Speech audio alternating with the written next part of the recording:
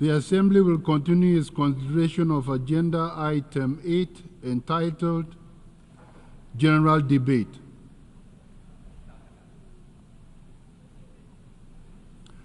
I now give the floor to His Excellency Bassam Sabag, Minister of Foreign Affairs and Expatriates of the Syrian Arab Republic.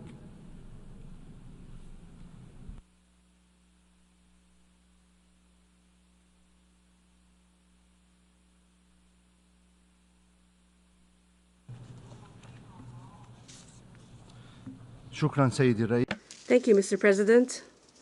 I congratulate you on your election as President of the General Assembly at its current session, and I thank your predecessor, His Excellency Dennis Francis, for presiding over the previous session. I also thank the Secretary General for the efforts exerted to fulfill his mandate under the United Nations Charter.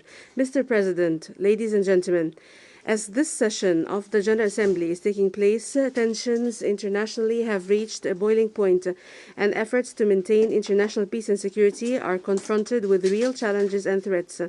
Clashes are intensifying, crises are multiplying, conflicts are escalating, chaos is spreading, terrorism is gaining ground, the global economy is faltering, poverty rates are rising, climate change is accelerating, and development indicators are lagging. These are the unfortunate results of 8 decades of multilateral action that have followed the establishment of the United Nations. While we previously sought to promote preventive diplomacy and the peaceful settlement of disputes, we are witnessing today more direct wars and proxy wars waged using terrorist tools. Instead of harnessing scientific advancement for the benefit and well-being of all people, we are witnessing disgraceful use of modern technologies as deadly tools to sow death and destruction.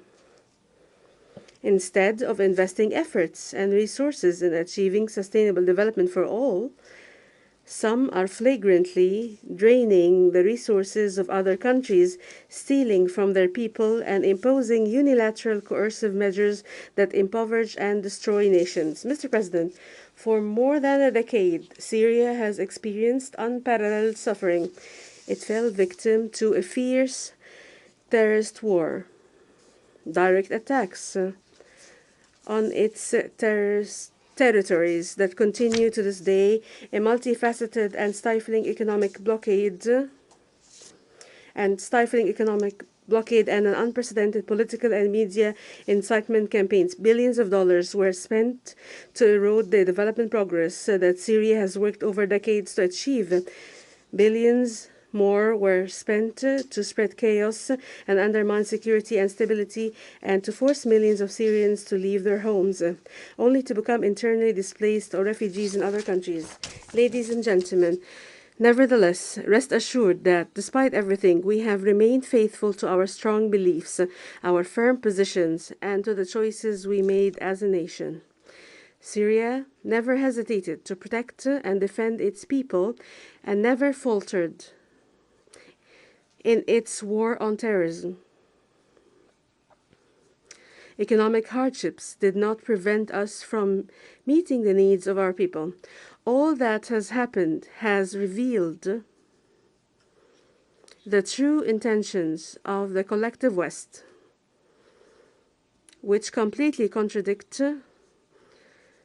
with the principles and purposes that form the pillars and foundation and function of this international organization. Mr. President, the ongoing Israeli occupation of Arab territory since 1967, including the Syrian Arab Golan, and the genocide, war crimes, and crimes against humanity it commits are a glaring example of the failure of this organization, and namely the Security Council, to end this expansionist and racist occupation and the ongoing aggression.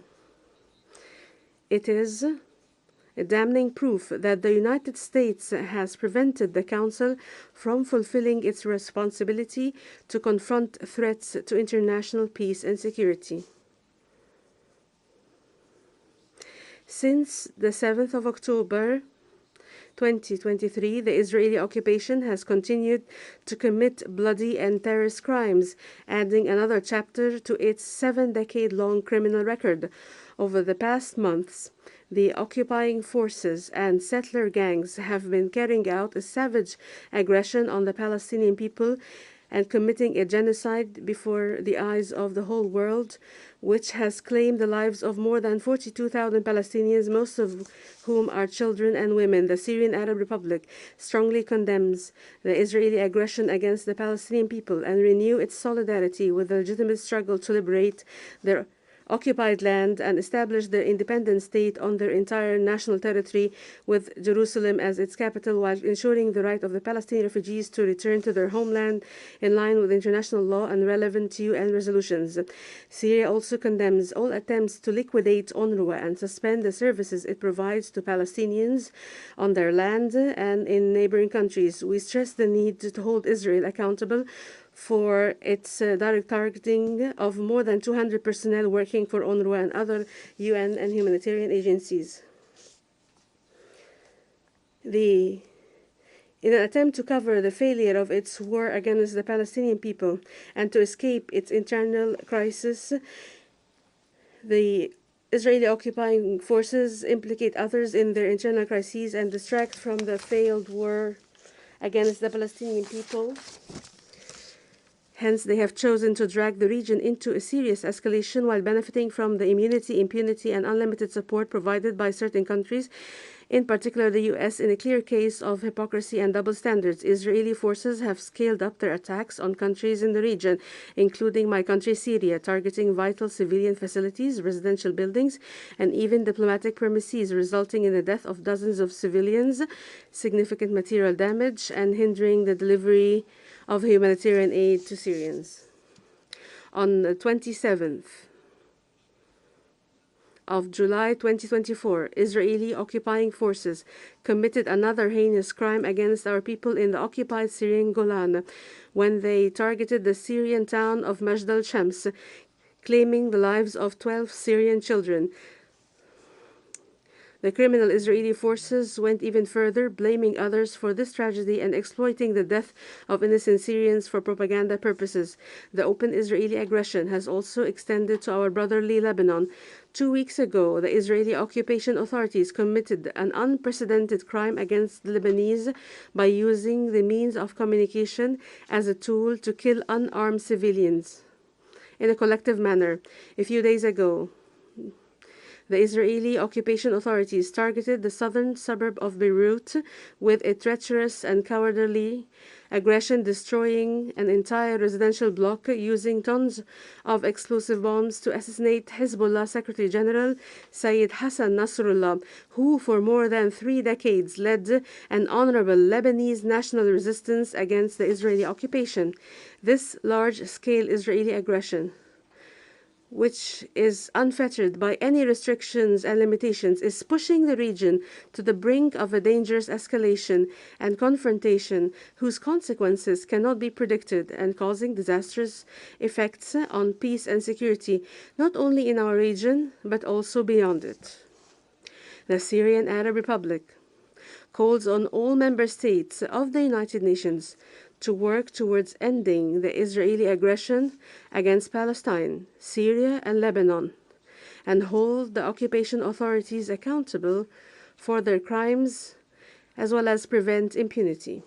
The Syrian Arab Republic reiterates that the Golan is an occupied Syrian territory and that its inhabitants are Syrian Arab citizens who are and will always be an integral part of the people of Syria.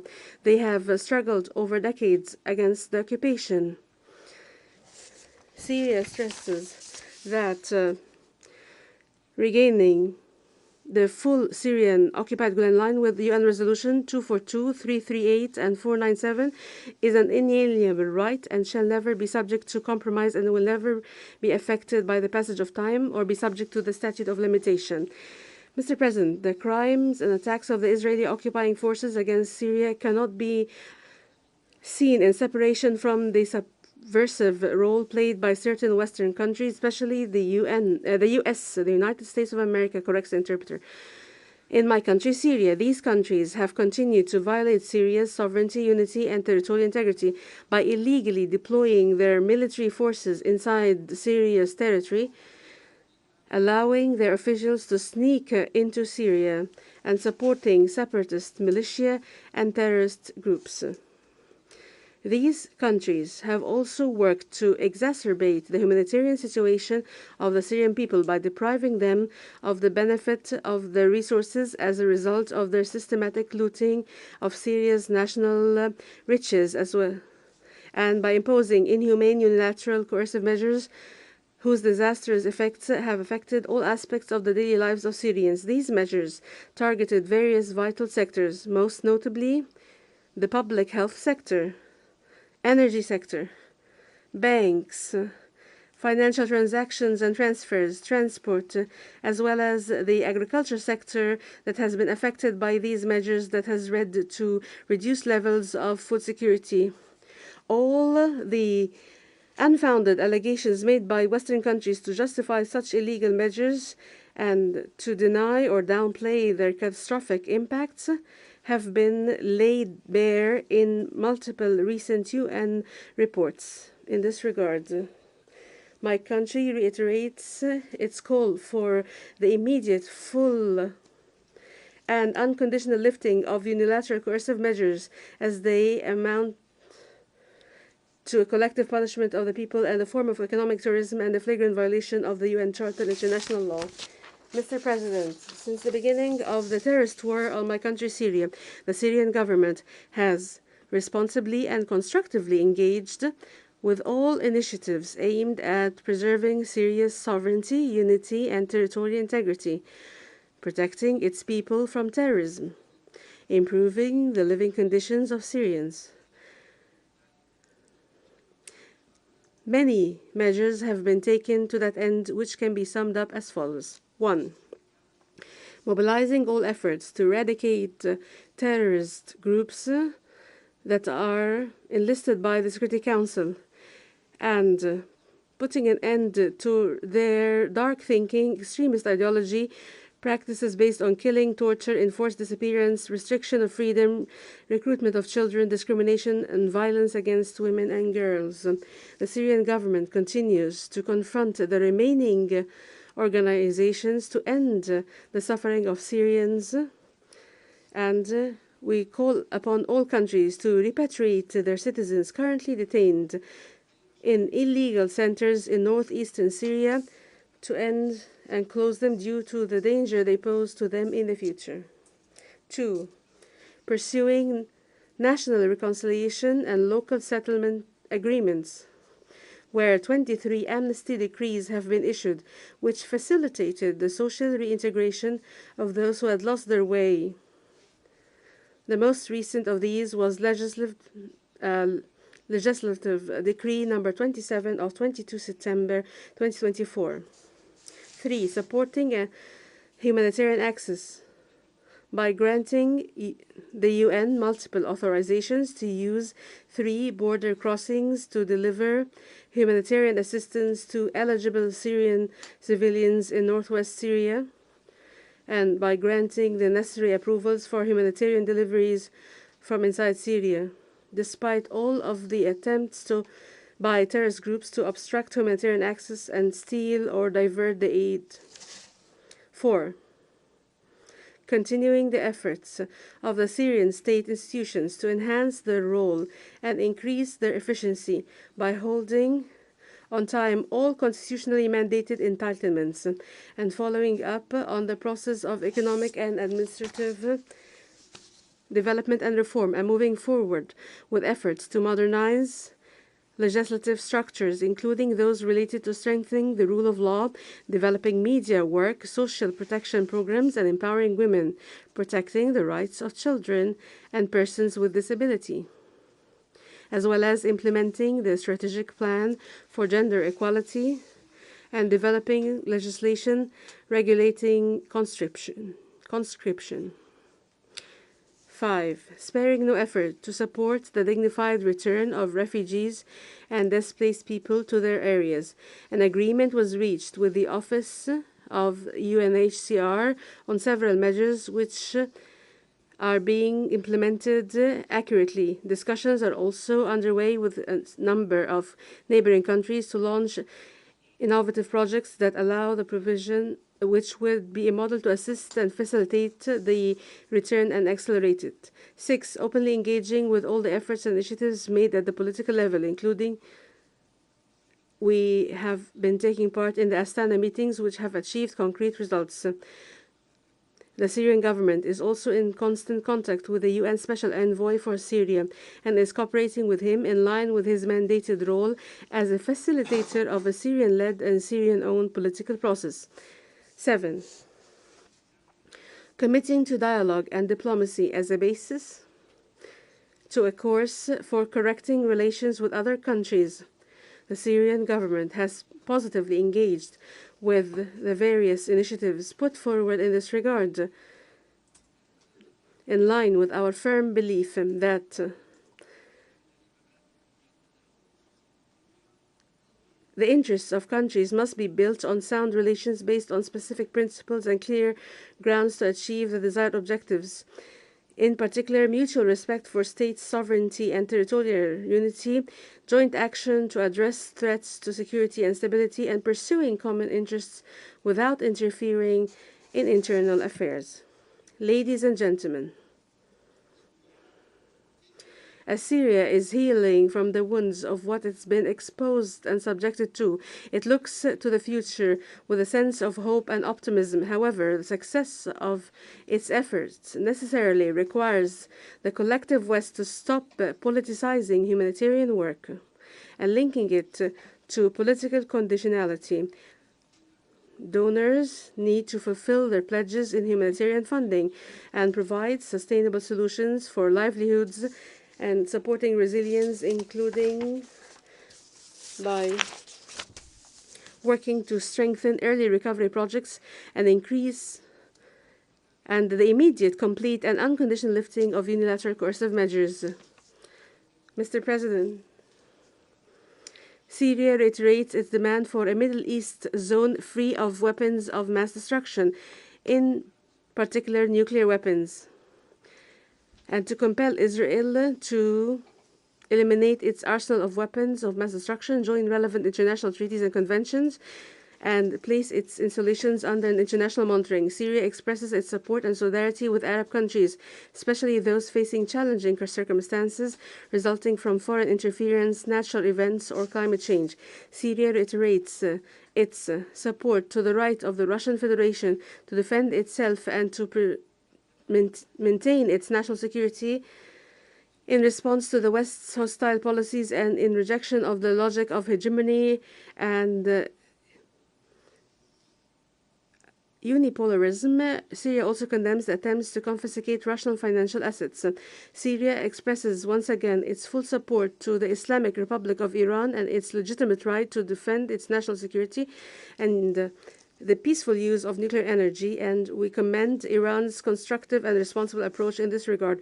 Syria renews its support to the One China principle and the stances of the People's Republic of China as it faces external attempts to interfere in its internal affairs and deems it necessary to defend its sovereignty and confront its sovereignty. Syria condemns the decades-long U.S. economic embargo on Cuba and rejects the issuance of the infamous list called the countries sponsoring terrorism. Syria calls for an end to the U.S. military drills and exercises on the Korean Peninsula as they contribute to raising tensions in this region. My country reiterates its solidarity with Venezuela in the face of the flagrant interference in its internal affairs and the hostile policies against it.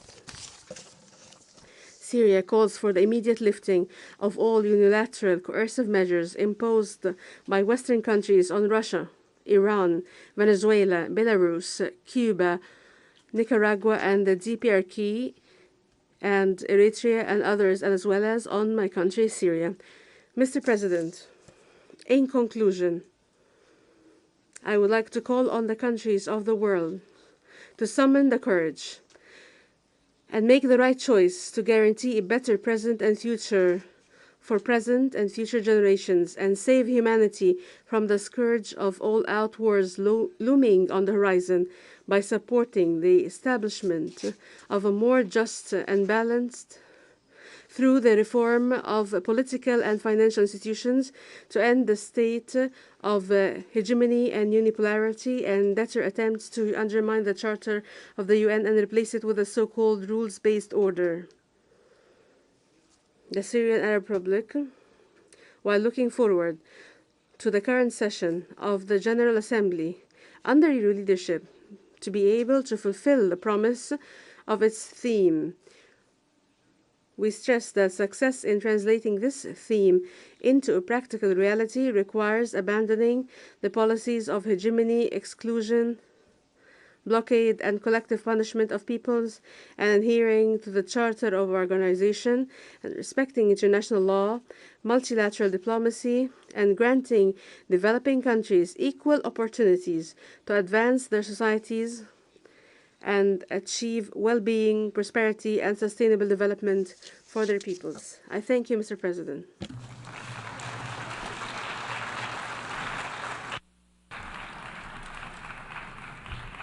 I thank the Minister for Foreign Affairs and Expatriates of the Syrian Arab Republic.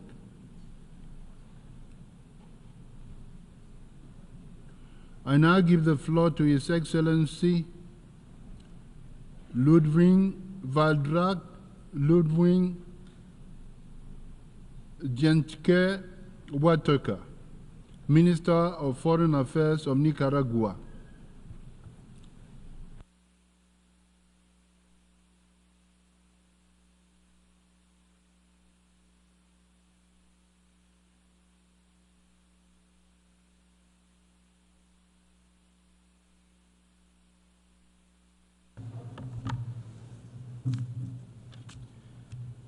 Gracias, señor presidente. Thank you, Mr. President.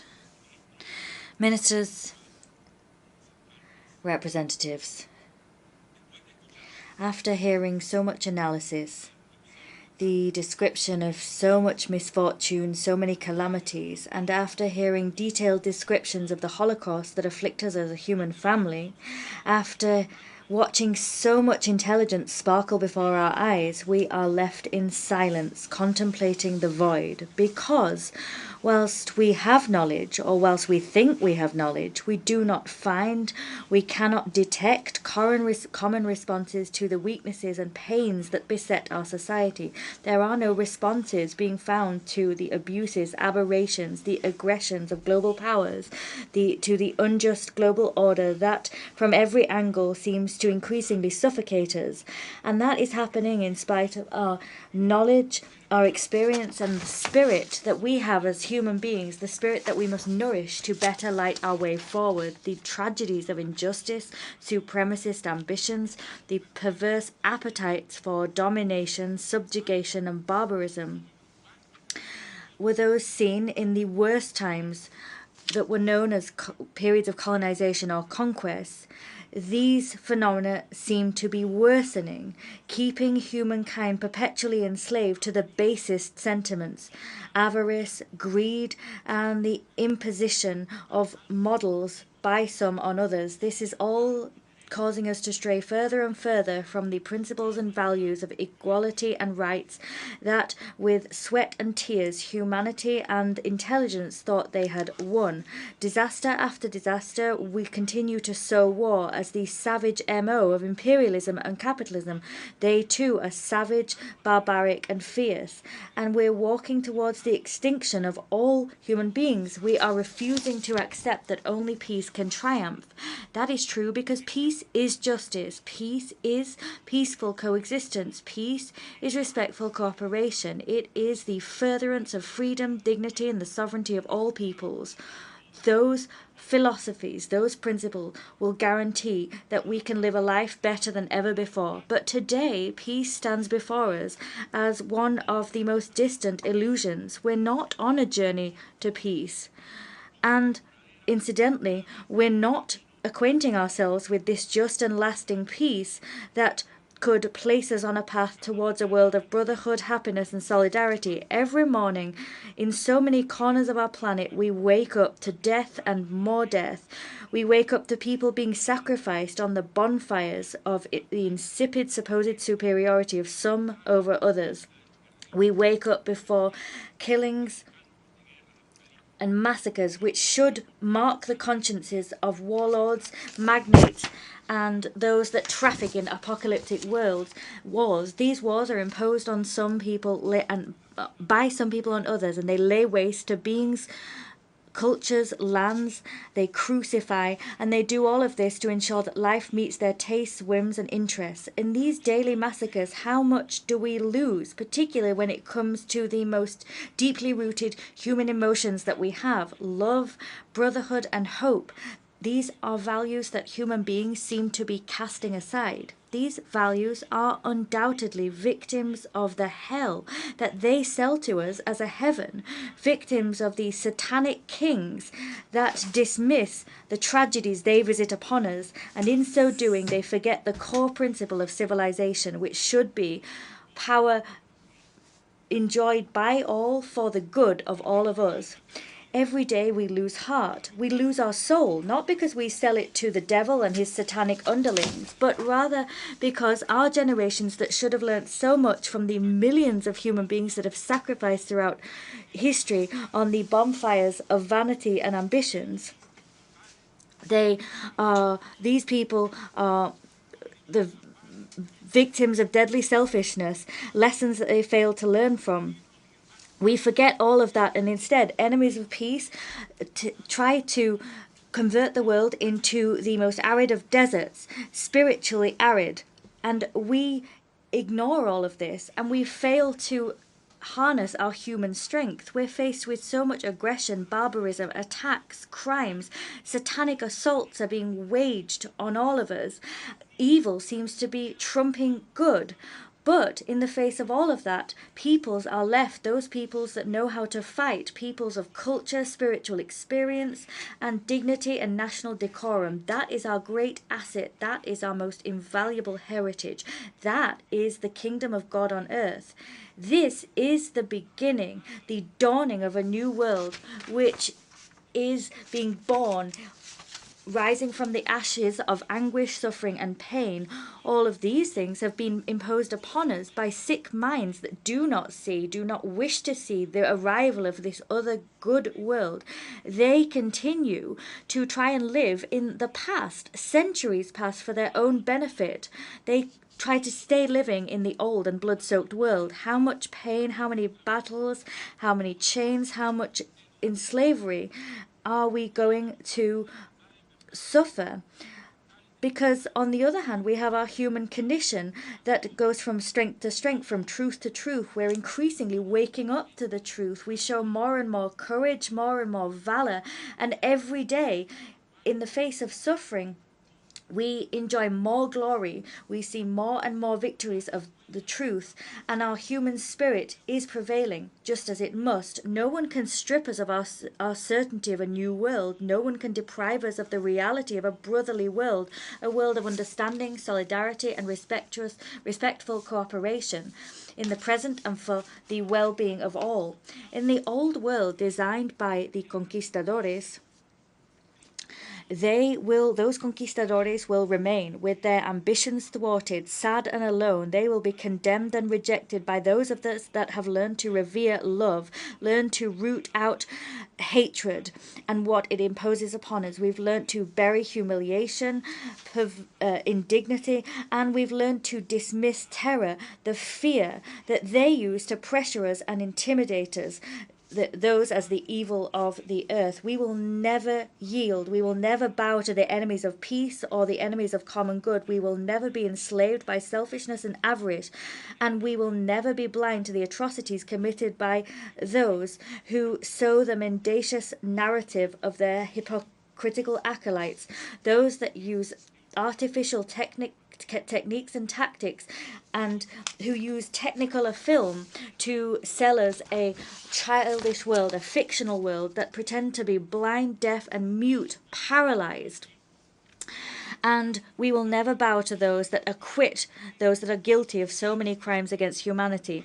We will not be silent, ever. We denounce and condemn the genocide that the government of Israel and its First World allies have committed, commit, and continue to commit against the glorious people of Palestine, against the courageous people of Lebanon, and against so many other brave, valiant, dignified people. None of us will yield to brutality. We are not silent. We will never be silent. We denounce and condemn the aggressions against Syria, Iran, and against all other great peoples in their struggles. We stand with our brothers on all continents. We will never be silent. We denounce and condemn the occupation and hijacking of the rights of peoples such as Haiti. We are not silent. We will never be silent. We denounce and condemn the systematic policy of extermination of cultures and rights that colonial imperialist powers visit upon peoples, governments, and countries who, like Cuba, Venezuela, Bolivia, Nicaragua, are members of the Bolivarian Alliance for the Peoples of our America. ALBA. ALBA is a strategic unit with which we defend our sovereignty, independence, and legitimate models of institutions, our models of self-governance, and direct and participative democracy. We stand shoulder to shoulder with all countries and peoples affected by barbarism and the brutality which was unleashed and is being unleashed against our Mother Earth and our resources. That is causing what we know today as climate change. Climate change is none other than selfishness and the pillaging of our earthly resources. That pillaging has created myriad disasters, disasters which are not natural, disasters which require climate justice, disasters that have been imposed upon us by selfish slave masters, the pillagers of our world, the filibusterers. They've done all of that without regard for what we're losing, without compensation, redress, or reparation for what we've lost. We stand shoulder to shoulder in brotherliness, solidarity, in just struggles for food security, health security, education, rights, human security. These are all rights that we will never give up on. Of course, we are fighting an urgent daily struggle against terrorism in all its forms, against drug trafficking, organized crime, all vices and criminal activities that have been imposed upon us to weaken our institutions, models, and practices, and in order to increase interference into our ways of life. Those doing that are attempting to instill and establish ways of living which are not our own. They're seeking to, in so doing, create an image of us according to which we are incapable, mere beggars. We will never accept that model. There are invaders, those interventionists that are dressed in sheepskin, that have the faces of wolves, and to them we say, we are people rich in culture, resources, and community models. We are rich in values that have been distorted, slandered, or worn down. We will not allow ourselves to be converted into needy beggars, because we're not beggars, and will not allow you to pretend that we are just because you want to be falsely kind and generous. Your interests are patently clear, and you're using them to interfere in our own affairs. That's not only unacceptable, it's despicable and unbecoming. We have a right to our freedoms and the supreme dignity of our spirit and culture. We have a right to our own conscience and our own convictions. We are allowed to learn and continue on our humble pilgrimage, a pilgrimage that means that we learn from everyone. We're able to incorporate the good into how we live, to cast aside and reject everything that seeks to make us into servile machines divided by the strategies of the imperialists of the earth. We defend our highest dreams. We do so alongside Bolivar, Martí, Sandino, Morazán, and alongside so many great figures that preceded us and led the way for our struggles so that we would win, vanquish, and triumph. Nothing is free in this world. We must become more aware, and our heart must grow bigger every day. We must be absolutely lucid, clear, and coherent in our action, because it is only the union of the peoples of the planet that will be able to vanquish the Earth's imperialists. It is only this union that will make them retreat, even though they continue to criminally machinate and they do everything they can to distort us, but we will distort them. ALBA is a triumphant alliance, and we stand shoulder to shoulder with Chavez, Nicolas, and his great people. We are one with the Cuba of Fidel, Raúl, Miguel, and their dignified and fearless resistance. We are one with Bolivia and its laudable path forward. We are one with Honduras and its challenges. We are one with Mesoamerica and the challenges it faces. We are one with Asia, with the Arab peoples, with the peoples of that black Africa, the peoples that live among us. We are one with the Russian Federation in its major struggles against the beast of fascism, battles that we will win. About this there can be no doubt. We are one with the People's Republic of China, a country that teaches us so much, that bestows upon us their wisdom and experience in developing their people's well-being. They bring to us lessons of global solidarity for a community of the future. We stand with all the fighters and warriors of the world, and with the strength and dignity that we've always had. And today, we will not allow ourselves to be crucified for these values. On the contrary, we will rise up with pride and happiness. We will fly our flags and standards proud, because we know that humanity and the human spirit must conquer all. We will prevail. It is only by prevailing that we will spread and preserve the highest, loftiest values of the humanity that we all inhabit. Our Nicaragua is blessed, dignified, always sovereign, Christian, socialist, solidarity-based, and from that Nicaragua we embrace you all of you in this world that want peace, affection, respect, rights, and well-being. We will always stand together, and together we will go forward. We'll build upon the legacy of our victorious General Augusto Sandino, and we will do so with the poetry of our great Rubén Darío in mind. And here I quote, "A great flight of crows stains the blue sky. A 1,000-year-old breath threatens plague. In the Far East, men are being murdered. Has the apocalyptic Antichrist been born? Omens have been witnessed and wonders seen. The return of Christ seems imminent. The earth is pregnant with pain so deep that the dreamer, imperious, lost in thought, suffers all the anxieties of the heart of the world. Executioners of ideals afflict the earth, locking up humanity in a shadowy pit, along with the brutes of hatred and war. O Lord Jesus Christ, why do you take so long? Why wait to spread your hand of light over these wild beasts, and make your divine banners brilliant in the sun? It rises suddenly, pouring out life's essence over so many crazed, sad, or hardened souls, so in love with darkness as to forget your sweet dawn. Come, Lord, show us in all your glory. Come with trembling stars and the dread of cataclysm. Come bringing love and peace across the abyss. Let your white horse, which the visionary witnessed, come in, and let that divine extraordinary clarion sound, and may my heart be an ember of your swaying incense."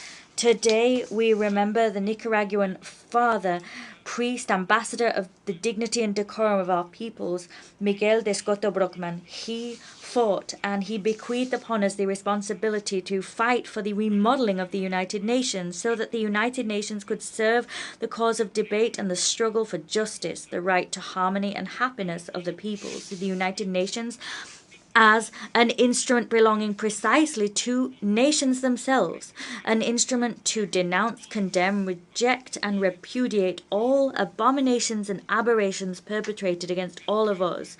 It is an instrument to encourage good, affection, to root out evil, opprobrium, and hatred in our relations. Our relations, our ties, should be those of brotherly coexistence. Peoples of the world, go forward. The earth must be the paradise of all of humankind. The world will be different and better. That's what we're working for. That's why we are united. And that is what we believe in.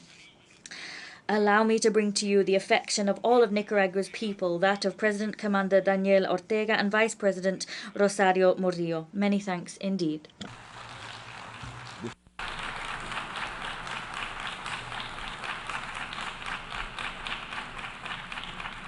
I thank the Minister for Foreign Affairs of Nicaragua. I now give the floor to His Excellency Osman Saleh Mohammed, Minister for Foreign Affairs of Eritrea.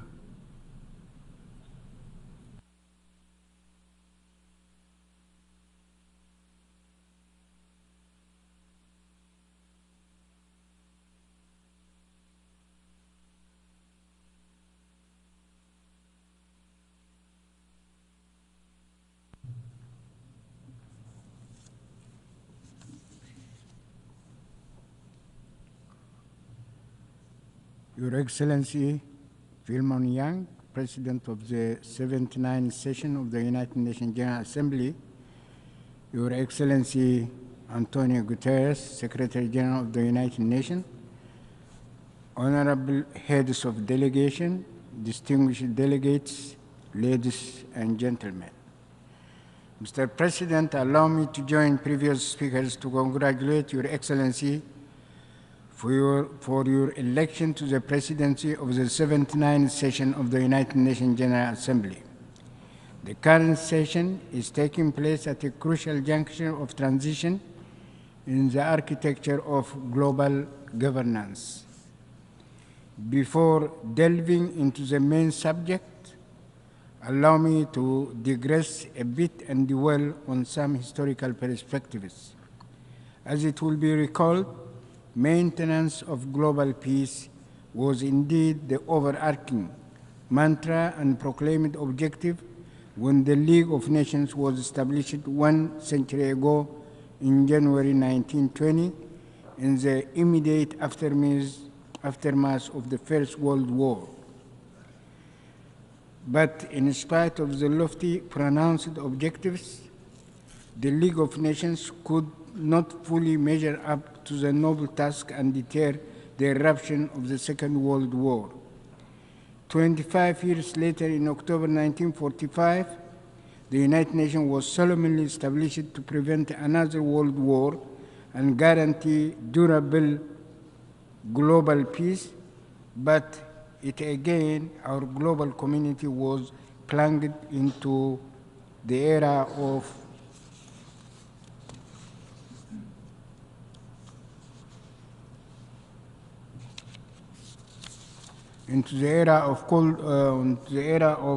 the Cold War, whose hallmark was a controversial bipolar international world order. With all its dynamics and the deleterious consequences to global peace and stability, the Cold War era culminated after 45 years in 1991 in the collapse of the former Soviet bloc. As it happened, this later phase ushered in a new precarious epoch of the unipolar world order, which was in essence bereft of any new ideology. As a matter of fact, the new dispensation represented a retrograde relapse to and revival of centuries-old colonialism and slavery, indeed the resources and wealth of others were usurped to mollify the insatiable greed of the few through force and other tools of repression. The manifestations of this policy are myriad and include pronounced policies of containment by the architects and proponents of a unipolar world order in the European theater, and especially reckless acts in Ukraine. Provocative containment policies against China pursued in Asia for analogous objectives and considerations. Trends that these policies portend to global peace. In our neighborhood, the ramifications of this policy include the perilous war unleashed to stifle the Palestinian cause and evict them from their land, the commotion that it continues to engender, and the wider regional conflagration that it may trigger. Acts of subversion conducted and multiple crises fomented in several parts in Africa under various pretexts to preserve and maintain colonial slavery. Overt interventions carried out in the same manner in Latin America to install surrogate regimes. Various subterfuges conducted to stifle and roll back bargaining public protests in Europe and the United States against the backdrop of fragmentation of traditional coalitions. All these distressing developments and trends amplify the innate flaws and dysfunctionality of the reckless policies of the unipolar world order. Ladies and gentlemen, efforts exerted during the various epochs to imbue institutional structure and mandate to the global architecture were not ultimate aims and objectives in themselves. As it is indeed palpable, institutional formats are mere mechanisms and modalities for achieving the desired goals and objectives. Peace and stability constitute indispensable prerequisites for the promotion of prosperity and growth and the attainment of the ultimate human aspirations of justice and the prevalence of a just political order. In other words, the assertion and guaranteeing of a just global order where domination, deceit, coercion, and intimidation, plunder, and monopolization are not countenanced or tolerated. The unequivocal aspiration of the peoples of the world in the past 100 years were precisely the crystallization through the League of Nations and later the United Nations of a just global order. The perplexing question remains whether these lofty aspirations and profound wishes were achieved. The poignant answer is no, these have not been realized. On the other hand, the logical corollary to failure is not despondency, but redoubled and more vigorous commitment and resilience in order to achieve the cherished objectives and goals. Ladies and gentlemen, allow me now to revert to the predicament of the Eritrean people, which epitomizes in all respects the typical ordeal of numerous other peoples. 3 generations of Eritreans were doomed to pay precious and inordinately huge sacrifices for almost 80 years since the end of the Second World War, merely because the Dallas brothers determined that Eritrea does not serve United States strategic interests. As it happened, the people of Eritrea were compelled to wage political and armed struggle of liberation for 50 long years. And even when they achieved their hard-won independence in 1991, they were denied respite and the opportunity to funnel their energies for nation building. Indeed, the same hegemonic policy, consideration, and defunct ploys were ramped up to foment unremitting crisis and instability by instigating border conflicts and other ruses. The suffering and the economic damage that was inculcated, the opportunity loss incurred, have been enormous by any standards. Still, and in the face of unwarranted onslaught, the resilience of the Eritrean people was not dampened, and yet the spiral of mindless hostility continued to intensify without let up. In 2009, Eritrea was subjected to sanctions on the basis of unsubstantiated and trumped up charges.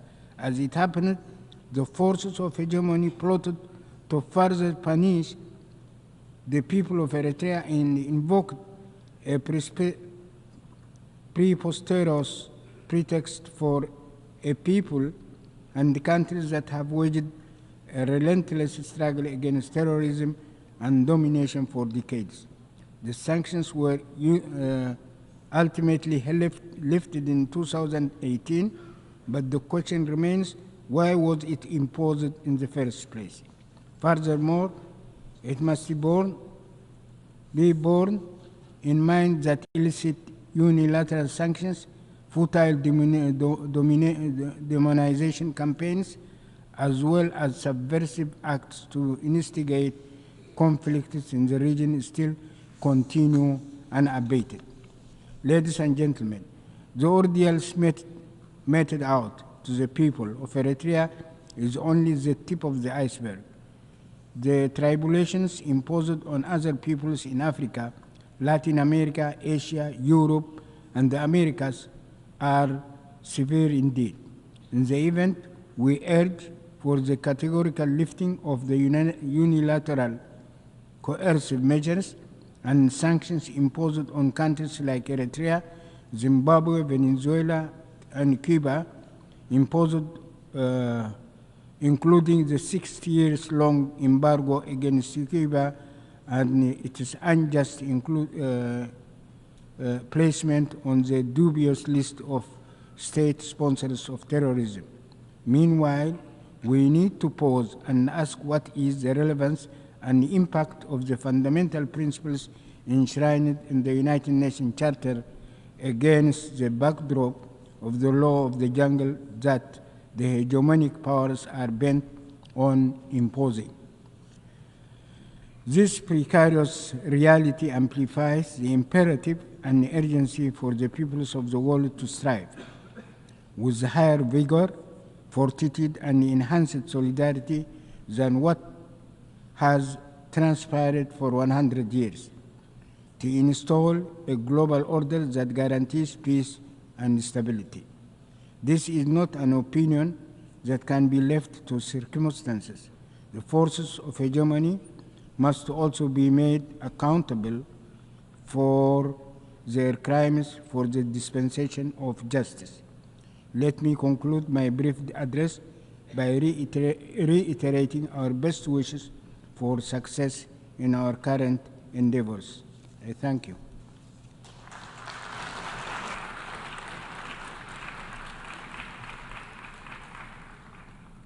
I thank the Minister of Foreign Affairs of Eritrea. I now give the floor to His Excellency Bakari Yau Sangari, Minister of Foreign Affairs, Cooperation, and Nigerian abroad of the Niger.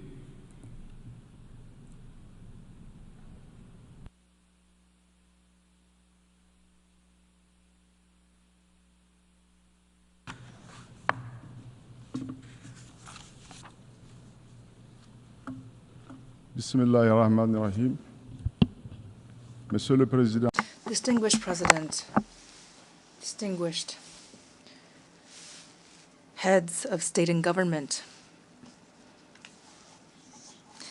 distinguished heads of delegations, ladies and gentlemen. Je voudrais tout d'abord At the outset, I would like to warmly congratulate Mr. Philemon Yang on his election as President of the 79th session of the UN General Assembly. I also would like to express to his predecessor, Mr. Dennis Francis of Trinidad and Tobago, my sincere thanks for his outstanding work during his mandate, despite the turbulent global context. Unfortunately, I will not go any further in my congratulations, and you'll understand why. Ladies and gentlemen, exactly 1 year ago, in this same hall, from this very same podium, my country, Niger, was unjustly and unjustifiably deprived of its right to speak. that wasn't the worst of it.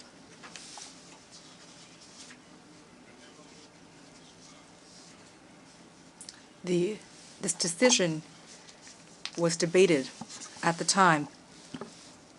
But the worst was that at the same time, representatives from other countries in the same situation as we were authorized to speak. And they were even received with honors by the Secretary General of the United Nations. You can easily understand and agree with me that we're looking at double standards. Double standards that tarnish the credibility of our common organization. My country accepted that decision with dignity, but we did feel left behind. That is why my remarks today will focus on those left behind and on human dignity. Human dignity, ladies and gentlemen, is perfectly in keeping with the ideals behind our transformation in Niger.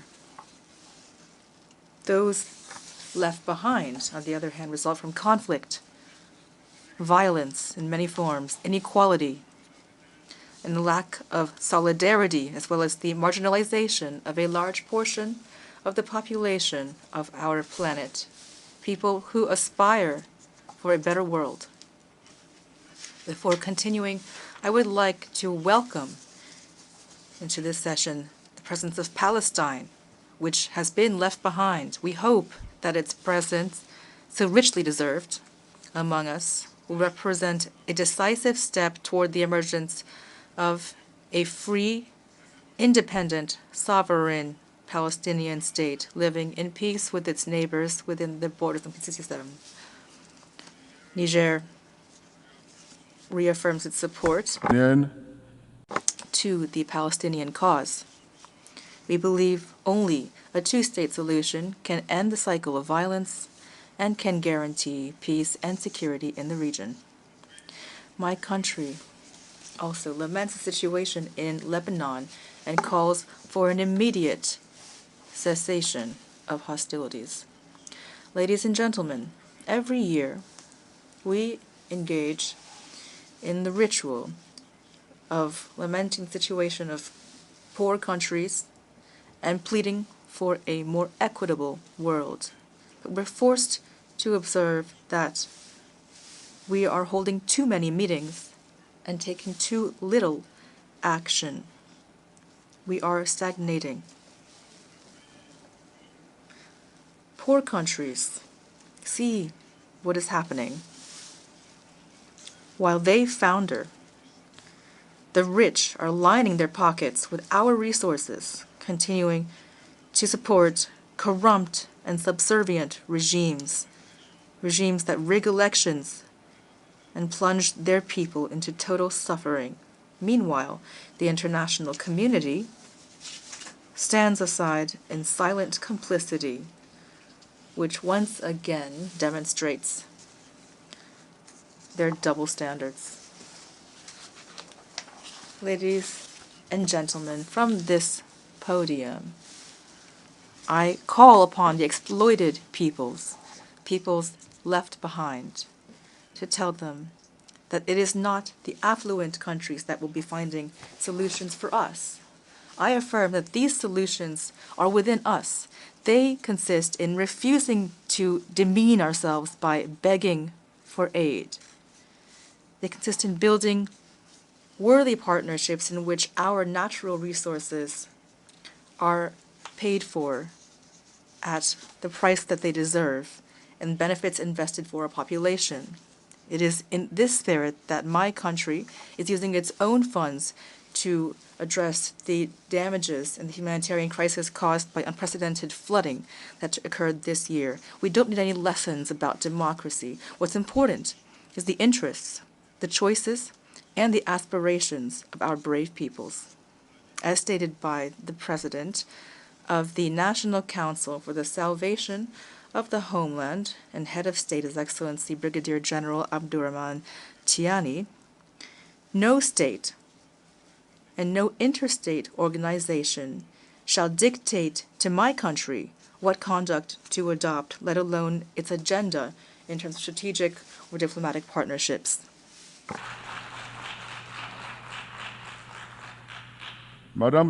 Ladies and gentlemen, as you know, the Sahel region for more than a decade now has been suffering a severe security crisis that jeopardizes the very existence of its states and which represents an ignominious attack on international peace and security.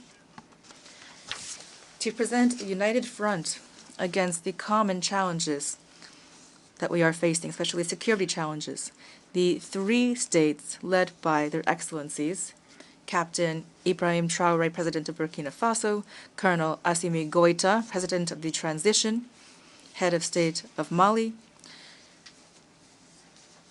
and Brigadier General Abdurrahman Tiani, President of the National Council for the Salvation of the Homeland, Head of State of Niger. Signed on September 16, 2023, the Liptako-Gourma Charter, thus establishing the Alliance of Sahel States, or AES. Today, we can see the strong support of the population as well as the military successes won on the ground by the AES defense and security forces in their battle against terrorism and crime. Here I would like to commend the creation of the unified force of the AES and the excellent coordination the units have demonstrated. I pay a sincere tribute to all of these civilian and military victims of the violence in the Sahel. Ladies and gentlemen, at the historic summit of the heads of state of the AES held in Niamey on July 6, 2024, the alliance became a confederation based on three pillars, namely defense and security, diplomacy, and development. This new strategic framework for integration has the ultimate goal of becoming a federation. It boasts a wealth of natural resources to attain its goals.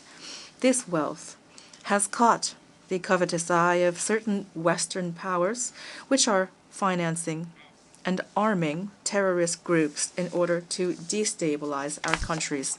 Niger reaffirms its strong condemnation of these hostile acts and rejects all forms of support for terrorism, especially the active and public support of Ukraine for the terrorist coalition that perpetrated a cowardly attack on Tinzaouaten in Mali.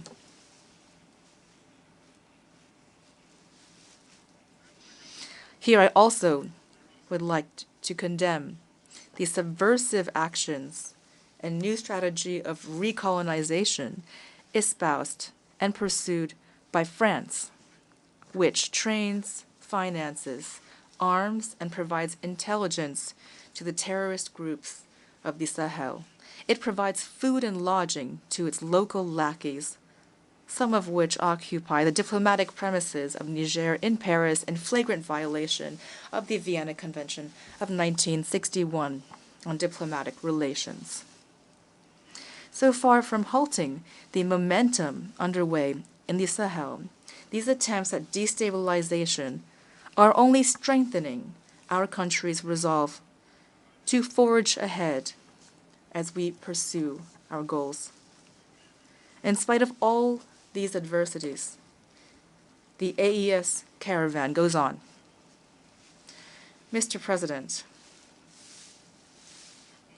the Confederation of Sahel States is now,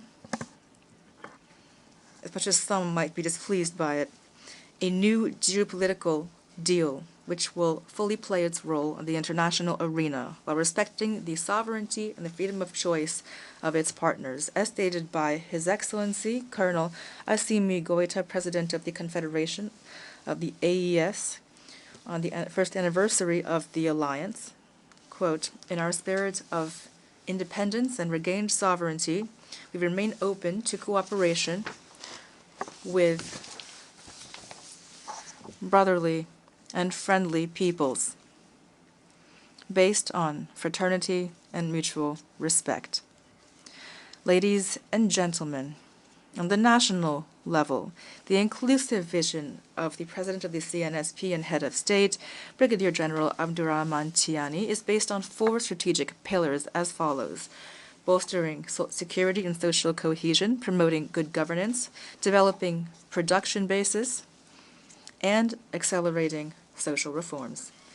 These pillars aim to ensure the security, political, and socioeconomic sovereignty of our countries. They inform all of the actions of the state and its partners to pave the way for a structural transformation of the Nigerian economy and to improve the population's well-being. To guide this transformation, especially in the mining and oil sectors, my country is willing to sign partnership agreements with foreign investors based on the principle of win-win cooperation and while respecting the dignity of our peoples, which have until now been left behind. The goal is to make the Sahel a region of peace and prosperity, as affirmed by President Tiani. In closing, I would like to thank our brotherly countries, our friends, Burkina Faso, Mali, Togo, Morocco, Turkey, Russia, China, Iran, and all others who have supported Niger as it transforms itself. I would like to conclude by asking the diaspora of our countries, wherever they may be, to continue to pray for God to protect the AES, to protect our peoples and our governments. Long live solidarity between peoples. Long live the AES Confederation. Thank you. I thank the Minister for Foreign Affairs, Cooperation, and Nigerian abroad of the Niger. I now give the floor to His Excellency Karamoko Jean-Marie Touare, Minister of Foreign Affairs, Regional Cooperation, and Burkinabe abroad of Burkina Faso.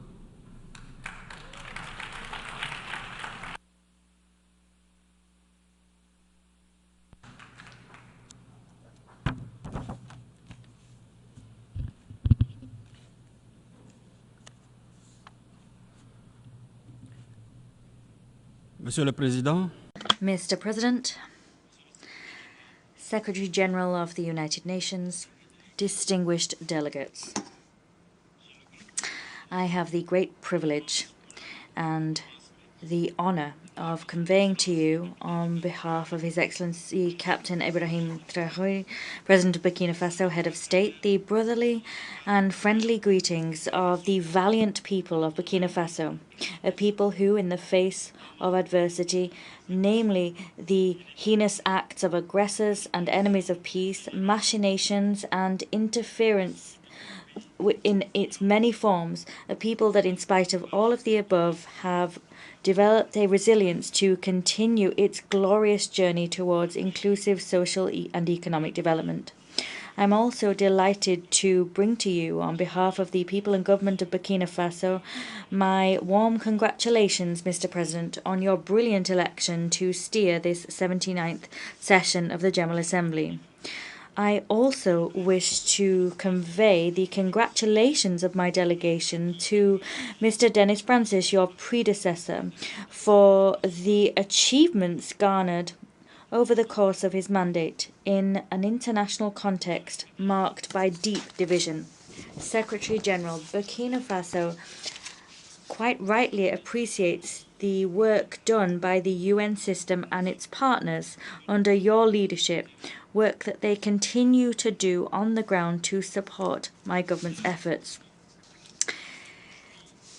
In this connection, indeed, my country is delighted at the choice of the theme for the 79th session of the General Assembly, which calls us to action. It is leaving no one behind, acting together for the advancement of peace, sustainable development, and human dignity for present and future generations. How evocative that title is.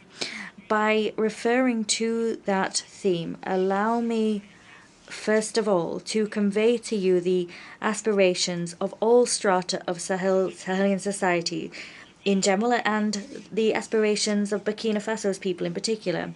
One account reads as follows: I am a peasant from Burkina Faso. I look to protect traditions and customs. I passionately farm my land that's been bequeathed to me by ancestors to feed my family and guarantee their well-being. I want to live free, proud, and in dignity. Another account reads: I am a woman, a mother, a dignified descendant of the Yenaga Gwimbi Ouattara princesses. Like other brave Sahelian women, I have an unparalleled strength of character. I would give my life to guarantee that my children, my brothers and sisters, and my compatriots can survive and thrive in a society of peace and love. I wish to live free, proud, and in dignity. Another account reads: I am a young Burkina Faso citizen. I am a farmer, a livestock rearer, a trader, a civil servant, an artist, a craftsman, a student. I am a young person. I am one of the young people from many regions with many different backgrounds. I come from a brave group of young people, a strong, struggling group of young people, and I am committed to contributing to Burkina Faso's development. I wish to live free, proud, and in dignity. Another account: I am a child. I might be a girl or a boy from towns or villages, internally displaced person sites. I want to live free, proud, and in dignity. Someone else: I am a young citizen of Burkina Faso living abroad. I am a conscientious, courageous, honest worker from the land of honourable people. Far from my beloved homeland, I wish to enthusiastically fight for the stability and peace of my country and my sub-region. I want to live free, proud, and in dignity. Another account: I am a soldier from Burkina Faso, Mali, Niger, or a volunteer for the defense of the homeland, a husband, a mother, a son. I took an oath to defend my homeland, and I will sacrifice myself on the battlefield to protect my co-citizens against all danger. I wish to live free, proud, and in dignity. I am contributing to the development of my sub-region.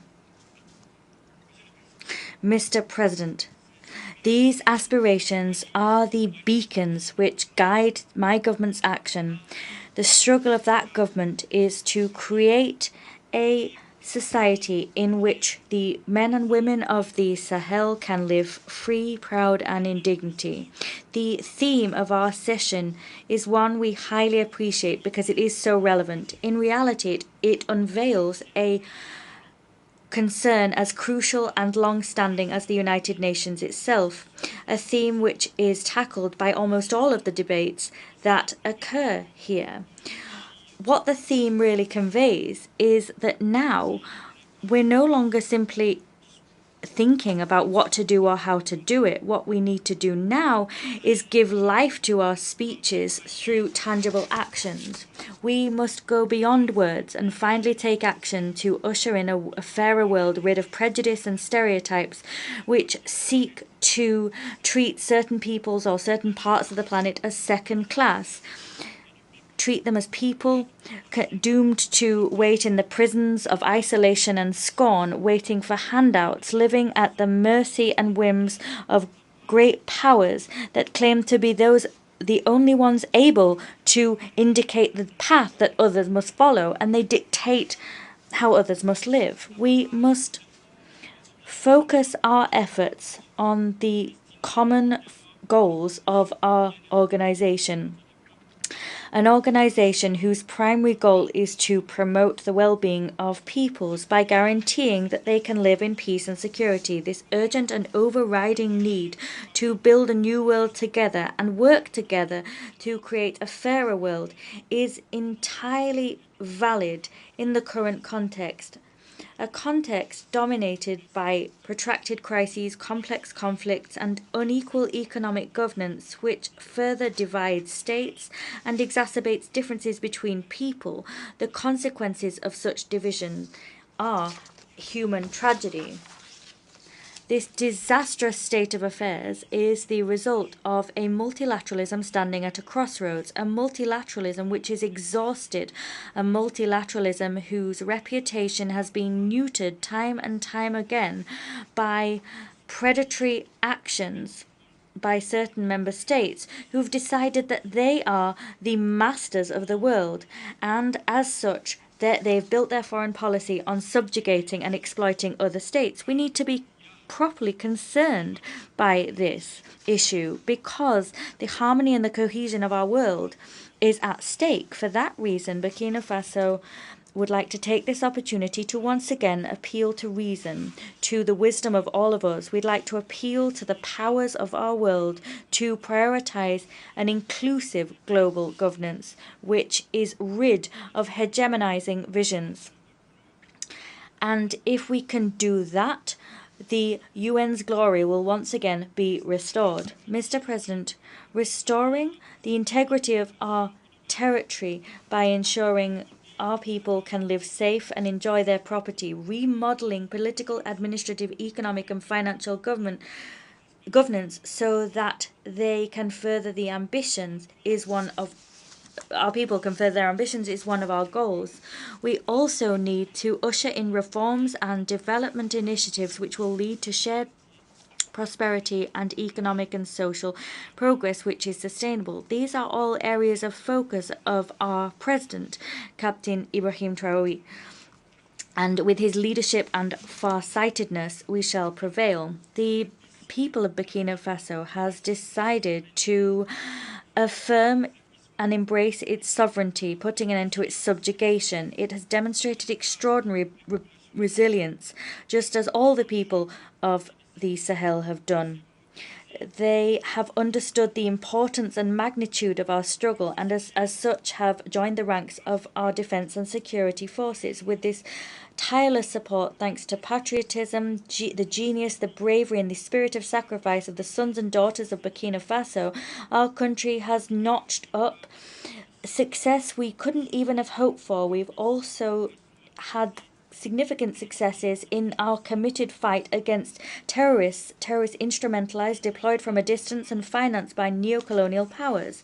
Here I wish to pay a much-deserved tribute to civilians and members of our military who have fallen on the battlefield, and I bow down before their memory.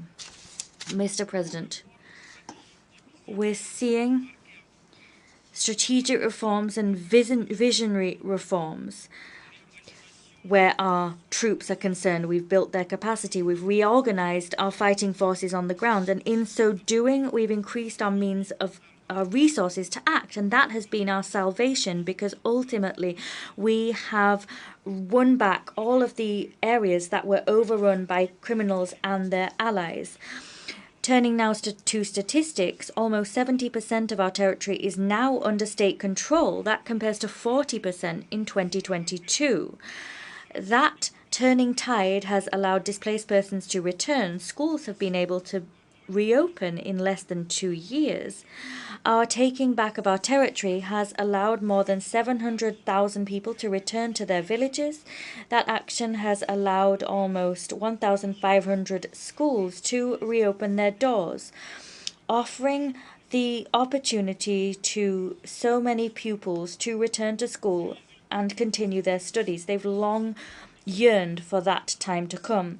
These results compel admiration and spark great hope. They've been made possible by the endeavors of our defense and security forces, by the patriotic commitment of our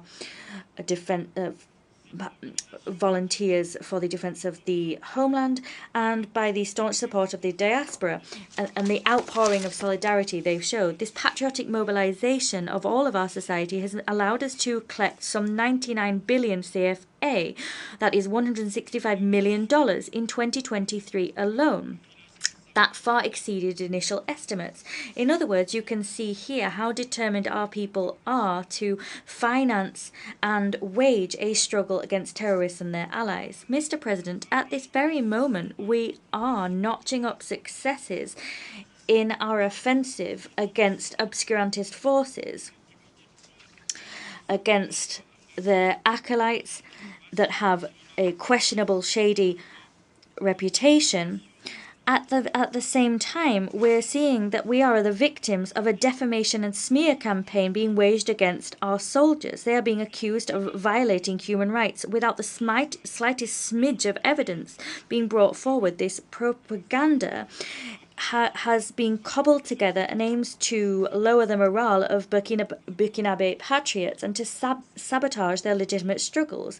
And that's happening quite simply because the acolytes of chaos have not yet understood the dynamic underway. They haven't yet understood our desire to free ourselves of all paternalism and condescending guardianships. My country would like to take this opportunity to convey its deep gratitude to all countries and sincere partners who have supported us in our glorious journey towards inclusive social and economic development. Here, I'd like to invite all UN member states to pay no heed whatsoever to this media smear campaign, which, and this is patently clear, is none other than the expression of the distress of terrorists and their sponsors because they have been thwarted. I'd also like to reassure you of the professionalism and stellar conduct of our defence and security forces that has been demonstrated through their participation in peacekeeping operations and recognised time and time again at this very podium. The ongoing training and examination of our defence and security forces and volunteers in international humanitarian law guarantee that our professional conduct is unimpeachable when it comes to respecting human rights. Mr. President, we all seem to agree that we need to combat international terrorism. And as such, my country is deeply concerned by the support which state entities seem to be granting to terrorists. This sponsoring is something we have decried time and time again. Some people say that it's a simple matter of perspective, but this sponsoring has been brought before the eyes of the world recently through the paradoxical attitude shown by Ukraine, a member state of our organization. Indeed, Ukraine has unambiguously confirmed its involvement in the terrorist attacks which claimed the lives of members of the Malian Defense and Security Forces in Tizawaten in Mali last July. Ukraine has confessed that it supports international terrorism, particularly in the Sahel, and as such, this country has shone a light on the subversive activities it wages in the Sahel, following in the footsteps of other states who have made betrayal their bread and butter. We reiterate our staunch condemnation of these acts of aggression and this apology for terrorism, which violate the United Nations Charter and the relevant international conventions. These particularly serious events reveal desires and whims which have time and time again peppered the history of our continent: balkanization, the killing of leaders, interference in the domestic policies of African states, and with the ultimate aim of getting hands on our resources. What means to achieve these nefarious ends range from the manipulation of national leaders and regional and sub-regional organizations, the waging of proxy wars, as is the case in Sahel and Ukraine, and other countries financing and arming terrorists with total impunity. I am vindicated in this interpretation by the worrying proliferation of military bases in our sub-region, and This interpretation also explains how it is that criminal gangs are coming into possession of sophisticated weapons, that this is a new type of terrorism, and as such, the stability and very foundations of our states and our organizations are imperiled. So we need to take resolute action.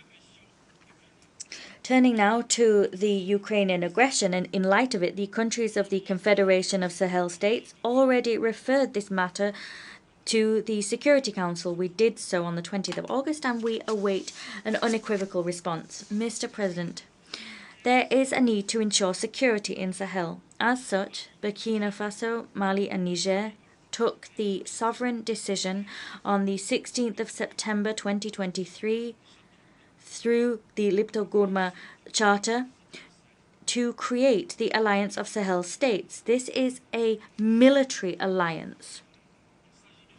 It is a military alliance for collective defense and mutual assistance to combat terrorism and organized crime across our territory. To also appropriately address the complex challenges of development, the countries of the Alliance of Sahel States, the AES, have decided to extend their cooperation to other key areas. It was with this in mind that in Niamey in Niger, on the 6th of July 2024, we held the first summit of the heads of state of the AES. Following this historic summit, Their Excellencies Captain Ibrahim Traoré, President of Burkina Faso, Colonel Assimi Goïta, President of the Transition, Head of State of Mali, and Brigadier General Abdourahmane Tiani, President of the National Council for the Protection of the Fatherland, Head of State of Niger, adopted the treaty creating the Confederation of Sahel States, the aforementioned AES. The enthusiasm sparked by the creation of the AES can be explained by the fact that sub-regional institutions and mechanisms have proven unable to respond to the legitimate security concerns harbored by our people. The creation of this organization will be our salvation, and its primary aim is to protect the people of the Sahel, who've already been dealt such a heavy blow by the security and humanitarian crises. Deadly measures have already been taken by others to exacerbate their suffering in this regard, and that's why they place such hope in the AES. This session calls upon us to leave no one behind, and nevertheless, the international arena, alas, remains marked by increasingly rife tensions which seriously threaten peace and security, and the UN is standing impotently by. We've always called for diplomacy to prevail in order to peacefully resolve disputes. We remain convinced that by ensuring that the spirit of the UN Charter prevails, we will manage to extinguish the flames of tension wherever they occur and however fervently they may burn, in Africa, Europe, Middle East, Asia, or America. With this in mind, in the vein of the United Nations Charter, Burkina Faso reiterates its support for the political process underway in Western Sahara, led under the aegis of the UN Secretary-General, with a view to reaching a mutually acceptable and negotiated solution as recommended by the relevant resolutions of the Security Council. In the Middle East, Burkina Faso reaffirms its solidarity with the Palestinian people that are in the midst of an unprecedented tragedy. The two-state solution, having Israel and Palestine living side by side with good neighborly relations, remains the only objective alternative that Burkina Faso continues to support. We accept Palestine as a member state of this organization, and that stance is a natural continuation of our beliefs. There is unspeakable suffering being visited upon the most vulnerable peoples by unilateral coercive measures which are imposed by states. These must be forbidden if we wish to give real meaning to and achieve the goals of this current session. Consequently, we call for the immediate lifting of economic, commercial, and financial sanctions imposed upon certain states. The only thing these states have done wrong is seek freedom for their peoples. That's the case of Cuba. It's also the case for the Bolivarian Republic of Venezuela, Nicaragua, Iran, and many other countries. Turning to development issues, Burkina Faso wishes to recall that however worthy they may be, development initiatives taken here by the United Nations will have no chance of succeeding if everyone does not get involved and show good faith. In terms of our organization's reform, it is time for the African continent to fully participate in the UN Security Council in accordance with the African position reflected in the consensus agreements that produce that position. Giving Africa its rightful place would cement the universal nature of the UN and repair the historic injustice which continues to be done to Africa. Mr. President, to conclude, I wish to make it clear that Burkina Faso has deep faith in the UN. However, this organization must take action with full respect for the sovereignty of member states, for their strategic choices and their fundamental interests. In the Sahel, we're seeing renewal and hope burn bright, and that has been born of the AES Confederation. We remain convinced that this new sub-regional community, which is not taking aim at any country or any people, can contribute, working together with sincere partners to move forward without any hypocrisy and fight against terrorism and insecurity in the Sahel. May God bless Burkina Faso. May God bless the AES Confederation. May God bless Africa. Fatherland or death, we will prevail.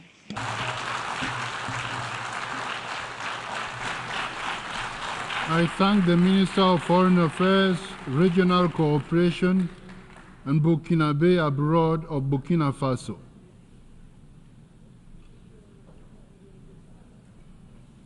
I now give the floor to His Excellency Jean-Claude Gakoso, Minister of Foreign Affairs, Francophonie, and Congolese abroad of the Congo.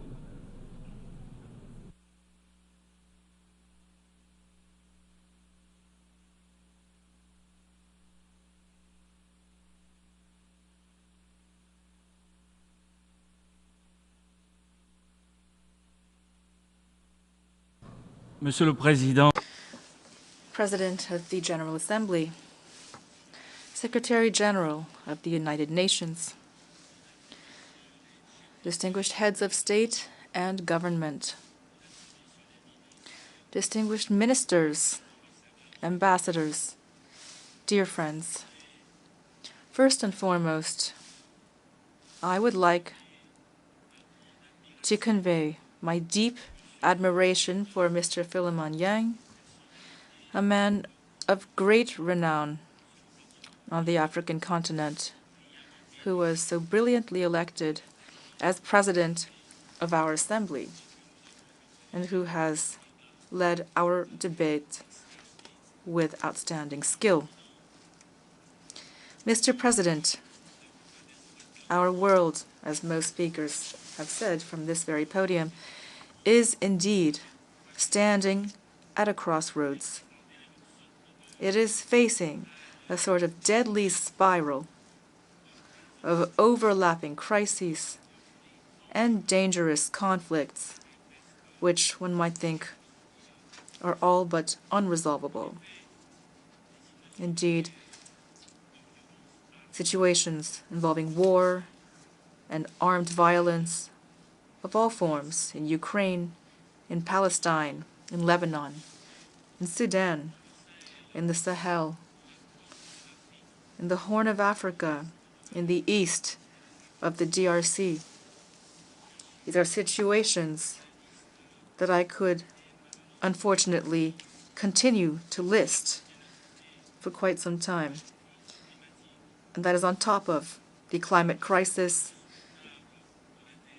crippling debt burdens, and of course, the apocalyptic specter of nuclear war.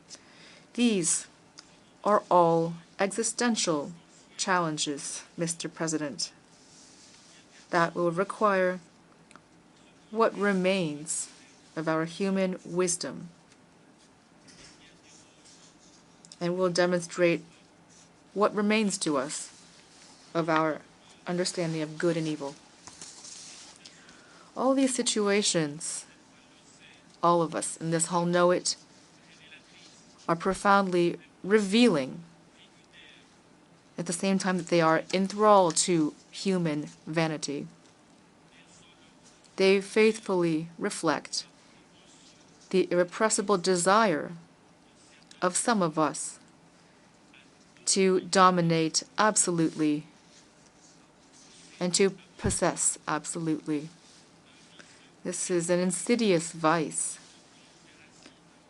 surely rooted in the very origin of humanity, which we have yet to eradicate completely. From this podium, speaking for peace, I call for all those with political power throughout the world to hear me.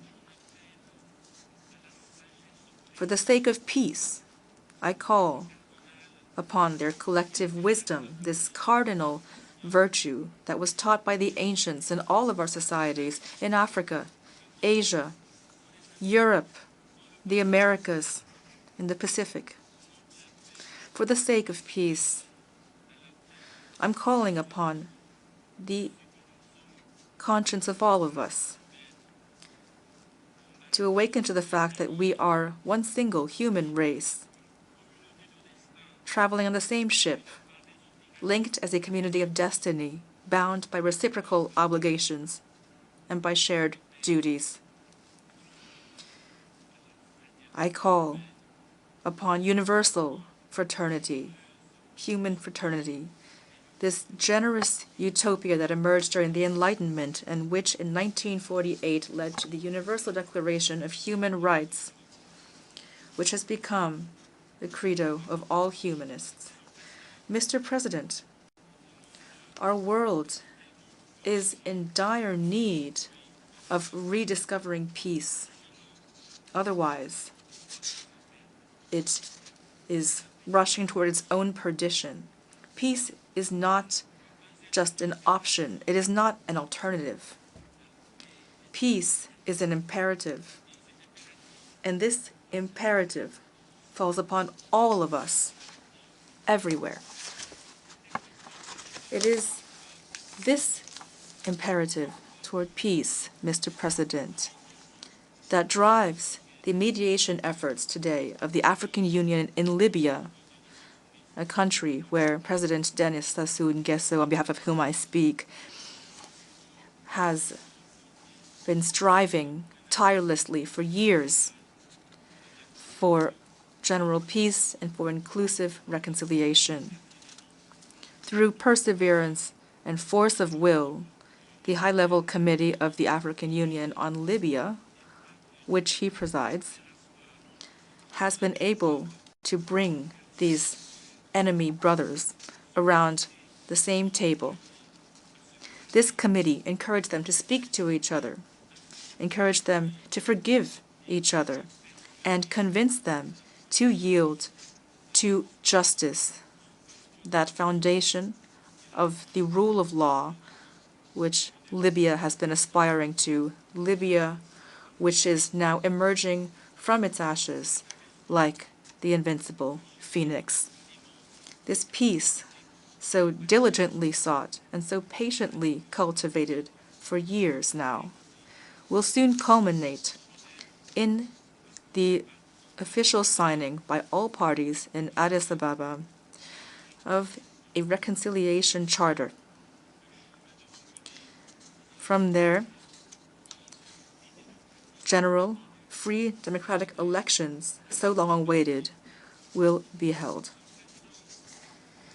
Mr. President, the renewal of multilateralism, which underlies the Pact for the Future, which we just adopted, clearly will require the affirmation of a multipolar world, a paragon of the diversity of cultural expressions.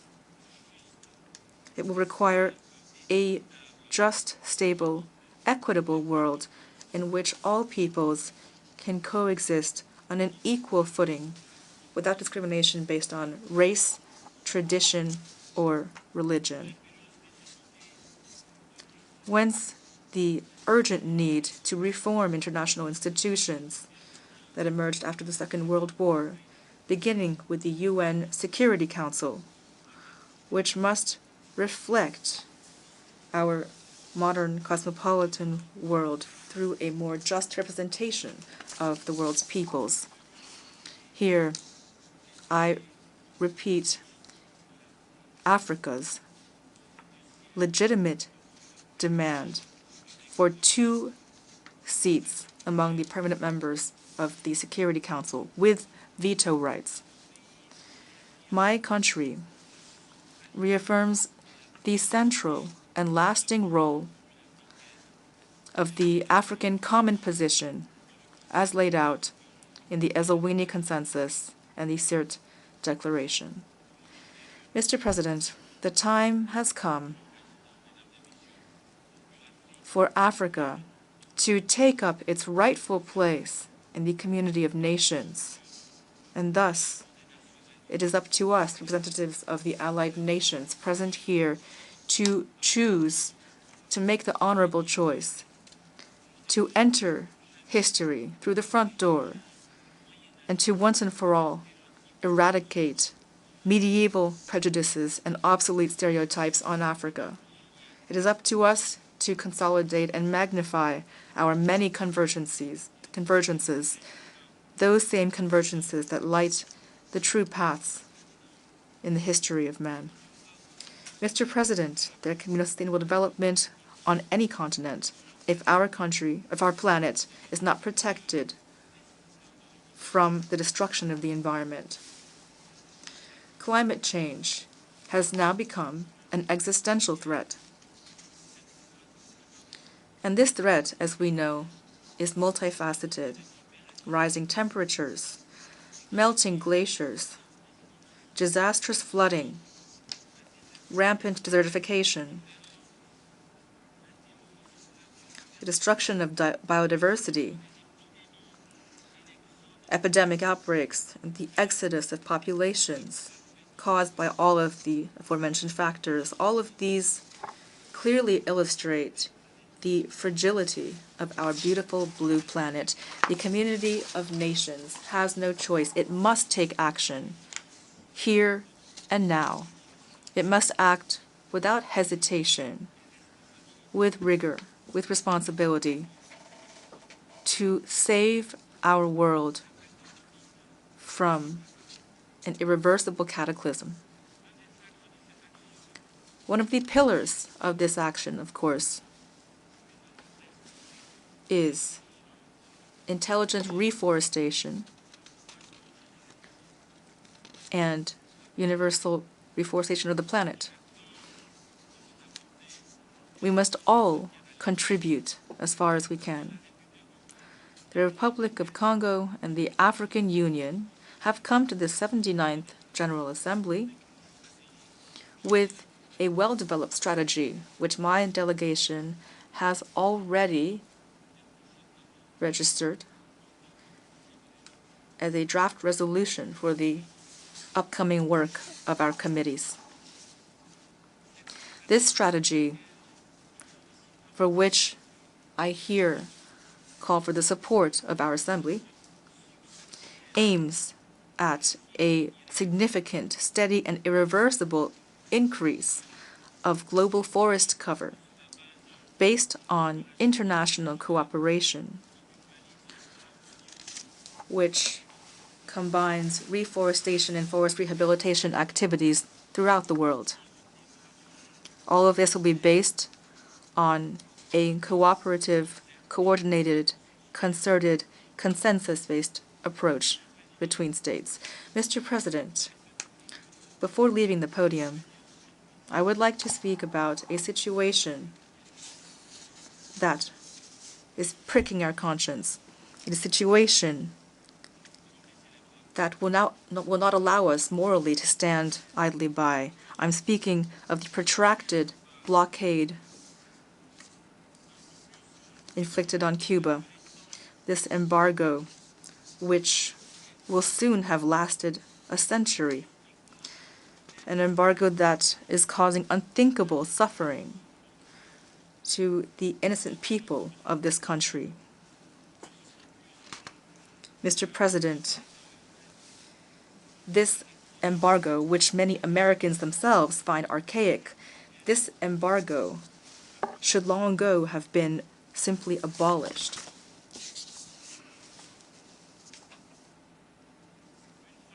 Once again, I would like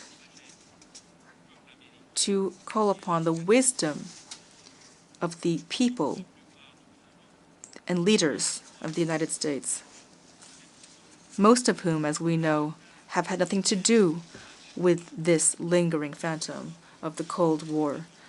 I urge the government of the United States to once and for all turn the page on this painful history of two peoples both born of a melting pot, the miraculous cultural osmosis between Europe and Africa. In closing, Mr. President, ladies and gentlemen, I speak on behalf of all the peoples of the world in hoping that we can staunchly fight for the emergence of a new humanity, a peaceful humanity, which turns its back upon war and death, and which stands side by side with each other. An authentic humanity which tirelessly combats endemic poverty, a poverty that is ravaging developing countries, which is a real cancer upon our global society, which is one of the root causes of the frustration and violence that is darkening the horizons, our horizons of hope. A fraternal humanity, as imagined in this very city by the great artist John Lennon. And lastly, a humanity as rainbow, as dreamed of from the depths of his prison cell by the great Nelson Mandela, standing tall and proud as a baobab tree. Thank you. I thank the Minister for Foreign Affairs, Francophonie and Congolese abroad of the Congo. I now give the floor to His Excellency Ahmed Attaf, Minister of Foreign Affairs and National Community abroad of Algeria.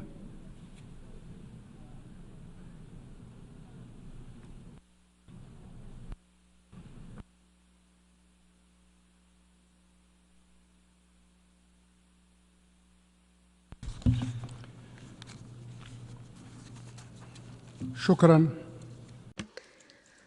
Thank you, Mr. President. We are once again meeting at the United Nations, and our world is at a critical, sensitive, and dangerous juncture. A juncture characterized by the accumulation of conflicts, crises, wars, and a widening gap of development disparities between the North and the South, as well as worsening climate change and environmental risks of all kinds. A juncture that reveals the magnitude of the shortcomings that have afflicted the collective security system in light of the tendency to resolve differences by force and the excessive and selective use of unilateral punitive measures. The failure to fulfill the commitments undertaken and the disregard for international legitimacy, as well as the increasing polarization and accompanying absence of the role of the Security Council, and the erosion of multilateral international action as a whole. Last but not least, it is a juncture that puts at stake the entire system of international relations with the rules, principles, and controls that has been codified in the Charter of the United Nations, and the mechanisms, structures, and institutions that it is based on that have been put in place to serve the aspirations and purposes and ambitions that bind our countries. From this perspective,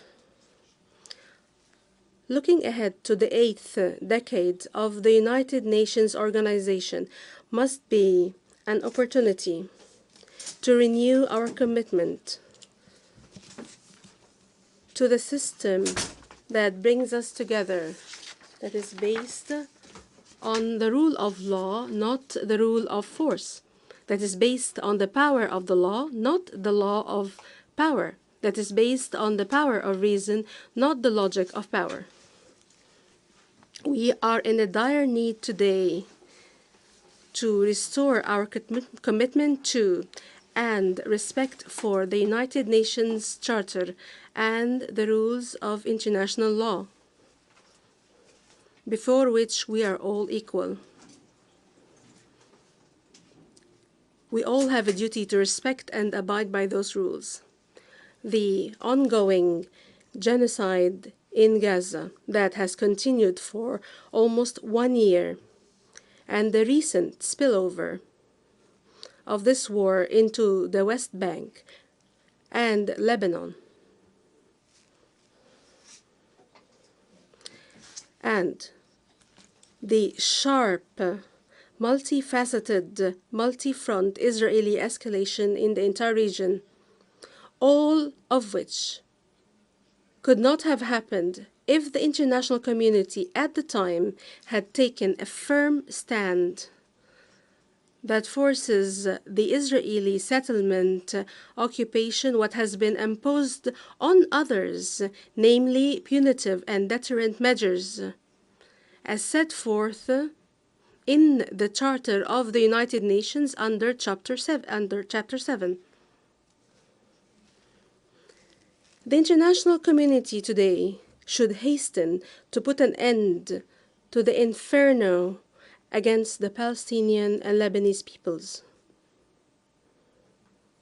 and to rein in the Israeli occupier and its desire to engulf the Middle East region into a state of crisis, conflict, and endless war. The international community should also realize that it is facing a decisive phase in the history of the Palestinian question, a phase that does not accept a return to the status quo ante, a phase that does not accept hesitation or inaction in supporting the national Palestinian project, a phase that does not allow for procrastination in supporting the move towards the establishment of an independent and sovereign Palestinian state as a just, lasting, and final solution to the Israeli-Palestinian conflict.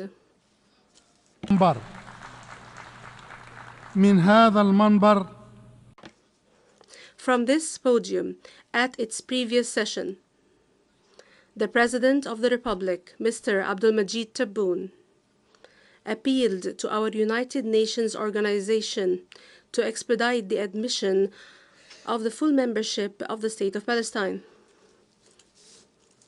This has been done in a less volatile, tense, and tragic circumstance in the occupied Palestinian territory and throughout the neighboring region of Palestine. Today, the question of Palestine is at its darkest historical chapter ever. This approach is inevitable and urgent and self-evident.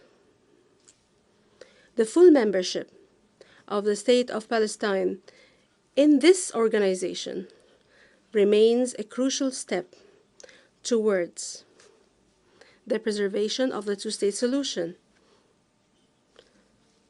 towards addressing what the Israeli occupation is gearing up to thwart, a step towards safeguarding the tenets of resolving the Arab-Israeli conflict and the pillars of security and stability in the region. With regard to developments in our regional neighborhood, Algeria's conviction remains firm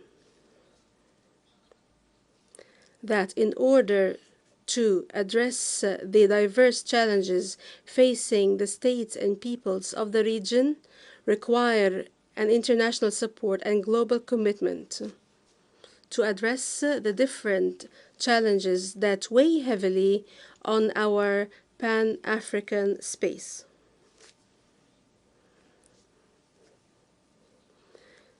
This is fully the case for the Sahel region.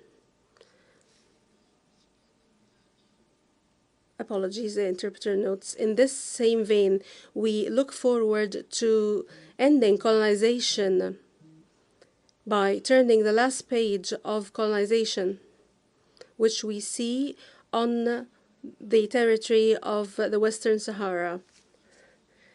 We provide all support for the Secretary General and his personal envoy in their efforts to enable the two parties, the Kingdom of Morocco and the Polisario Front, to resume the path of direct negotiation to reach a political solution that would guarantee for the Sahrawi people the exercise of its inalienable right of self-determination that is not subject to the statute of limitation. And as for those that seek to entrench the status quo of colonization by falsifying the clear facts and through desperate maneuvers to distract attention from what is clear, we would like to reaffirm that colonization must end no matter how long the time passes, and that legitimate rights of the Sahrawi people will be implemented sooner or later. As for Libya,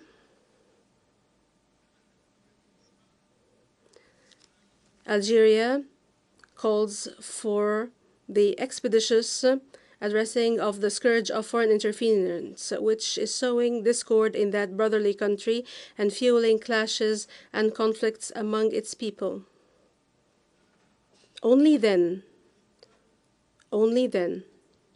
can our Libyan brothers come together on a consensus that begins to achieve the goals of national reconciliation and fosters a trend towards the organization of fair and free and transparent elections.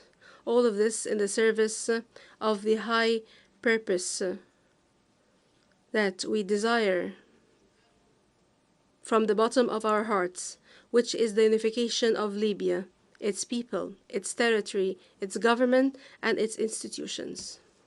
وعلى الصعيد القاري. At the continental level, Algeria is continuing its efforts and endeavors to make a qualitative contribution to the African overarching action in light of the priorities firmly set by the continental agenda.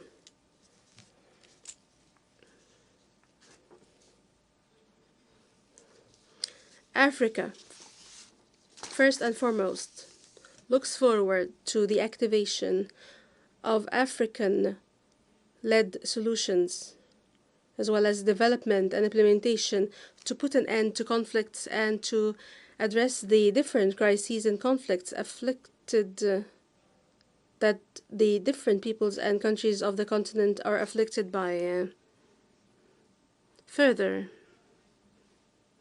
Africa looks forward to addressing economic development and join the revolutions in artificial intelligence, digitization, and renewable energy. Third, Africa is looking forward to advancing its strategic priorities, which are at the heart of the reform of international financial, monetary, and banking institutions, to improve African representation at these institutions, as well as the structural reform of global indebtedness, as well as international financing that is appropriate to the requirements of development at the continental level. 4. And finally, Africa looks forward to correcting the historic injustice imposed on it at the Security Council and enabling it to occupy its rightful place at this central body of the United Nations,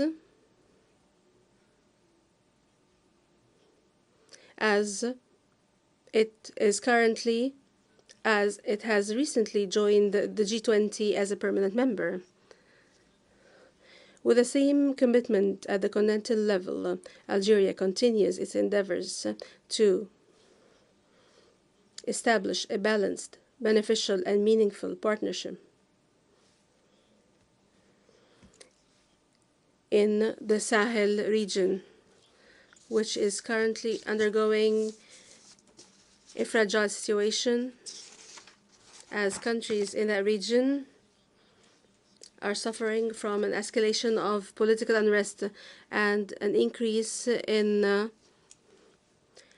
the threat of terrorism and the absence of sustainable development, as well as the spread of the phenomenon of climate change. Algeria, in the face of all this, reiterates its solidarity with the peoples and countries of the Sahel region. We stress our firm belief that our security and stability and prosperity is part of that of the security, prosperity, and stability of its neighboring African region. لقد تفوه ممثل دولة. A representative of a country from this region and from this space have, in brazen language, attacked my country with base language that should not be dignified with a reply. A reply of this level should not be becoming of this noble podium. This base language, impolite language, will not be met by my country except by a polite language, one that truly reflects our loyalty and sincerity to the deep-rooted, unwavering bonds and deep-seated desires and links in the region, which cannot be shaken by transit circumstances and the triviality of those who are behind it. بلدي إرادة صلبة. My country has a firm and long-standing will, and our hands are extended to our brothers as we seek to build with our brothers a Sahel edifice that enjoys security and prosperity. Algeria today is taking firm steps on the clear path set forth by our President Abdelmajid Tebboune to enhance political stability and institutions and to build a strong and diverse economy that would end our dependence on the oil sector and to promote the social character of our state and as a solid legacy of our noble revolution of liberation. This approach has yielded its first results in the consolidation of the country's security and stability and consolidation of its democratic course, particularly during the recent presidential elections, as well as by laying the foundations for a comprehensive economic renaissance, which has restored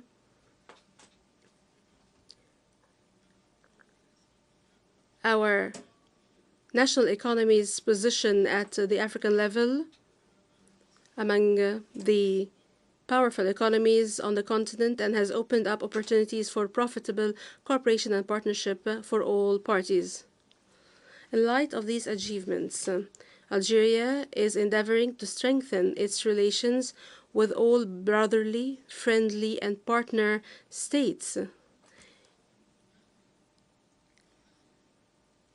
in and outside these areas of affiliation. My country also seeks to continue to work closely with all member states of our United Nations, which share our same commitment and concern to uphold the principles and values enshrined in the Charter of the United Nations. Although the current situation in our world is difficult and dangerous, which breaks the strongest of wills and erodes the most solid of determination, we are very confident that hope will survive and that ambition will remain available. From the womb of crises, opportunities are born, and from the depths of suffering, wills are sharpened, and from the heart of hardship, hope is born. We hope from the bottom of our hearts that we will have a better world for present and future generations. I thank you, Mr. President. I thank the Minister for Foreign Affairs and National Community Abroad of Algeria. I now give the floor to His Excellency Albert Shingiro, Minister of Foreign Affairs and Development Cooperation of Burundi.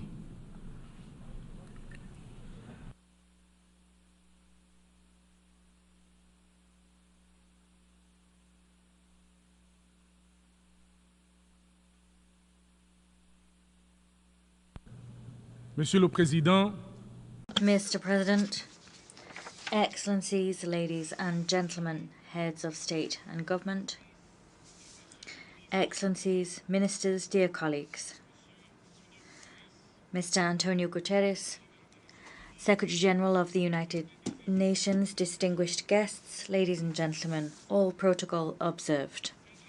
It is a great honor and a privilege for me to address this august assembly on behalf of the President, His Excellency Evariste Ndayishimiye, President of the Republic of Burundi. He wasn't able to be with you this morning, and he entrusted me with the task of representing him here to bring to you the voice and position of Burundi regarding the global challenges facing today's world. Allow me now, Mr. President, to convey to you my warm congratulations on your brilliant election to the presidency of this session. Your wisdom, Mr. President, your long and rich political and diplomatic career, your qualities as a keen listener, and your experience as a seasoned negotiator are, for us, all things that will guarantee the success of this session. You can always count on the full support and cooperation of Burundi as you discharge your mandate, Mr. President. Mr. President, your predecessor, Ambassador Denis Francis, deserves just as much admiration and recognition because he discharged his mandate with devotion, skill, and brilliance during the session that we have just closed. Allow me also, Mr. President, to pay equally deserve tribute to the Secretary General of the United Nations, Mr. Antonio Guterres, for his service to humankind, service rendered through his courageous action, still underway to make the United Nations an organization close to the peoples of the world, despite the complex global arena in which the organization works. Mr. President, the theme chosen for this session, namely leaving no one behind, acting together for the advancement of peace, sustainable development and human dignity for present and future generations, is particularly fitting given that today's world is hurtling full throttle towards fragmentation, and we're seeing values of peace, solidarity and mutual comprehension being called into question. This fragmentation seems to go hand in hand with a new form of radicalization, which is drawing member states further and further away from reaching an understanding about how to address the global challenges facing us in a spirit of compromise and mutual trust. Today, more than ever before, Mr. President, it would seem that the majority of us act as if we were alone in this world. We act as if others did not exist or did not count. Solidarity has become a rare commodity at the very moment where we need it the most. Positive values are being eroded throughout the world, and yet we know that all conflicts, be these direct or proxy conflicts that the world has experienced, are born of the same seed, that is the denial of others, others' interests, whether those interests, that identity be cultural, religious or civilizational. In other words, all conflicts arise from the loss of trust, geopolitical jostling and deliberate misinformation. All of these polarize countries and paralyze societies in a situation which is increasingly worrying. As is only right and proper, Mr. President, my country staunchly condemns all of those who wish to impose their points of view, their practices, or their values or schools of thought upon others. Using the diplomacy of might is right, we condemn all of those who attach political conditions to development aid, whilst at the same time, Mr. President, forgetting that the world is multipolar, that difference in diversity is a driving force for development, economic growth, and the very thriving of our societies. If embraced as the asset that it is, diversity in all its dimensions is a mine of opportunity, possibilities, and a source of great inspiration. Many points of view, in all their richness, experiences, and practices, create a wealth of ideas, knowledge, understanding, and tools to accept the other. All of these can significantly increase a society's ability to prosper, to understand the various points of view in today's world, and allow us to consequently live in peace and in harmony with our environment, be this our immediate neighborhood or further afield. As you know, Mr. President, cultural diversity and the diversity of values are a powerful lever to create ties that are stronger than our differences. Cultural diversity brings people together and as such supports social cohesion, peace, security, and peaceful coexistence. Despite its unifying power, the unifying power of culture, the last 20 years have been marked by a growing instrumentalization of culture and values in order to sow tension and division. Precisely because it is so heavy with meaning and intrinsically bound to people themselves, cultural diversity and the values which we hold dear have increasingly been placed on the front line of conflicts and used as a tool of division, even a weapon of war, used first and foremost, Mr. President, to subjugate weakened societies, particularly in the most fragile regions of our world.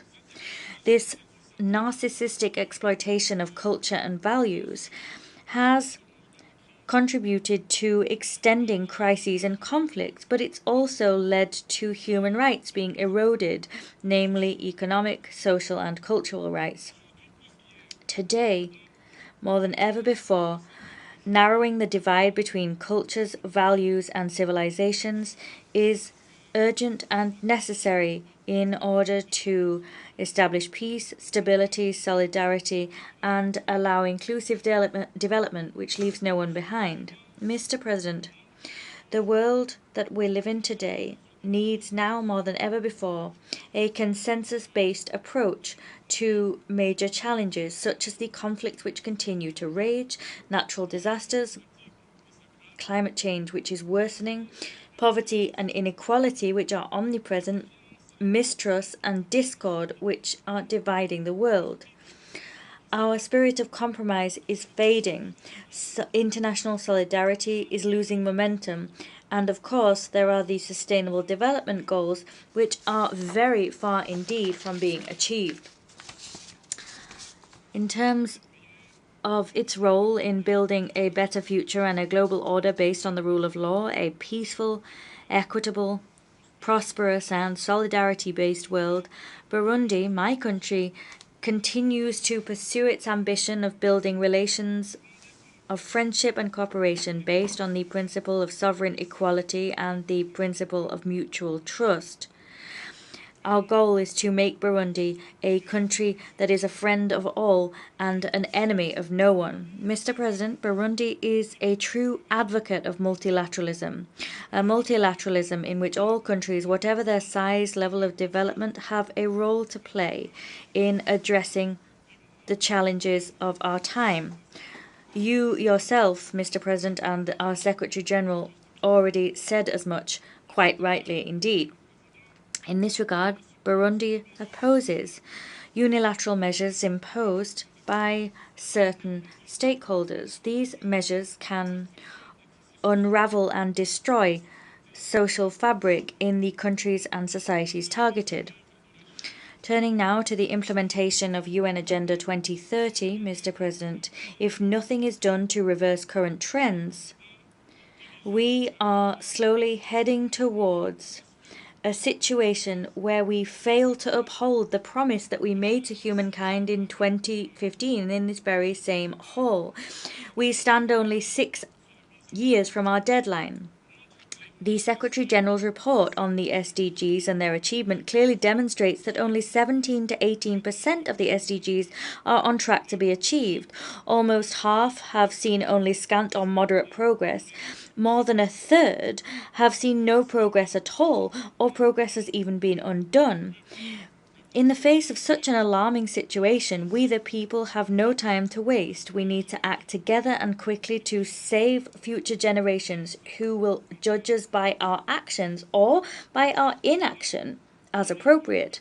Mr. President, it is crucial that the international community step up efforts to address the various challenges and meet the needs that exist, with particular effort being made to assist countries in special situations such as LDCs, landlocked developing countries and small island developing states.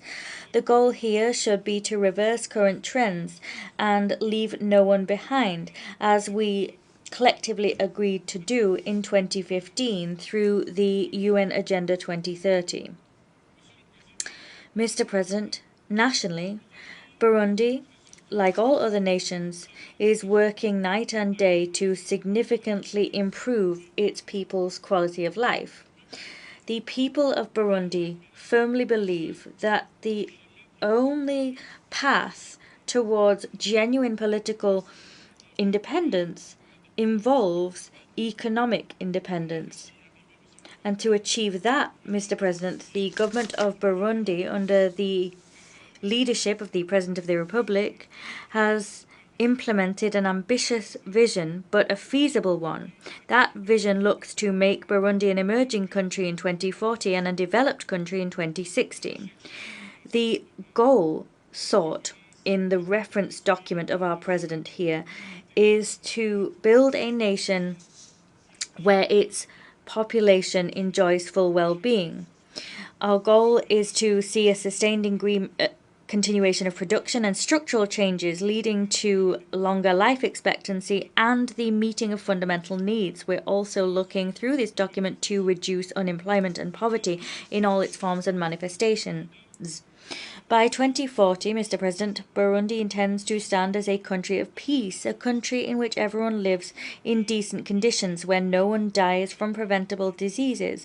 We will be a competitive economy driven by the agro-food sector and our industry, which will be high in added value. Will also be driven by mining for the benefit of our people, and all of this will be done by whilst protecting our natural environment and by paying due attention to equity and gender balance. Burundi will always stand on the side of solutions, and we reiterate our commitment to the peaceful resolution of disputes throughout the world, using tools which preventive diplomacy makes available to us, namely dialogue, cooperation, joint work, and negotiation. You are, of course, aware, Mr. President, distinguished delegates, that no developing country, or rather, says the Speaker, no development is possible without development, and peace cannot be possible without development. Peace without development is a mere pipe dream. Peace and development are two sides of the same coin. The terrorist threat, Mr. President, and the dangers linked to violent extremism have increased greatly in number in recent years, and this is having an ever more bitter impact at a local, regional, and international level. In the face of this existential threat, Burundi has committed to continuing and strengthening its cooperation with other nations to prevent and combat terrorism and violent extremism. We're doing this by making a substantial contribution to peace operations and counter-terrorism operations, namely in Somalia, Central Africa, and in the east of the DRC. Our goal is to support these three brotherly countries in their legitimate efforts to restore state authority across the full extent of their territory. Mr. President, the climate crisis is pummeling our planet before our very eyes, and sustainable solutions are taking their time because of a lack of financing and climate action in order to help the countries of the global south to face this three-pronged planetary crisis, namely climate change, pollution, and biodiversity loss. Burundi, like all other nations in the sub-region, is increasingly affected by climate change, despite the fact it contributes only minimally to global greenhouse gas emissions. The frequency of adverse climate phenomena such as floods, landslides, droughts, the rising levels of Lake Tanganyika are all demonstrations of how we're facing climate change. These events are affecting agricultural cycles, causing harvest loss, food insecurity, and the erosion of local ecosystems. We're calling for quicker progress to be made to allow countries gravely affected to receive green financing to limit the adverse effects of climate change on the implementation of the SDGs. Mr. President, in order to do its part to stop climate change, Burundi, like other nations that signed the Paris Agreement, made a commitment through its nationally determined contributions document. A commitment to incorporate environmental protection, building resilience to climate change and food security into national policies, and the vision of Burundi as an emerging country in 2040 and a developed country in 2060. As you are aware, Mr. President, climate change do not only have an impact on our physical environment, it also affects the health of our people. With that in mind, Mr. President, Burundi has established healthcare measures and public health measures and incorporated these into our climate change mitigation plan. And we beat the record set in the recent report of the Global Alliance for Climate Change. because we're now at the top of the list in terms of countries that have given the most attention to their population's health in their mitigation plans. Mr. President, several initiatives to protect and restore landscapes have also been taken, namely a far-reaching national reforestation program called Ewu Burundi Arambaye, or Covered Burundi in French. This plan looks to promote agroforestry and the tracing of forest cover, and this plan seeks to involve all sectors of society. I'd like now to look at human rights, one of the challenges to be addressed. For Burundi, dignity, as referred to in the theme of this session, begins by promoting and protecting human rights. These are universal, indivisible, interdependent, and inextricably linked. My country, Burundi, firmly believes that human rights must be strengthened and fully incorporate the fundamental principles of universality, transparency, impartiality, non-selectivity, non-politicization, and objectivity, as well as the rejection of two standards as a principle. Special mechanisms sometimes imposed to deal with geopolitical tensions in certain areas of the world must be sacrificed in favor of dialogue and cooperation. And in this connection, Burundi must be given fair treatment within the Human Rights Council in Geneva. We call upon certain stakeholders to avoid continually clobbering us with special mechanisms that are political in nature and have no added value in terms of ensuring the enjoyment of human rights in all of their facets. Here, I encourage those who champion such projects, they know who I'm talking about, I ask them to withdraw the initiative to extend the mandate of the so-called Special Rapporteur for Human Rights in Burundi. That project should not be renewed. The mandate should not be renewed because the attitude of this mechanism creates useless tensions and avoidable tensions, and those that initiate these projects are politically motivated, cynical, and immoral. International migration is a global reality, a phenomenon that has existed since the dawn of our planet.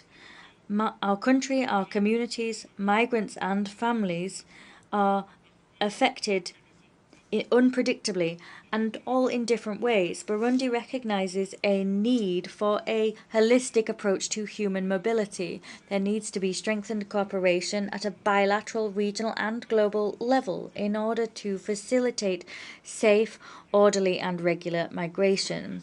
Nationally, Mr. President, Burundi is currently in the process of signing cooperation agreements with countries of destination for labor migration. This cooperation-based approach aims to ensure legal, social, and human rights protection for migrant workers, and it also aims to significantly curb human trafficking. Mr. President, the issue of multilateralism has received particular attention since the very beginning of this session. After 79 years of existence, of the United Nations, the overriding conclusion is that in spite of its limits, of which the world is well aware, the multilateralism has served to significantly improve global problems. The most recent evidence that multilateralism is not dead and buried was the adoption by consensus in this very hall on the 22nd of September of our Pact for the Future and its annexes. This is a concise and action-oriented document. However, Mr. President, despite this encouraging result, there are signs that portend the gradual weakening of our spirit of compromise. There are harbingers of indifference when it comes to collective rules. In an increasingly globalized world where we're increasingly interdependent, no state, however powerful that state might be, can alone hope to address the challenges it faces.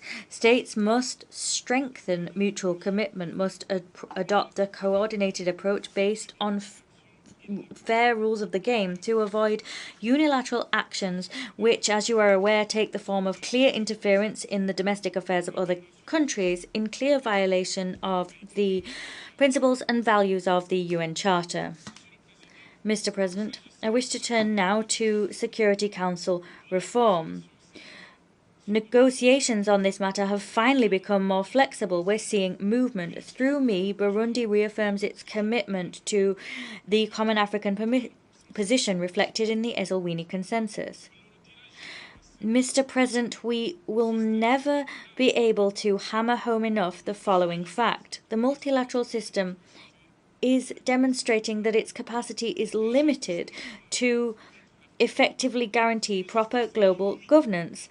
Notable injustice, unprecedented injustice is being done to Africa. It's the only continent absent from the Security Council among the permanent members, and we are underrepresented among the elected members. That injustice must stop now.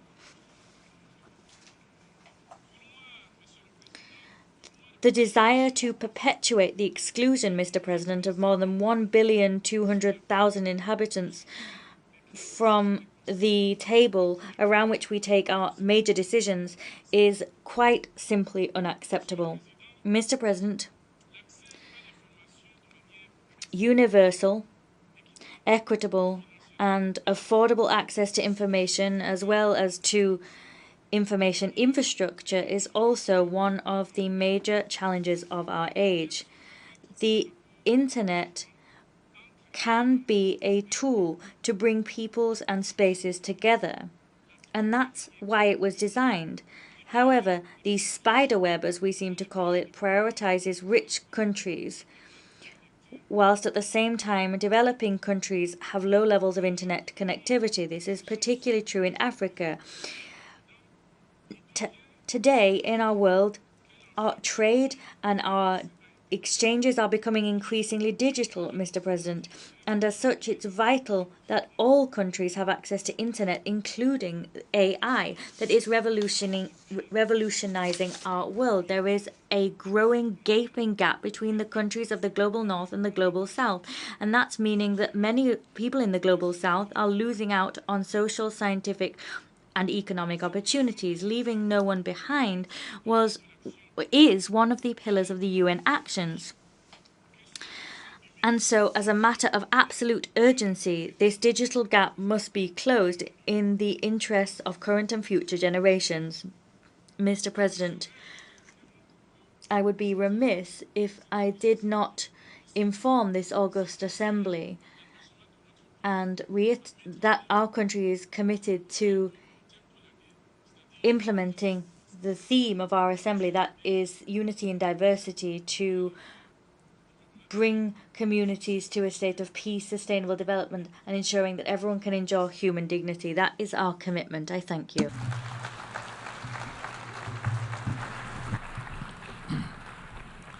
Muchas gracias al ministro. My thanks go to the Minister for Foreign Affairs and Cooperation of Burundi. I now give the floor to Her Excellency Mélanie Joly, Minister for Foreign Affairs of Canada.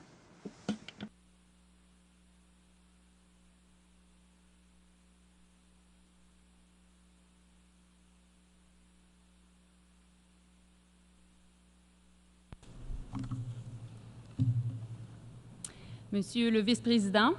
Mr. Vice President, distinguished colleagues, it is an honor for me to take the floor before you today on behalf of Canada and the Canadians. I'd like to underscore that I am meeting with you here on the traditional territory of the Lenape people. This recognition is important because today in Canada we are celebrating the National Day of Truth and Reconciliation, during which we recognize and commemorate the Indigenous peoples who were here before us and continue to live among us. We recognize the pain caused by decades of abuse, negligence, and racism. Here as well, we would like to commit to doing better and to rectifying the errors of the past so we can move forward together. Is a country based on the rights and freedoms that are enshrined in our constitutional charter. A core reason Canada is a prosperous society is that beyond offering the freedom to pursue a better life for you and your family, it is also a way for us to provide freedom from the barriers that prevent you from enjoying a better life. Freedom from fear, violence, intimidation, and discrimination. Freedoms that foster a sense of inclusivity and belonging. Freedom that protects the vulnerable and builds stronger communities. Far too often, though, some of the loudest voices claiming to speak for freedom are the ones trying to redefine that word for their own purposes. They claim freedom as an excuse to do as they wish without any regard for the freedoms of others. This is certainly not how we should define freedom. They hide behind the word to tell us everything is broken, to spread disinformation and parrot the lines fed to them by those who wish to interfere in our elections and undermine our democracy. They weaponize the term freedom to further marginalize those in the most vulnerable situations, to justify spreading hate, and even deny people their right to make choices about their own bodies, including limits on reproductive rights. At the end of the day, through all of the noise, what they really mean to say is freedom for some, not freedom for all. Often, the people who claim to speak for freedom are the same people who want the government to decide who people can love, who they are, or even what they can wear. We see it in our country. We see it around the world. At the international level, we see it when groups or countries declare that international law doesn't apply to them. In Afghanistan, we see it taken to its extreme as the Taliban continue to impose inhumane rules against women and girls, banning them from being in public so they are invisible, robbing young girls of the fundamental right to an education. How is that respecting human dignity? How is that protecting the best interests of their people? They need to be held accountable. Last week, Canada joined Australia, Germany, and the Netherlands with the support from 22 other countries to take steps to hold Afghanistan accountable under the Convention on the Elimination of All Forms of Discrimination against Women. The Taliban cannot make international law disappear through simple decrees. Canada is a country that values freedom from oppression, not the freedom to oppress others. There should be nothing controversial about protecting human rights, including the dignity of all men and all women alike. On Haiti, the world cannot sit idly by as people suffer. La violence des gangs et la corruption incontrôlée. Gang violence and unchecked corruption in Haiti have created a disaster for the population, which has plunged into deep insecurity, with civilians being shot and children dying of hunger. Canada has always maintained that this crisis must be resolved by Haitians, for Haitians. Therefore, the Presidential Council for the Transition and the Government of Transition is striving to restore order, but they can't do so alone. The Haitian people needs a multinational support and security mission that works together with the Haitian National Police, not only to help the police restore order, but also to meet the population's basic needs. That is why Canada has invested more than $100 million to support that mission. It is doing its part. We must show the Haitian people that we will not abandon them. The UN Security Council must send a clear message to this effect, and I'd like to thank them for their decision today. I also would like to thank CARICOM and Kenya for the crucial role they are playing in the response to this crisis. Together, we can bring about lasting peace and stability in Haiti. Mr. President, what is happening in the Middle East is an unspeakable tragedy. Thousands have been killed in Israel, in Gaza, and in Lebanon, including many Canadians. This is a senseless war that goes against the dignity of human beings. The suffering on all sides must end. What the world continues to witness is a repeated cycle of violence where civilians pay the heaviest price. Canada is joining those urging Israel and Hezbollah to accept an immediate ceasefire. We need to create space for peace talks and save lives.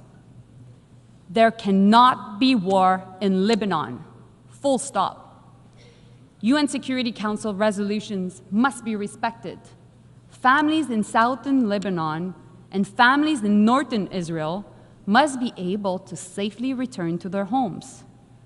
We have, and always will, insist that civilians be protected wherever they're from. Next week marks 1 year since the terrorist attacks by Hamas against Israel. And last March, I visited Kibbutz Kfar Aza, one of the communities attacked on October 7. I met Ayelet, a mother grieving her son who was brutally murdered in the attack, and he died protecting his fiancée. Ayelet recounted the terror of that day, the search for loved ones in burned homes. As she spoke about the horrors of October 7th, we heard the bombs as they landed in Gaza nearby and felt the ground shudder. In that moment, the duality of the tragedy befalling the Israeli and Palestinian people was profound, and it is a moment I will never forget. The situation in Gaza is inhumane. The level of suffering is unacceptable, and it must stop.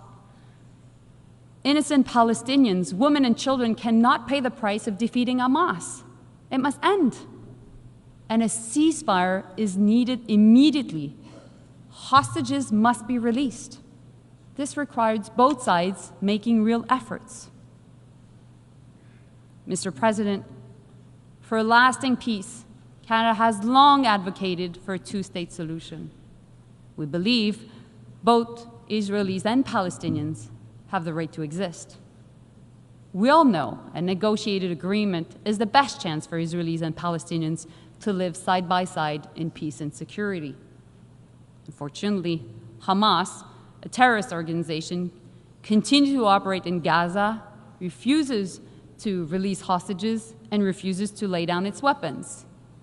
And meanwhile, the government of Israel is against the creation of a Palestinian state. Violence against Palestinians by extremist settlers and expansion of settlements by Israel in the West Bank continue unabated. And this is unacceptable. Canada supports the creation of a Palestinian state. That is why we are providing security and development support to Palestinians themselves. We will officially recognize the state of Palestine at the right time, when it is the most conducive to building a lasting peace, and not necessarily as the last step of a negotiated process. More than anything, this conflict has led to unspeakable pain. Communities are hurting. People have the right to protest peacefully, but nobody has the freedom to intimidate others. Polarization is a real problem, and division is real. We have a collective responsibility to bring people together. Mr. President, it's now been 2.5 years since Russia launched its illegal invasion of Ukraine. The human cost continues to grow. No country has the right and the freedom to invade its neighbor, and there's no freedom to impose your will on others. This aggression is a blatant violation of the UN Charter. Russia needs to get out of Ukraine now. And the Ukrainian people have the right to be free from fear and from aggression. They have the right to decide what their own future should be. And Mr. President, we all know that if Russia's aggression goes unchecked here, it will continue. Many countries in the region and the hemisphere are wondering if they will be next. And the world must not back down in denouncing this unjustifiable aggression, and Canada will not back down from its support for Ukraine. At the end of October, Canada will host a conference co-organized with Norway and Ukraine on the human dimension of Ukraine's 10-point peace formula. We will focus on the return of children to their families, as well as deported civilians and prisoners of war. Everyone, those affected by this war, is entitled to freedom from violence and from being forced from their home. Monsieur le Président, Mr. President, the issues I've just spoken about have to do with massive challenges, and this institution has a key role to play to bring us toward solutions together. The UN's detractors accuse it of being unable to resolve the problems that the world is facing today. And worse, some, one might call them conspiracy theorists, even think that the UN is the cause of some of these problems. Both of these groups are ignorant of reality and the strength of this organization. The UN is a unique platform allowing us to come together and speak to each other on an equal footing, to try to reconcile our differences, sometimes profound, through discussion and through seeking consensus. And that is why Canada supported the adoption of the Pact for the Future during the Summit of the Future held last week. The Pact is a starting point, allowing us to work together to ensure the lasting place of this organization. The UN is not perfect, true, but progress is possible. As said by Secretary General, we simply cannot build a future for our grandchildren with a system built by our grandparents. So let us build that future together. Mr. Vice President, for almost 80 years now, no woman has occupied the post of Secretary General. That is unacceptable. Last week, I had the great honor, together with my colleague from Jamaica, to host in Toronto about 15 women ministers of foreign affairs from throughout the world. Our intention is clear. The next leader of this great institution must be a woman. It is high time for us to be able to say proudly from this podium and throughout the world, Madam Secretary General.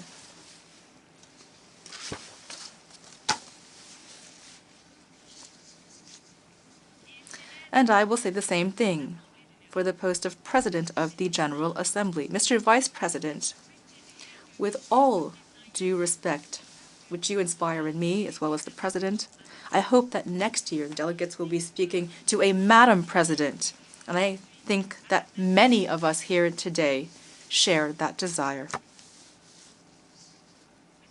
Mr. President, let me speak to you about my mother. She will be so pleased to know that I'm speaking about her here at the United Nations. You know, my mother and my grandmother are among millions of women throughout the world who fought fiercely for equal rights. They did so alongside the mothers and grandmothers of many of those present here today in this room. Recently, my mother said that we are now part of the consolidation generation, and she's quite right. Being part of our generation means that we need to consolidate the gains that have been made over time and fight against those who are trying to roll back this progress. It also means that we need to continue to fight so that women and girls everywhere have the right to make choices about their own bodies and their own lives. We see the difference this gap in freedoms creates. When women are robbed of the right to decide when to have children, they lose out on education and job opportunities. And when women don't have access to safe abortions, their lives are put at risk. And when women are denied access to safe contraception and fertility treatment, they lose the power to make choices that have the most profound impacts on their lives. Attacks on sexual and reproductive health rights are an attack on equality rights, and they're an affront to basic dignity. Nous devons toujours avoir We must all have the right to choose for ourselves what kind of birth control to use, and we must be able to choose for ourselves whether to resort to abortion or assisted reproduction. We, women, have the right to be equal in everything: education, employment, and every other opportunity. We are women, and we are proud of being women. We will never back down. Together, we'll continue to move forward for our sisters, our daughters, and our granddaughters.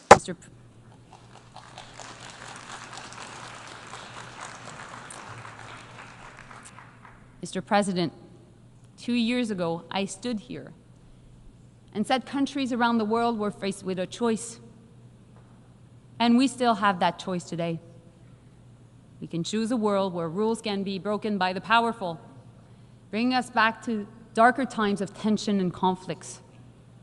Or we can choose a world to uphold human rights, opportunities for all, peace and prosperity, where people work together to solve problems. Canada will work with partners to move us beyond this moment of crisis. A new future is being shaped. We must not fail. Thank you. Merci.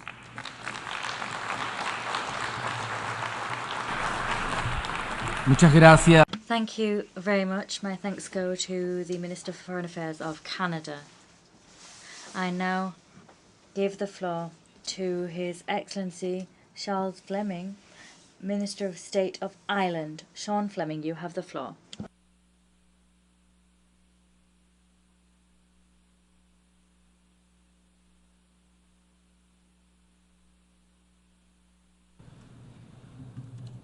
President of the General Assembly, distinguished heads of state and government, Secretary General and Excellencies, we gather here at a very important moment. World leaders have agreed a pact for the future, which charts a way forward to meet the challenges facing us as a global community. To do so, we must honour existing commitments, including the Sustainable Development Goals and the 2030 Agenda, and be ready to adapt to new and emerging challenges. It requires us to address the interlocking crises of climate change, conflict, hunger, injustice, and underdevelopment. And it requires us to protect the means to achieve progress. For generations, the multilateral system, with the UN Charter at its heart, has driven our best advances. I believe we have a shared responsibility to bring about a world in which each of us can thrive in safety, dignity, and peace.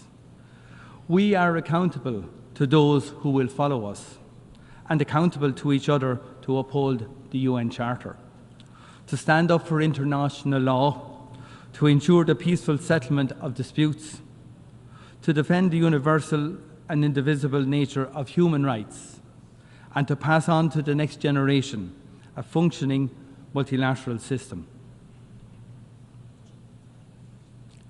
Mr. President, the rules-based international order and the international human rights system are our greatest assets in achieving and sustaining peace.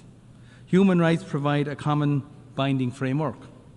We believe every state has a duty to support and strengthen the international human rights regime and to defend it where it is challenged. That is why Ireland is seeking membership of the Human Rights Council for the period 2027 to 2029. We are doing so because we deeply are committed to human rights. We wish to further contribute to the UN human rights system and the valuable work of the Human Rights Council. We hope that we can count on the support of many of you in this room here today who share our belief in the values and principles we have collectively established. We also have a duty to uphold international law and international legal order. Ireland is fully committed to supporting the essential work of the International Court of Justice and calls on all states to abide by its rulings. Ireland is also wholly committed to the international criminal justice system. The International Criminal Court is a cornerstone of that system and must be allowed to pursue its mandate without fear or favour.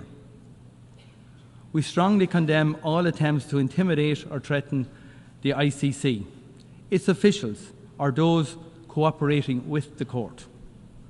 There can be no impunity for the most serious crimes of international concern. Mr. President, we're seeing a global backlash against the human rights of women and girls. The gender persecution in Afghanistan stands out for its cruelty and must be denounced. In too many parts of our world, we see hard-won progress threatened and even reversed. We cannot accept this. Our commitment to gender equality must be non-negotiable. We must also address the unacceptable rise in attacks on the right to life, liberty and security of LGBTQI people in all corners of the world. And we must unequivocally condemn all forms of racism, intolerance and hatred, including anti-Semitism, anti-Muslim hatred and the persecution of Christians. Mr. President, we are already seeing the destructive impact of climate change. It is clear that climate change is the driver and multiplier of instability and conflict. Ireland worked hard to address this during our recent term on the Security Council. Climate change threatens each and every one of us. From small island developing states in the Pacific and the Caribbean and elsewhere to countries in Africa, Asia and Latin America. Those who have contributed least to climate change are among the most vulnerable to its impacts. This is an enormous injustice. As we approach COP29, we must do everything we can to reduce fossil fuel emissions. As a fellow island state, Ireland is working to support adaptation and loss and damage activities. We need collective action at speed and at scale to avert the most catastrophic impacts of the climate crisis. Ireland and our EU partners will play our role. At the UN last year and again at the Pact for the Future, we have recommitted to the Sustainable Development Goals. Now we need to act with urgency as progress on these targets falters. Ireland's international development budget is at record levels and per capita. We are one of the strongest providers of humanitarian assistance on this planet. We are firmly committed to global solidarity and to reaching the furthest behind first.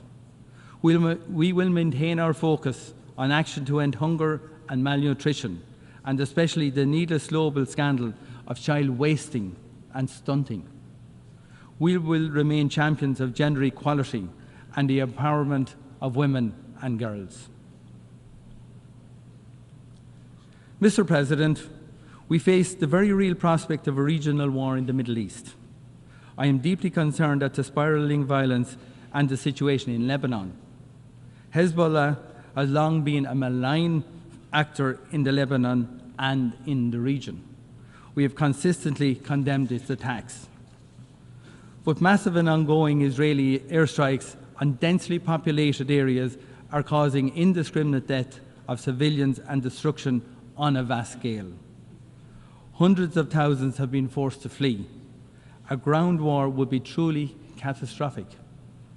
All parties to conflict have an obligation to abide by the international humanitarian law. There can be no exceptions. I call on all parties to immediately de-escalate, to step back from the brink and to exercise restraint. And I call on all states that have influence, including Iran, to use it constructively. We need to create the space for political and diplomatic solutions and to ensure urgent humanitarian assistance can get to those in desperate need. The violence must stop now. Mr. President, the scale of death and destruction and human misery in Gaza is truly horrific and completely unacceptable. Ireland has consistently condemned Hamas for its heinous attacks in Israel on the 7th of October. The taking of hostages is unconscionable. However, Israel's response has been and is completely disproportionate. We need an immediate ceasefire and hostage deal, followed by a massive surge of humanitarian aid into Gaza. Instead, we are seeing an alarming escalation of the conflict in the West Bank and now in Lebanon. The violence and killing must stop. It has long been clear that the only viable basis for a lasting peace and security for Israelis and Palestinians is a two-state solution. The recent adoption by the General Assembly of a resolution on the advisory opinion of the International Court of Justice is a step in the right direction. The international community must now act to implement it. Ireland supports the global initiative launched last week here in New York to support the two-state solution. I encourage states to join in this shared effort.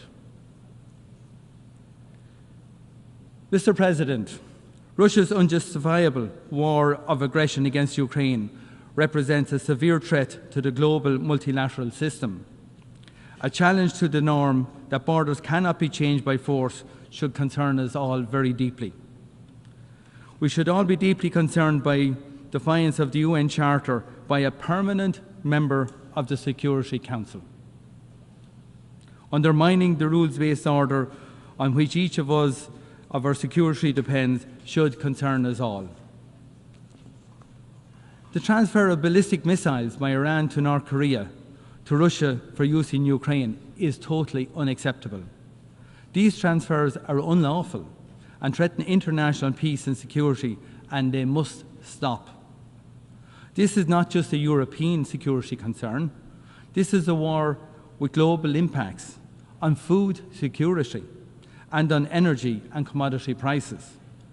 Too often, it is those who are least able to respond who suffer the most. And it is a colonial war about annexing the territory and destroying the identity of a United Nations member state. That is why Ireland is committed to holding Russia accountable for its actions and to bringing about a comprehensive, just and lasting peace in Ukraine. As the global community reaffirmed at the first summit on peace in Ukraine, the UN Charter can and must serve as the basis to achieve that peace. It is shocking that Russia has threatened the use of nuclear power in this conflict. The mere possession of nuclear weapons brings the risk of human and environmental disaster. That is why Ireland will propose a resolution to this General Assembly to further our collective scientific understanding of the dangers of these weapons. I urge all countries to join in this resolution. We cannot allow a new nuclear arms race. We must also act to prevent another arms race for weapons beyond human control, and to do so urgently, given the pace of technological development. Ireland supports the Secretary-General's call to conclude a treaty on autonomous weapon systems by the end of 2026. Mr. President, the Horn of Africa and the Sahel region are beset by multiple overlapping crises, from food insecurity, drought and flooding to actual conflict. Addressing them means working for sustainable development and human rights. The situation in Sudan is appalling. 12 million people forced from their homes. Widespread reports of abuse against civilians, particularly again against women and girls. 25 million people face crisis levels of hunger and are now facing famine. We need to see urgent action. We demand a ceasefire, humanitarian access, protection of civilians, and accountability for human rights abuses. We must do whatever it takes to pressure the parties to come back to the negotiating table and to bring an end to the destructive cycle of violence. and we need to see accountability for those who have committed these atrocities. Mr. President, as we witness these harrowing conflicts, we must not accept this situation. The world as it is now is not the world as it should be. We have seen what can be achieved by cooperation through this organisation, that the fundamental international community has managed to come together in a time of heightened tension to endorse that vision, to agree a way forward, a pact for the future, shows us what can be achieved. We continue to be united in our shared humanity. Ireland will work hard with others during this General Assembly to follow through on our words with action. Thank you very much for listening to me on behalf of Ireland.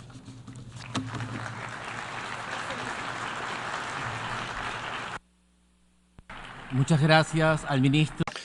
I thank His Excellency the Minister of State of Ireland, and I now give the floor to His Excellency Mr. Manuel José Gonçalves, Deputy Minister for Foreign Affairs and Cooperation of Mozambique.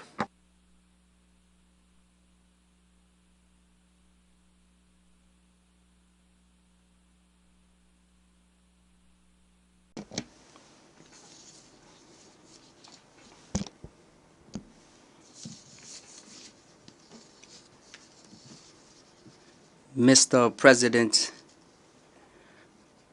of the 79th session of the United Nations General Assembly, Mr. Secretary General of the United Nations,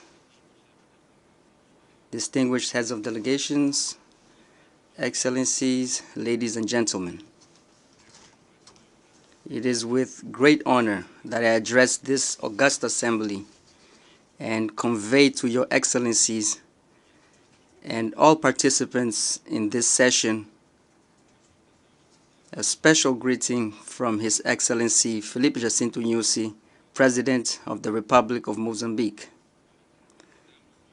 We congratulate His Excellency Philemon Yang on his election as President of this session and wish him success in fulfilling his mandate. Our greetings are extended to the other members of the Bureau.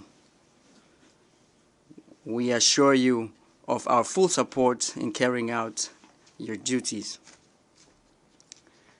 We also commend the positive work carried out by your predecessor, His Excellency Ambassador Dennis Francis, which contributed to the strengthening of our organization towards a greater approach to the peace and development agenda. We extend a word of great appreciation to the Secretary General of the United Nations, His Excellency Antonio Guterres, for his tireless dedication and advocacy in promoting multilateralism for global peace and security.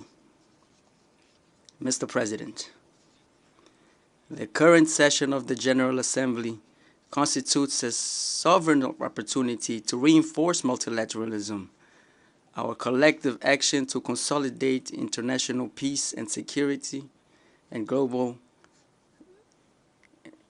security for the well-being of humanity. These renewed commitments are reinforced through the deliberations of the Summit of the Future and other important high-level events recently held. We therefore welcome the theme of our general debate, which has particular importance due to its connection with the future, which requires urgency in strengthening international cooperation so that together we can face the challenges faced by humanity today to build a prosperous present and a promising future for humanity. We are aware that in just 6 years, the 2030 agenda will expire and the progress made on its implementation is still tenuous. It is urgent to mobilize the necessary resources for its financing, as well as for other internationally agreed development objectives in order to achieve the Sustainable Development Goals. Therefore, we encourage all member states to accelerate the materialization of the commitments made, including the reinforcement of mutually beneficial cooperation to respond to prevailing challenges, including the fight against poverty, conflicts, terrorism, and climate change. Mr. President, Excellencies, we express our optimism about our collective future, where an environment of peace and security reigns. The functioning of our global institutions must keep up with the current dynamics that are imposed upon us. Thus, we align ourselves with the voices that defend the urgency of the reform of the United Nations, especially at the level of the Security Council, for greater inclusion, particularly giving a permanent voice to the African continent, thereby correcting the historical injustice to which it has been subjected. We are encouraged by the continued collaboration between the United Nations and the African Union to overcome conflicts within the context of maintaining a peace, international peace and security. Resolution 2719, adopted by the United Nations Security Council on 21 December 2023, is a significant milestone for African Union-led peace support operations. It strengthens collaboration between the United Nations and the African Union, promoting greater regional and national ownership of peace initiatives. We hope that it will effectively ensure access to adequate, predictable, and sustainable financing required for the operations of the African Union. We believe that this collaboration will contribute to giving greater strength to efforts to prevent and resolve conflicts towards a prosperous and peaceful Africa, the Africa we want, as established in Agenda 2063 of the African Union. Mr. President, Excellencies, the concert between nations has been feasible throughout these times due to the collective observance of the sacrosanct objectives and principles of the Charter of the United Nations, including the defense of the right to self-determination of peoples, respect for the sovereignty and territorial integrity of states. It is deeply concerning the escalation of conflicts and tensions in various parts of the world. In Ukraine, unfortunately, there is still no encouraging signs for an end to the conflict. We believe that the safest path is dialogue between the parties. It is up to all of us, as members of the United Nations, to persuade the parties to the conflict to end hostilities and opt for a dialogue towards peace between these two countries. In the Middle East, in violations of the principles of international law and international humanitarian law, the conflict continues to take human lives among the civilian population, particularly children, women, and the elderly, as well as destroying civilian infrastructure, causing the tragedy that we unfortunately witness. We call for the cessation of hostilities and the protection of innocent civilians from the conflict. The vision of the existence of two sovereign states, Israel and Palestine, as full members of the United Nations, is the fairest formula that will ensure sustainable peace and stability in this region. In Africa, we are also concerned about the conflict in Sudan, which has killed thousands of innocent civilians, including refugees, causing an unprecedented humanitarian disaster. We reiterate our calls to the parties to the conflict to end hostilities and the need for dialogue in order to restore peace and stability. Mr. President, the use of sanctions and other unilateral coercive measures does not contribute to the preservation of peace, security, and sustainable economic and social development. Unilateralism is contrary to the multilateralism enshrined in the Charter.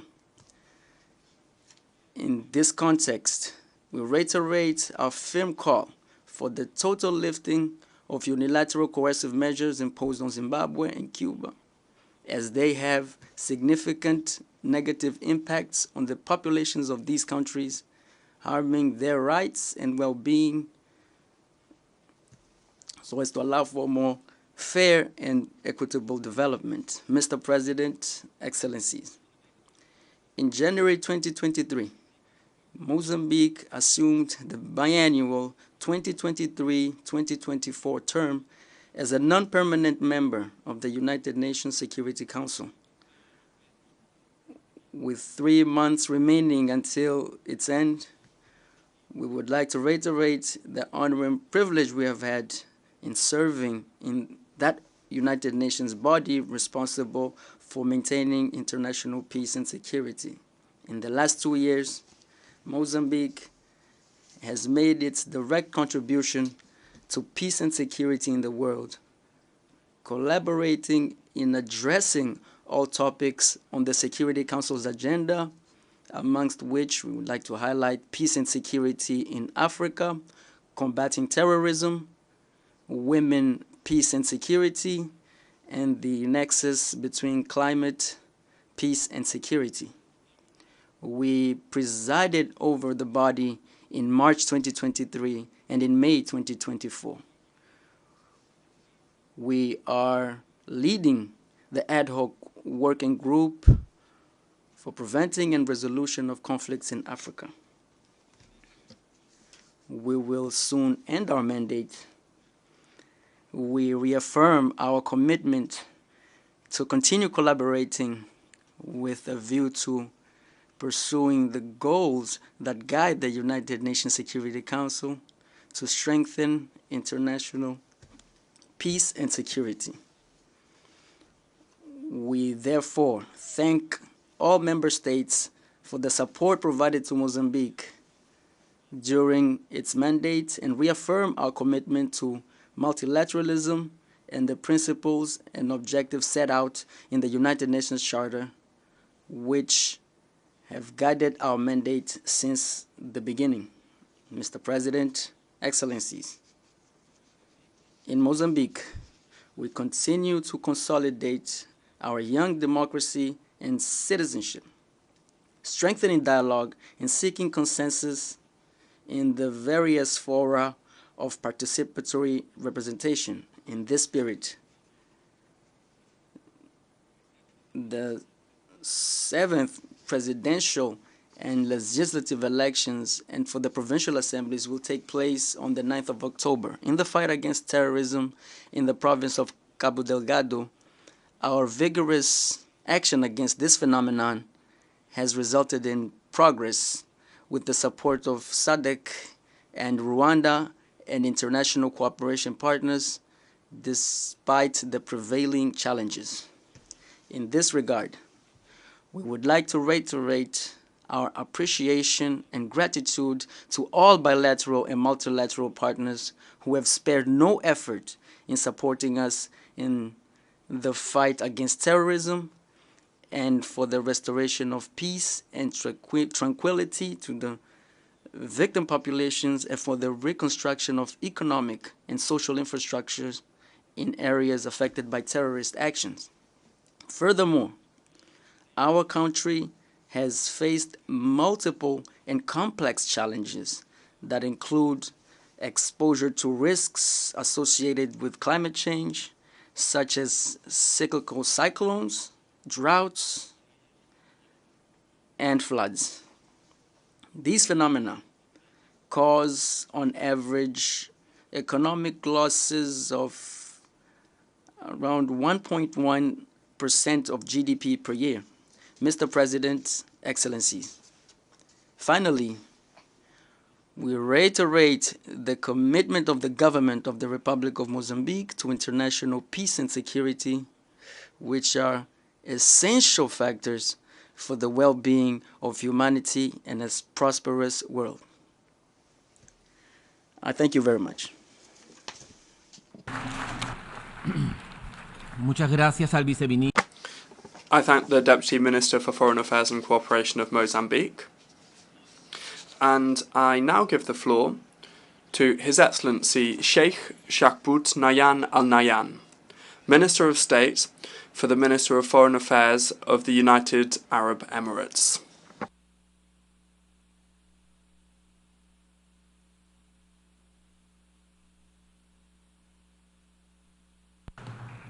Assalamu alaikum wa rahmatullahi wa barakatuh. May the peace, mercy, and blessings of God be upon you.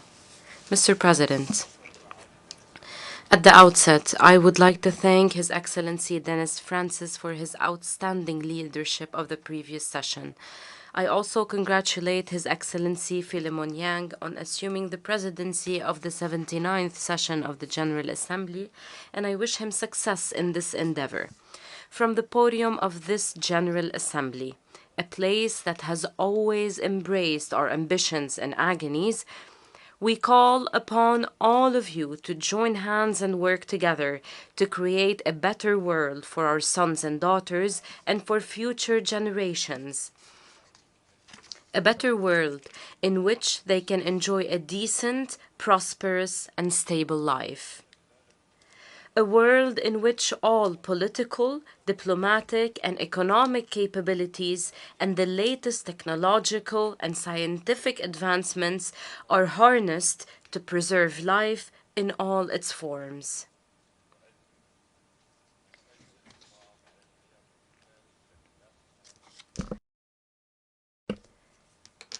In the United Arab Emirates, we have focused on this vision. We have unleashed the wheel of progress in every field, from development, economy, and education to technology and industry. Since its inception, the UAE has adopted a transparent foreign policy based on credibility and building balanced relations with all countries.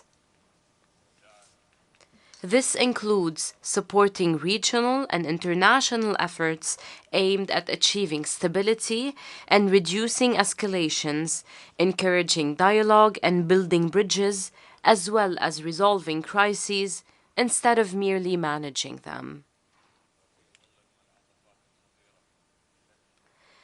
As our world stands at a dangerous crossroads, we must redirect the compass of our international action to focus on a set of fundamental and non-negotiable principles.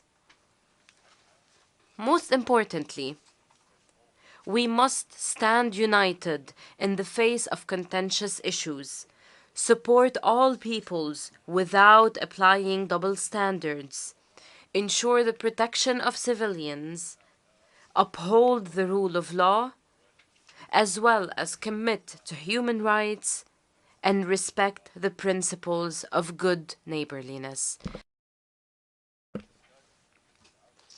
Returning to these basic principles has become more urgent than ever, particularly with the serious violations committed in conflicts raging in our region and around the world. These violations have deepened human suffering, erased decades of progress, and caused widespread displacement, creating massive refugee crises. This has also increased the burdens on concerned and neighboring countries, particularly with the ongoing bloody wars on the Gaza Strip, the wars in Sudan and Ukraine, and the crises taking place in Yemen, Syria, Libya, Sahel, Afghanistan, Myanmar, Haiti, and other countries. It must be recalled that even wars have rules. Parties must respect international law, including international humanitarian law. In Gaza, an immediate and lasting ceasefire must be reached.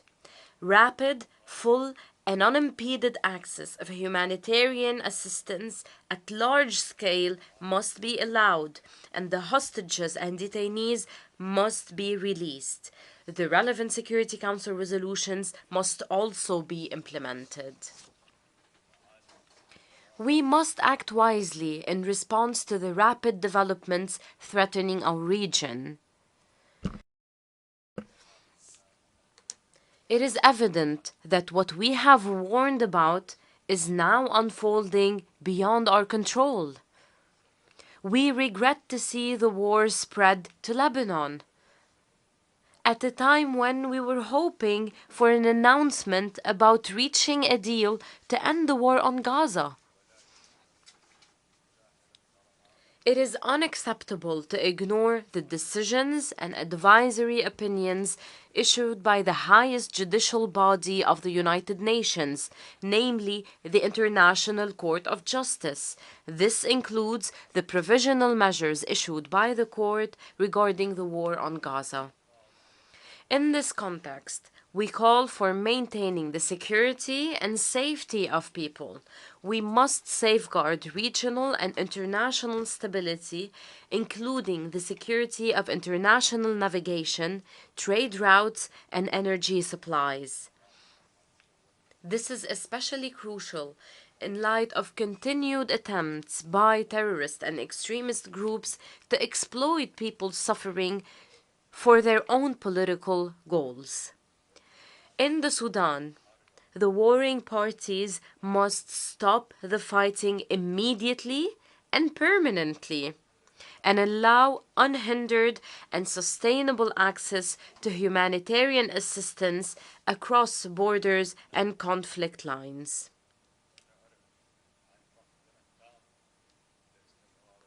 We completely reject the continued targeting by the warring parties of civilians and their obstruction of the delivery of humanitarian assistance. We strongly condemn the blatant attack launched by the Sudanese armed forces on the residence of the ambassador of the United Arab Emirates in Khartoum on the 29th of September 2024.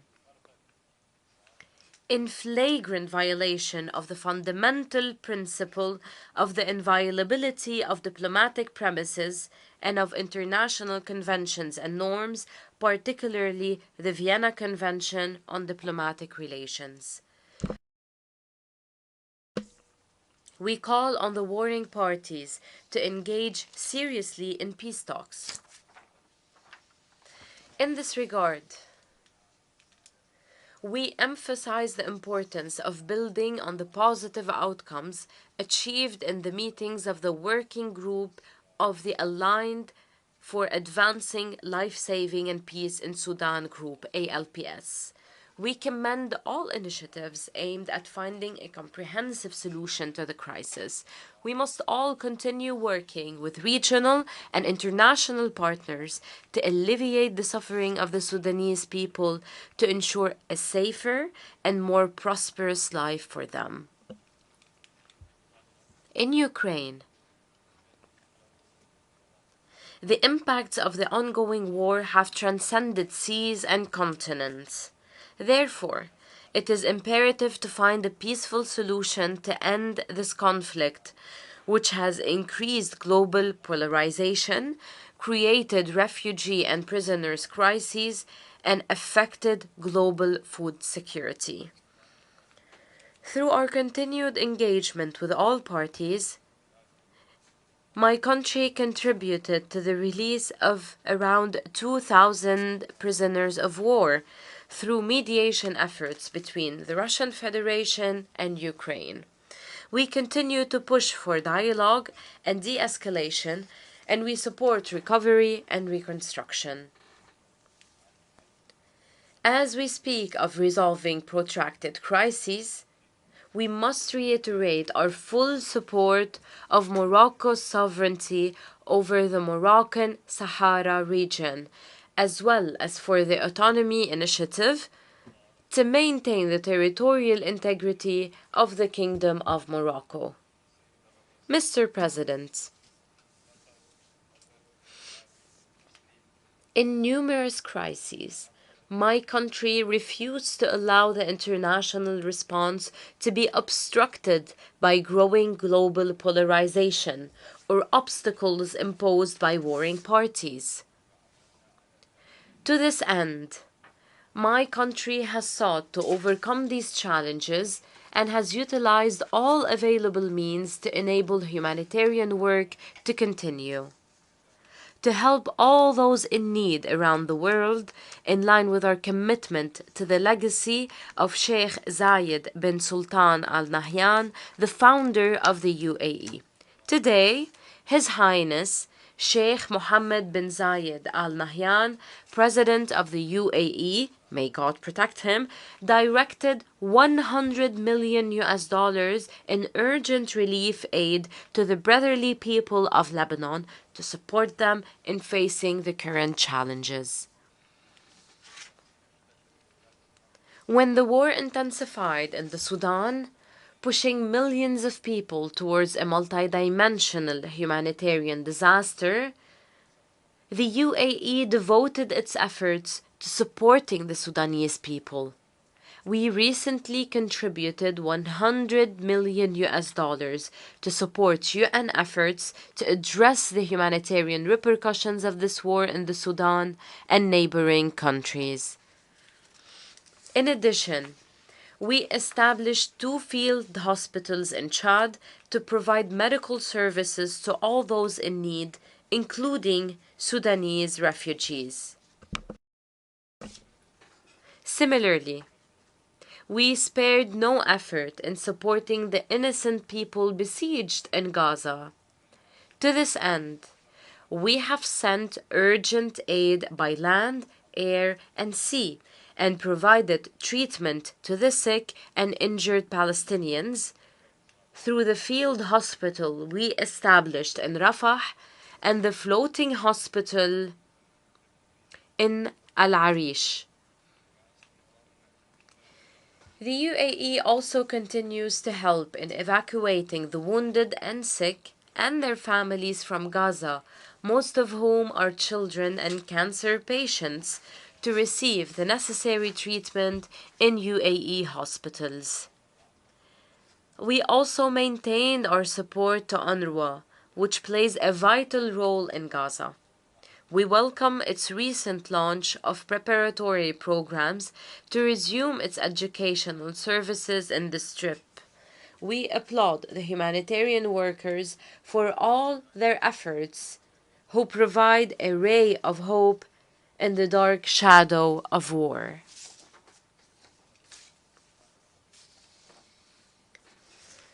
If we want to bring an end to the 7-decade-long vicious cycle of the Palestinian issue, then we must take concrete steps towards the establishment of an independent Palestinian state with East Jerusalem as its capital, based on the 2-state solution.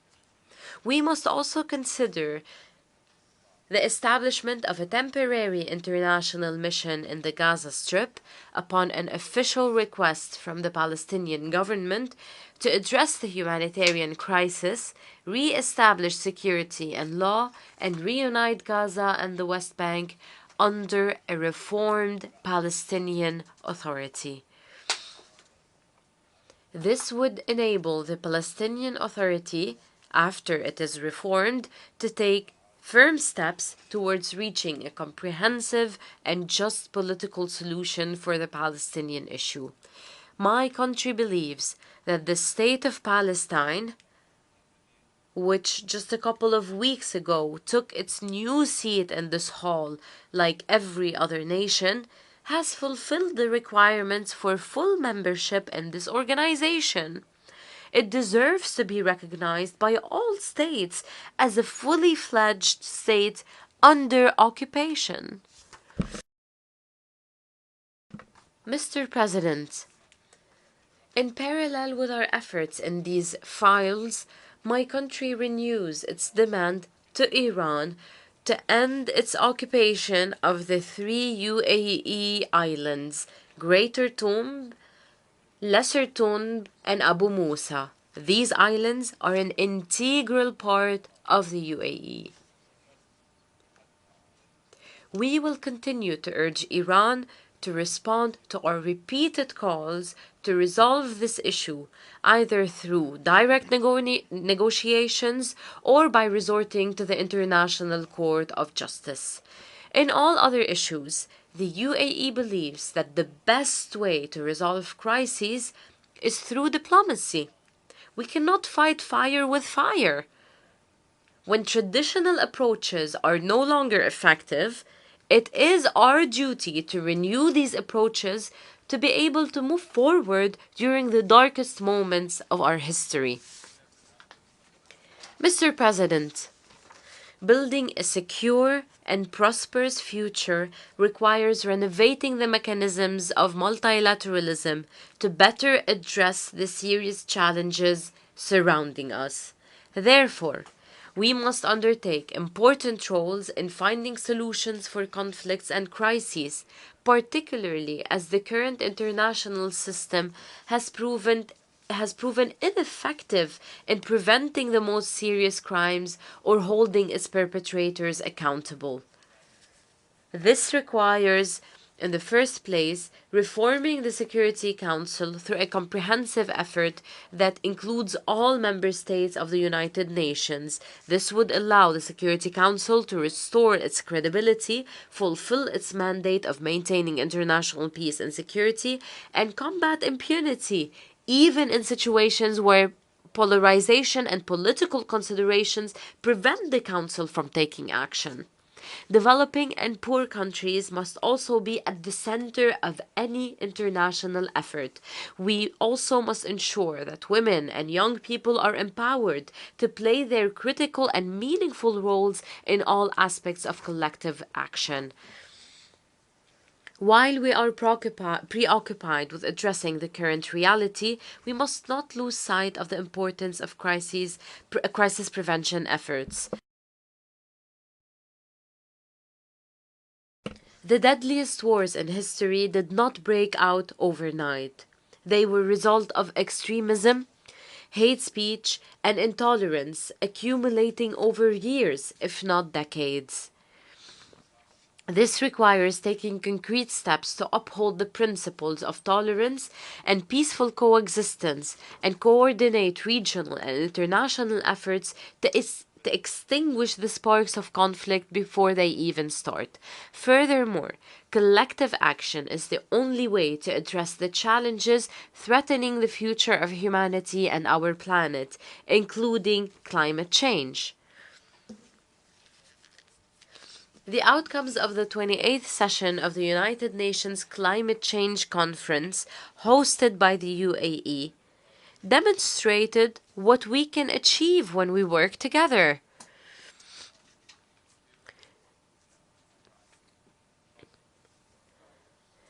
The historic UAE consensus, adopted by 198 countries, embodies a global consensus on developing measures to prevent global warming above 1.5 degrees Celsius, and operationalize the Loss and Damage Fund to compensate the countries most affected by climate change.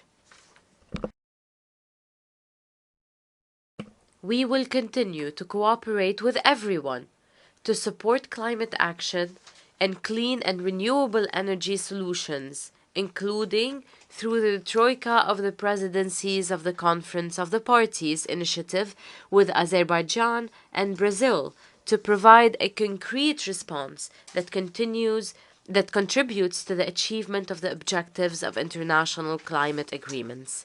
We will also continue our efforts to address the issue of water scarcity and provide sustainable clean water for all, including through the UN Water Conference, which we intend to host in the UAE in 2026 in partnership with Senegal. Our other initiatives in this field, most notably, our other initiative in this field is most notably the Mohammed bin Zayed Water Initiative launched this year. With this forward-looking spirit, we seek to explore and harness the potential opportunities provided by advanced technologies, as well as transform emerging technologies, such as artificial intelligence, to find innovative solutions for our businesses, lives, and government services. We believe that international attention and investments should be directed towards these technologies to accelerate sustainable development and achieve transformative shifts in addressing the challenges we face in different fields. This will allow the bridging development gaps and supporting progress for all. Mr. President, let us seize this opportunity to reform international collective action, our refuge in difficult times. Let us work together, hand in hand, to create a bright future that the next generations will be proud of. Thank you, Mr. President.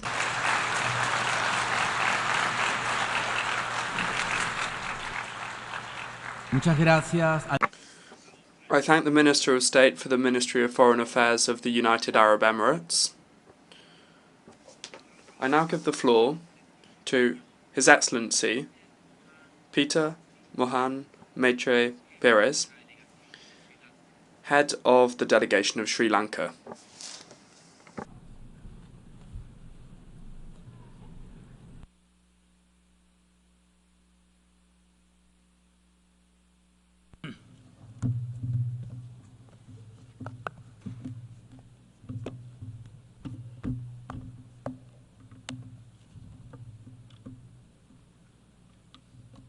Mr. President,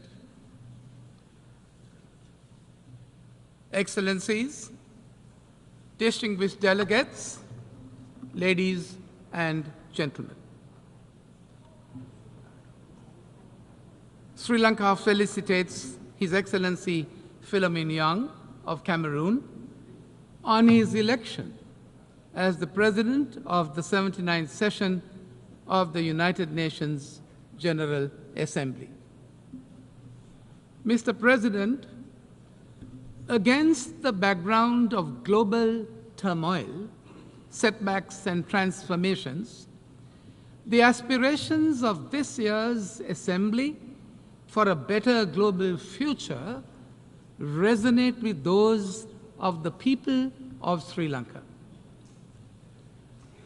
On the 23rd of September, following a transparent and peaceful electoral process and a dignified transition in keeping with our decades of democratic practice, His Excellency President Anura Kumara Dissanayake was sworn in as the 9th Executive President of Sri Lanka.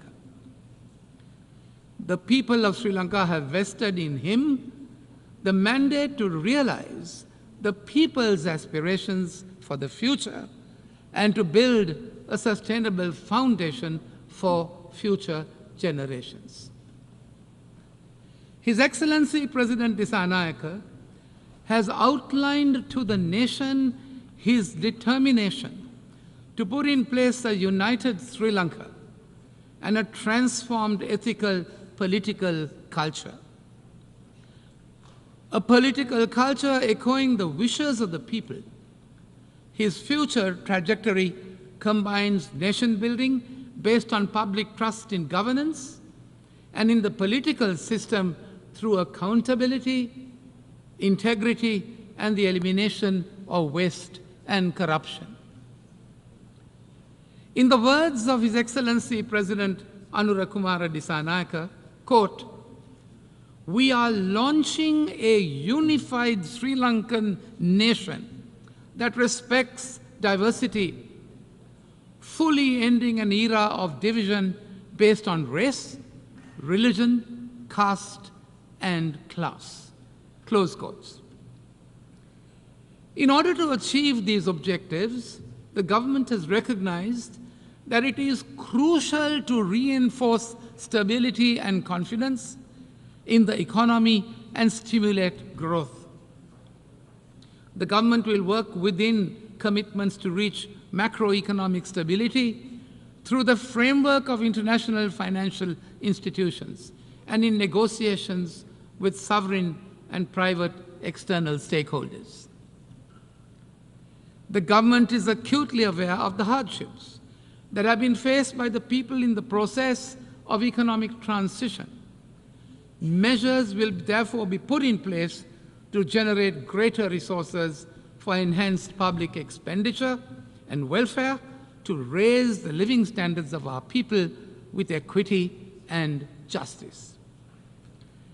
Mr. President, the recent vote for change by the people of Sri Lanka presents us with a renewed opportunity, and we are determined to succeed, including with the support of our friends in the international community. Mr. President, despite our consensus on the Pact of the Future, this year's UNGA takes place at a moment of profound global crisis on multiple fronts. In the Middle East, we are closer to wider regional conflagration than when we convened last week, and the humanitarian suffering in Gaza gets worse by the day. The achievements of the SDGs now appears beyond our reach, and we are off target on the Paris climate goal to limit the temperature increase to 1.5 degrees centigrade above pre-industrial levels. Big power rivalries and geopolitical tensions have reignited and widened, and new rifts are reappearing on north-south lines. Racism, intolerance, discrimination, and xenophobia against migrants are on the rise. Theaters of conflict and tension have opened up on land and in oceans. The developments in the digital realm provides a fertile ground for proliferation of disinformation and hate speech, with the potential of violence. Mr. President, the lingering impact of the pandemic have reverberated throughout the global economy, creating profound economic insecurities, threatening free trade and leading to protectionist barriers.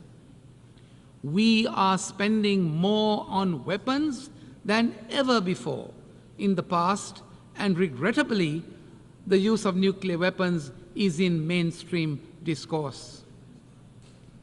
New domains are being weaponized, including outer space and cyberspace, while the use of AI is challenging international humanitarian law in the battlefield. Excellencies, today a large number of developing countries, including my own, face a debt crisis of unprecedented proportions. This debt distress severely impedes our ability to invest in sustainable development, as we are unable to meet these financial obligations while simultaneously investing in the future and the well-being of our people. It is a fact that financing challenges remain at the heart of the sustainable development crisis. As per the Financing for Sustainable Development report of 2024, the SDG financing gap is between US dollars 2.5 to 4 trillion. Staggering, isn't it? Mr. President, given these immense challenges, the need for comprehensive reform of the global financial architecture has never been more pressing. The current international debt resolution framework has failed to respond adequately and efficiently to contemporary challenges. The global landscape has changed dramatically, with global debt, particularly in the developing world, increasingly controlled by international bond markets and non-Paris Club lenders. Think about it. It is therefore time that we review the architecture's traditional moorings. We must urgently reform this system to reflect the new economic landscape. It is therefore necessary, we say, to find a more efficient, comprehensive, and equitable way to address the debt crisis. Mr. President, other institutions of global governance that reflect the world of the past century need to be reformed to meet the challenges of the present and the future. The composition of the Security Council must be expanded to be representative of current global diversity and decision-making. In parallel, the role of the United Nations General Assembly, the most representative primary organ of the United Nations, where all countries have an equal voice, must be strengthened and revitalized. Mr. President, Sri Lanka's commitment to maintaining global peace and security has been unwavering. We recognize that peacekeeping is one of the most effective tools to the United Nations to help member states to manage the difficult phase of transitioning from conflict to peace. Sri Lanka has been contributing to United Nations peacekeeping operations in some of the most hostile and demanding deployments. Over 23,000 men and women from Sri Lanka, armed forces and police have contributed to ensuring international peace and security under the UN banner over the past 6 decades and has been commended for high-caliber service. Mr. President, beyond economic recovery, we face an even greater existential threat, the ongoing climate crisis, and the accompanying need for a just energy transition. Although our development strategy has not contributed to climate degradation, Sri Lanka has taken concrete steps to address these challenges. We will increase our nation's forest coverage and increase renewable energy in our energy mix. It is time for developed countries, Mr. President, to fulfill their obligations and assume their fair share of responsibilities under the principle of common but differentiated responsibilities. We need their support in mitigation and adaptation efforts, as well as compensation for loss and damage. Without a concerted international effort, Mr. President, to bridge the climate financing gap, the burden of climate impacts will continue to fall most heavily on those least responsible for the crisis. Sri Lanka is committed to phase out coal by 2040 and reach net zero carbon emissions by 2050. As a climate vulnerable country, Sri Lanka has been advocating for operationalization of the Loss and Damage Fund and called for climate justice. There is therefore an urgent need, we say, for increased climate financing, especially for vulnerable developing nations like Sri Lanka. Mr. President, 2 other critical issues which are also relevant to Sri Lanka as an island nation were part of the discourse during this year's high-level week. Sea level rise is an imminent reality affecting millions. While Sri Lanka has taken mitigatory measures nationally as included in the National Adaptation Plan for Climate Change, it is through concerted international action that solutions can be implemented to halt the global warming that is the cause of sea level rise.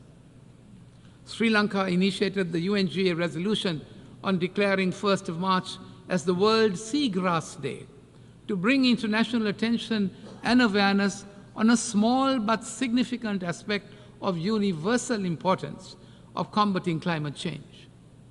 Sri Lanka has further been recognized for its contribution to mangrove regeneration programs as a 2024 World Restoration Flagship by the United Nations under the UN Decade on Ecosystem Restoration. Mr. President, antimicrobial resistance has become a critical public health issue the world over, with bacterial resistance linked to around 5 million deaths worldwide annually. Alarming. AMR, if not contained, has the potential to spiral into a development issue, as well with life expectancies declining worldwide. We welcome the target of mobilizing US $100 million through the Antimicrobial Resistance Multi-Partner Trust Fund to ensure that 60% of countries have funded action plans by 2030. However, international cooperation, Mr. President, and sustainable financing must increase to meet this goal. Mr. President, as we seek solutions to global challenges, we must harness the power of technology and innovation. Digital technologies and artificial intelligence offer unprecedented opportunities to accelerate sustainable development. Sri Lanka aims for sustained growth by innovation and envisages an equitable digital transformation through the establishment of accessible digital public infrastructure. At the same time, we call for increased capacity building and technical assistance to bridge the global digital divide and empower all countries to leverage these tools for the betterment of their people. Mr. President, the General Assembly's theme calls on us to leave no one behind and to act together for the advancement of peace, sustainable development, and human dignity for present and future generations. In Sri Lanka, 38% of our total population is youth, which is the most capable and dynamic resource that can contribute to our future development. Sri Lanka advocates for increased youth participation in decision-making processes. After all, the Declaration on Future Generation is theirs. Simultaneously, the new Sri Lanka will realize the aspirations of a just society with greater empowerment for women who make up to 52% of our population. Mr. President, as we look towards the future, we must also address one of the gravest injustices that this Assembly has inherited from the past. Sri Lanka has repeatedly voiced its concern over the dire humanitarian situation in the occupied Palestinian territories. We reiterate our support for the recognition of the legitimate and inalienable right of the Palestinian people to statehood and join the call for a two-state solution based on the 1967 borders in line with all UN resolutions. As a country, Mr. President, that has suffered separatist terrorism for decades, we condemn the terrorist attacks in the Middle East and elsewhere in the world. Sri Lanka calls for complete and unconditional lifting of all unilateral coercive measures imposed against any country as they hinder free trade, right to development, and have unintended humanitarian consequences. Mr. President, as an island country, we are concerned about the present environmental and geopolitical aspects relating to the oceans. We want our oceans to be free of rivalry, free of conflicts, free of pollution, and to be able to sustainably manage our marine resources. The UNCLOS, with its cohesive and universal nature, provides us with a say in shaping the global maritime system. Sri Lanka remains committed to the balance and collaboration embedded within the treaty, enabling freedom of navigation and sustainable use of the oceans, respecting the sovereignty of the coastal states. Mr. President, we must recognize that global challenges demand global solutions. In our interconnected world, no country can solve these complex problems in isolation. We must strengthen our international institutions, enhance knowledge sharing, and foster strong relationships. We must work together equitably, ensuring all voices are heard in shaping our shared future. It is encouraging, I say, that several developing countries are on the cusp of becoming the leading economies of tomorrow. We must bolster South-South cooperation to foster economic growth, social progress, and sustainable development among us. However, South-South cooperation is not a substitute, we appreciate, for the responsibilities of the Global North as set out in the Addis Ababa Action Agenda and the Paris Agreement.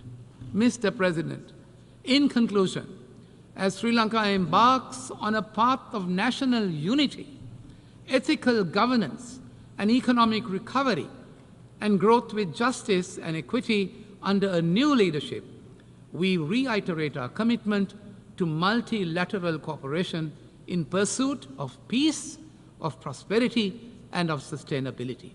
We must harness the power of international solidarity, my dear friends, to confront the interconnected challenges before us, as well as to explore durable solutions to the generations to come. I thank you, Mr. President.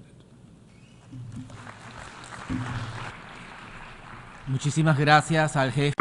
I thank the head of the delegation of Sri Lanka. I now give the floor to His Excellency Mr. Song Kim, head of the delegation of the Democratic People's Republic of Korea.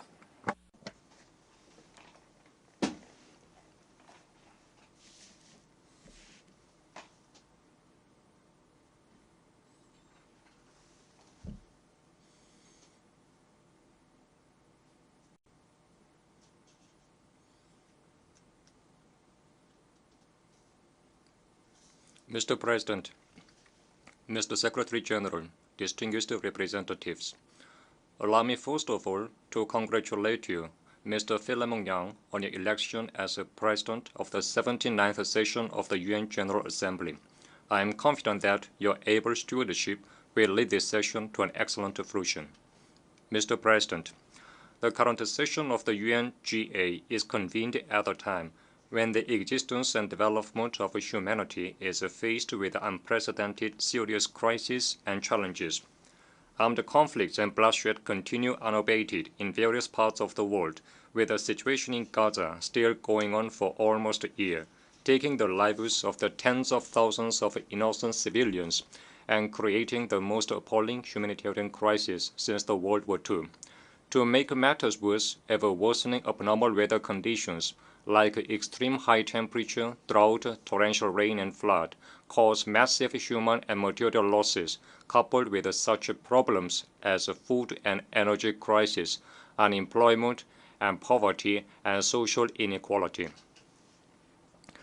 In addition, confrontation, bloc forming, and unilateralism prevail over the spirit of cooperation, unity, and multilateralism, which run through the UN Charter, thus creating obstacles to tiding of international crisis.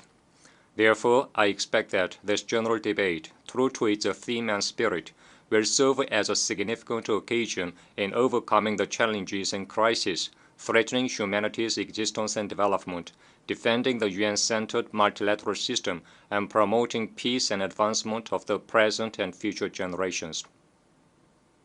Mr. President, I consider it important for each and every UN member state to fully discharge its responsibility with a view to overcoming present crisis and promoting social progress, and better standards of living as stated in the UN Charter. From this viewpoint, I'd like to outline the principal stand of the DPRK government and its efforts directed to achieving socio-economic development, defending regional peace and stability, and realizing international justice. Today, the world is faced with challenges with no exception to the DPRK as well. However, valuable successes are being recorded in the socio-economic field, thanks to the correct line of the government and its steady implementation. First, the DPRK government puts it as the primary state policy to keep supplying the children under school age with dairy products and provide the school children with essential stationery at the state's expense.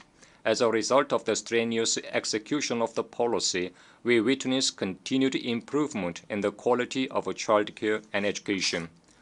We also find an outcome of our effort to achieve a sustainable development of the national economy. The trend of growth continues in various fields, such as light industry and agriculture, and remarkable successes are registered in promoting the welfare of the people, including the work to provide all residents of both urban and rural areas with new dwelling houses free of charge.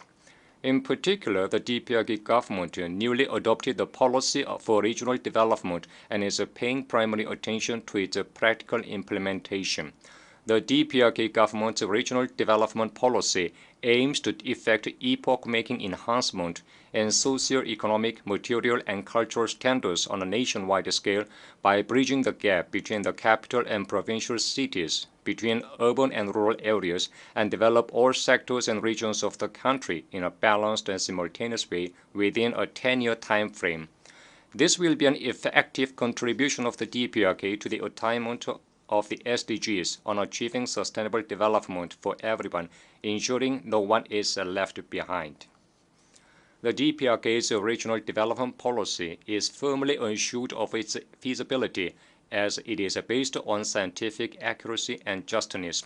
In 10 years' time, the world will witness a completely changed development of the DPRK.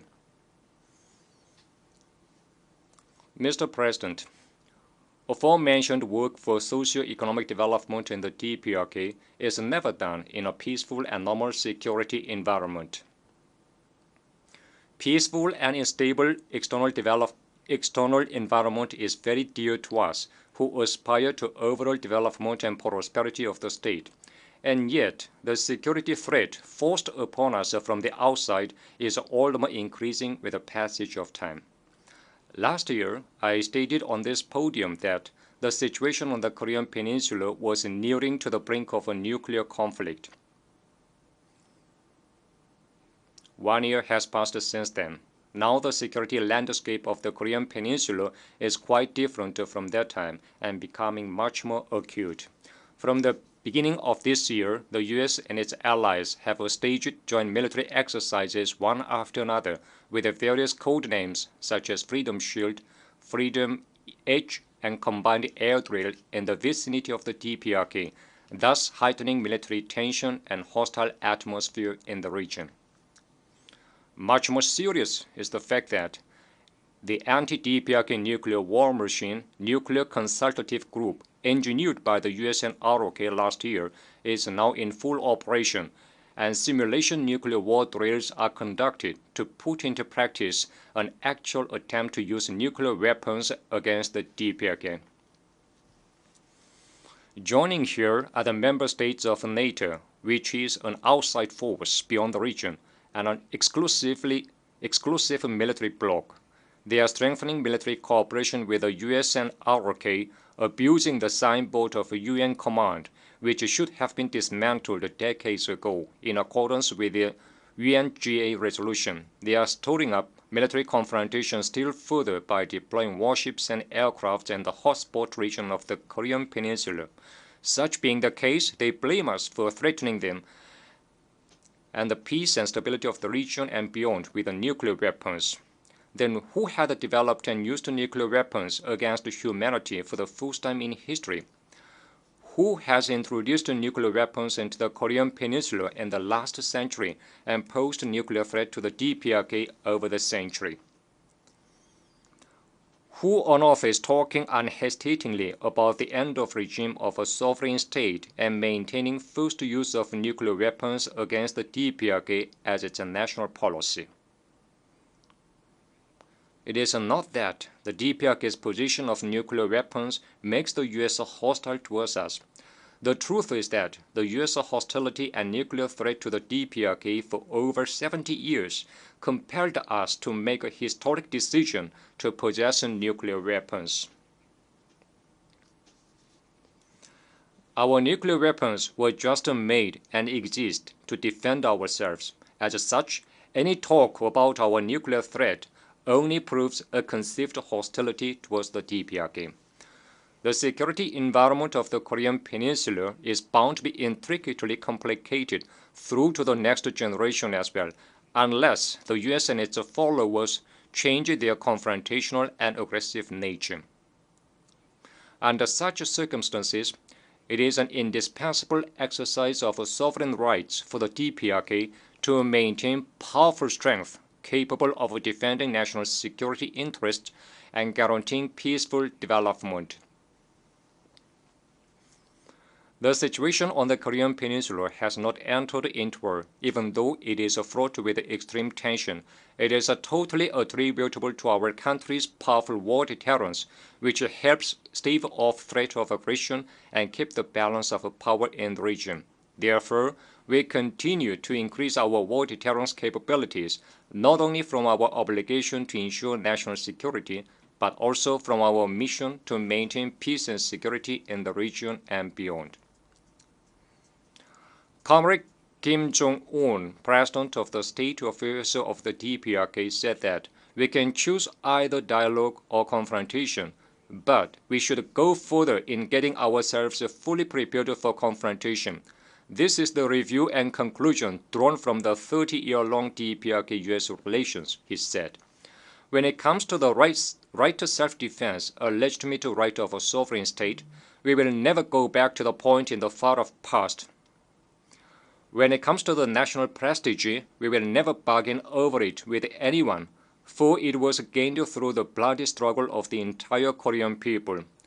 Whoever takes office in the United States, we will only deal with a state entity called the U.S., not the mere administration. Likewise, any U.S. administration will have to face the DPRK, which is different from what the U.S. used to think. Mr. President, it is the invariable external policy of the DPRK government to champion justice and peace, aspire after progress and development, and promote friendship and solidarity. This is also the idea running through the UN Charter. From this viewpoint, the DPRK government stands strongly against the acts of dividing international political arena into two camps with unlawful double standards, giving precedence to their hegemonic interests and disturbing peace and stability. At present, many factors obstruct attainment of the SDGs set forth by the UN.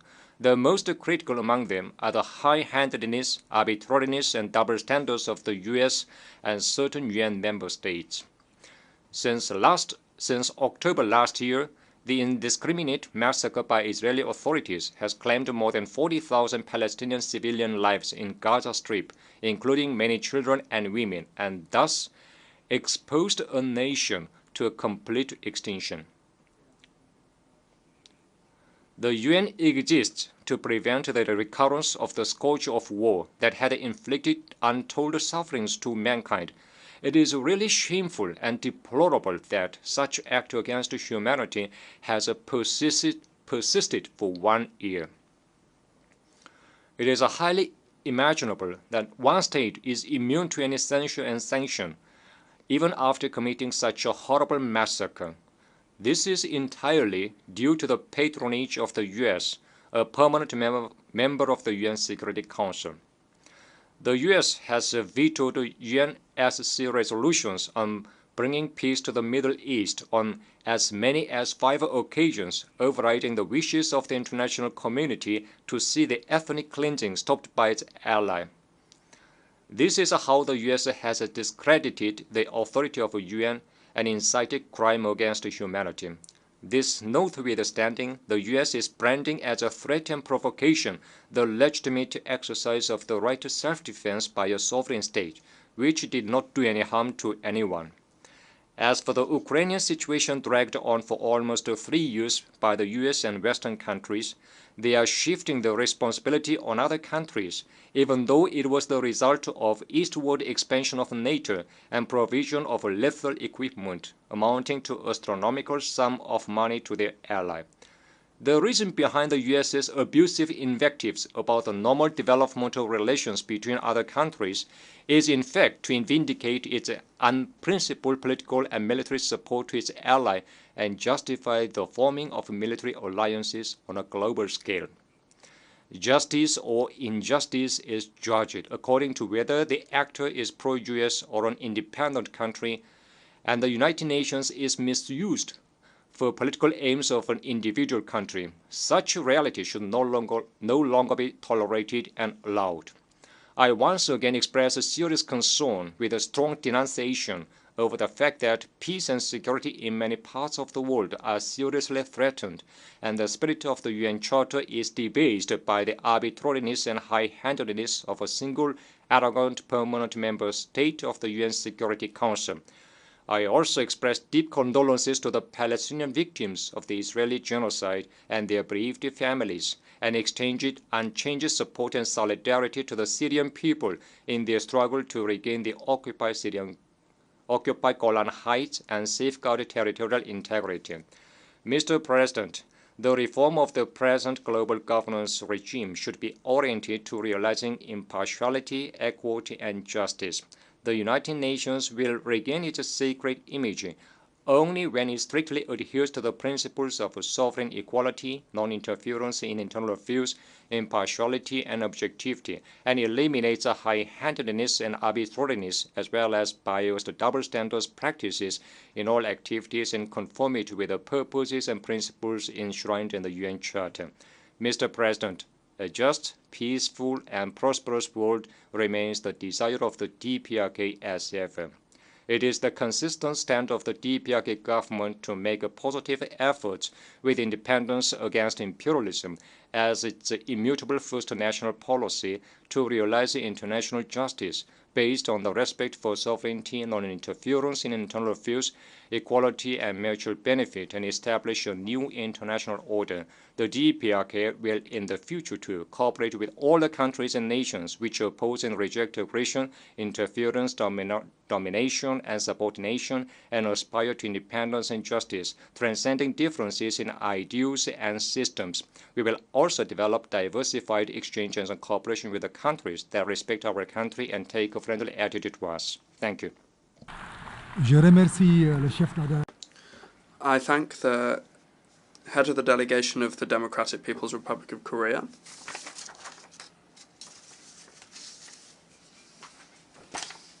And I now give the floor to His Excellency Tibuori Tito, head of the delegation of the Republic of Kiribati.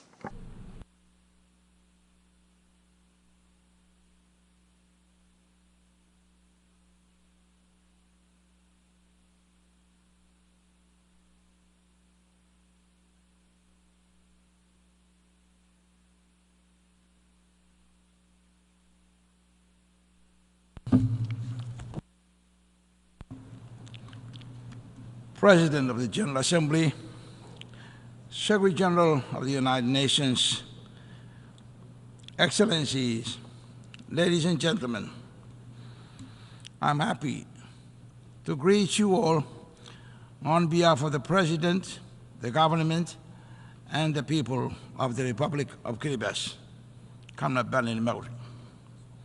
At the outset, I wish to join other delegations in congratulating Your Excellency, Mr. Philomena Yang, the government and the people of Cameroon on your election as the President of this 79th session of the United Nations General Assembly, and to assure you of Kiribati's full support and cooperation as you steer our work over the next 12 months. We also acknowledge with gratitude the effort and work of the outgoing President of the 78th session, His Excellency Dennis Francis of Trinidad and Tobago, for his leadership for the past year. It is with immense pride and a deep sense of responsibility that Kiribati stands before this assembly, marking the 25 years of its membership of the United Nations. A quarter of a century ago, on 14 September 1999, Kiribati joined this esteemed body and became the 186th member of this UN family.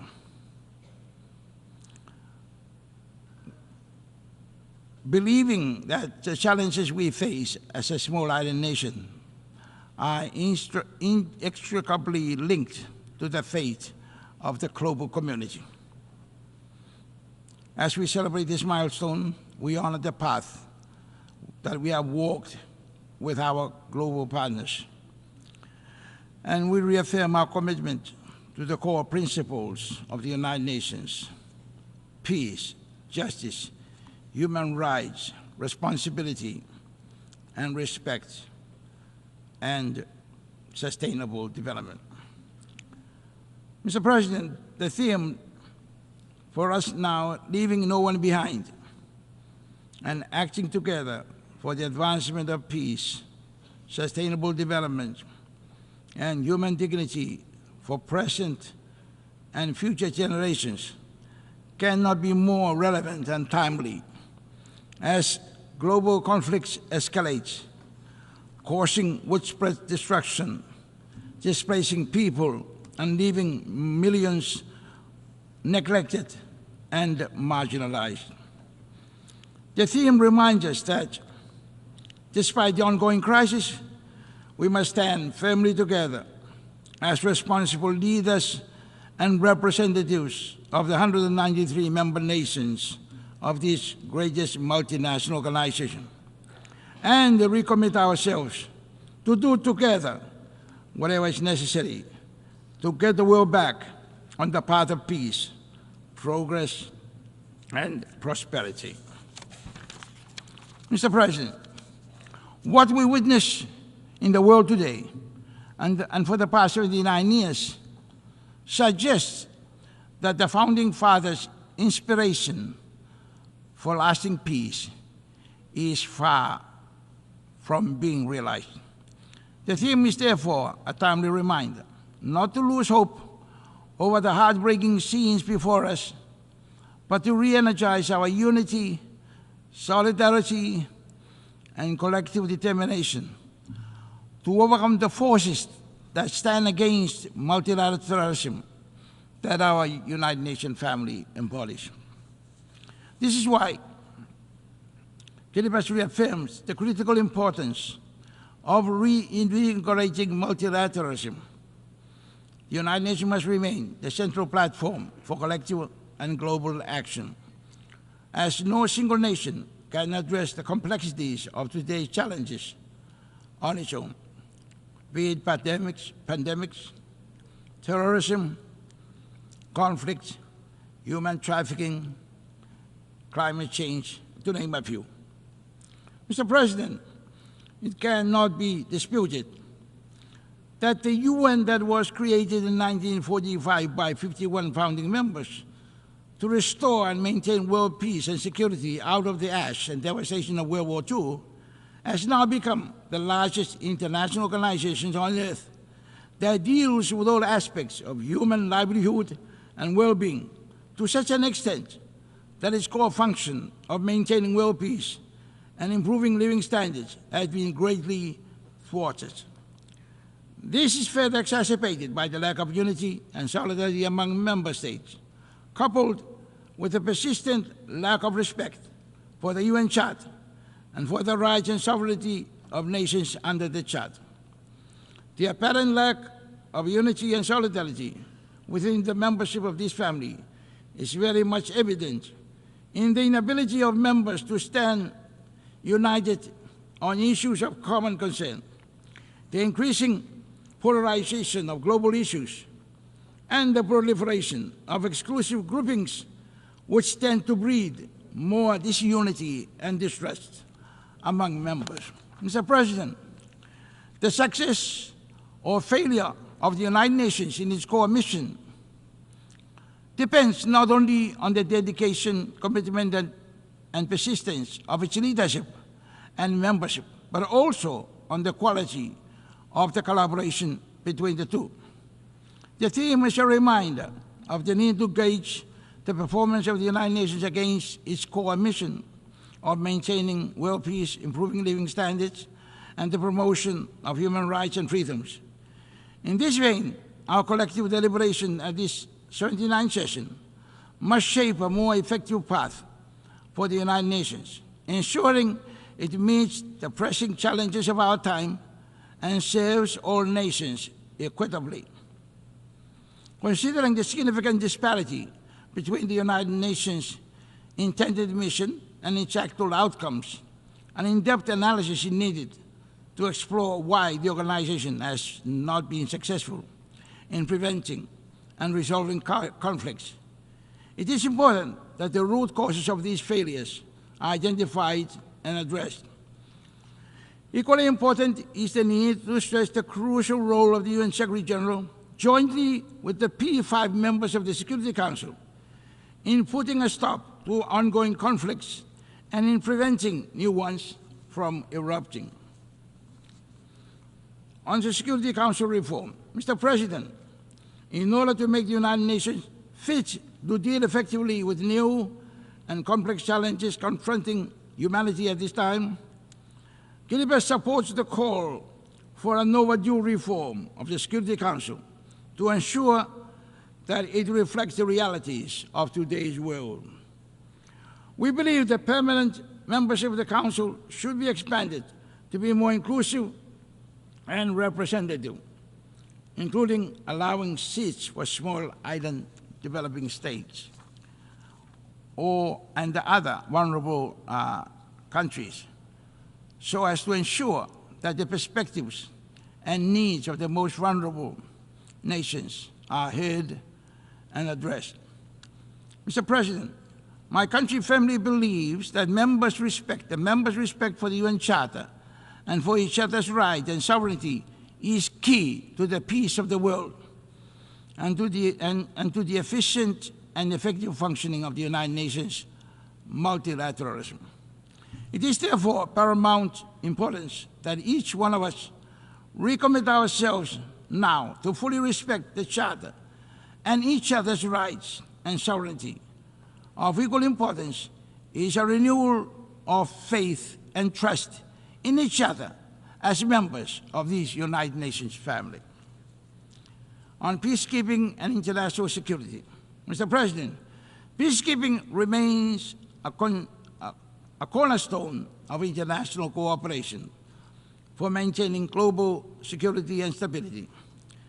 Kiribati is grateful to have contributed to this effort by deploying police personnel to support the United Nations peacekeeping mission in South Sudan. Kiribati remains steadfast in its belief that global peace can only be achieved through collective action, and we will continue to play our part in this regard. Mr. President, Kiribati firmly believes that a country without peace, as is now seen in the case of countries that are currently devastated by wars and conflicts, cannot undertake any meaningful development while their people are deprived of enjoying a normal way of life and forced to live in refugee camps or as homeless people surviving through charity and humanitarian donations. People living in such dire conditions have no way of becoming economically productive in order to feel a sense of human pride and dignity, and cannot voluntarily free themselves out of such a predicament until the conflict has been resolved, peace restored, and life is back to normal. In other words, development and human dignity are not achievable without peace. Peace must be achieved first. On the Treaty on the Prohibition of Nuclear Weapons, Mr. President, Kiribat's unwavering commitment to global peace is deeply rooted in the tragic history with nuclear weapons. As a nation that has witnessed harsh and destructive with long-lasting consequences of nuclear testing, Kiribati remains steadfast in our support for the Treaty on the Prohibition of Nuclear Weapons, a landmark agreement that represents a collective effort to eliminate the threat of nuclear weapons from our world through complete nuclear disarmament.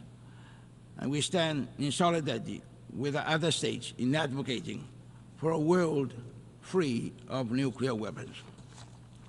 Mr. President, Kiribati recently launched its first ever foreign policy during its 45th National Day celebration on 12 July this year. This landmark document principally seeks to enhance the policy objectives that the core pillars of Kiribati's vision for 20 years. It captures the way forward on how we seek to engage effectively and strategically with our partners in areas of shared and mutual interest. And it seeks to develop our nation and people, while at the same time protecting our right to self-determination over our huge ocean and airspace territory.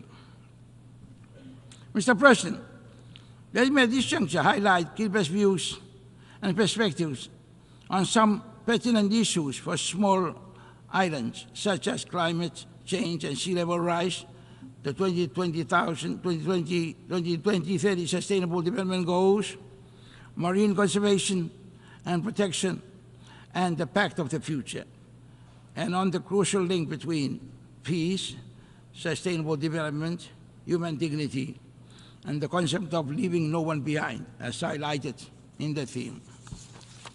Mr. President, Kiribati's designation as a least developed country reflects not only our economic challenges, but also our acute vulnerability to climate change.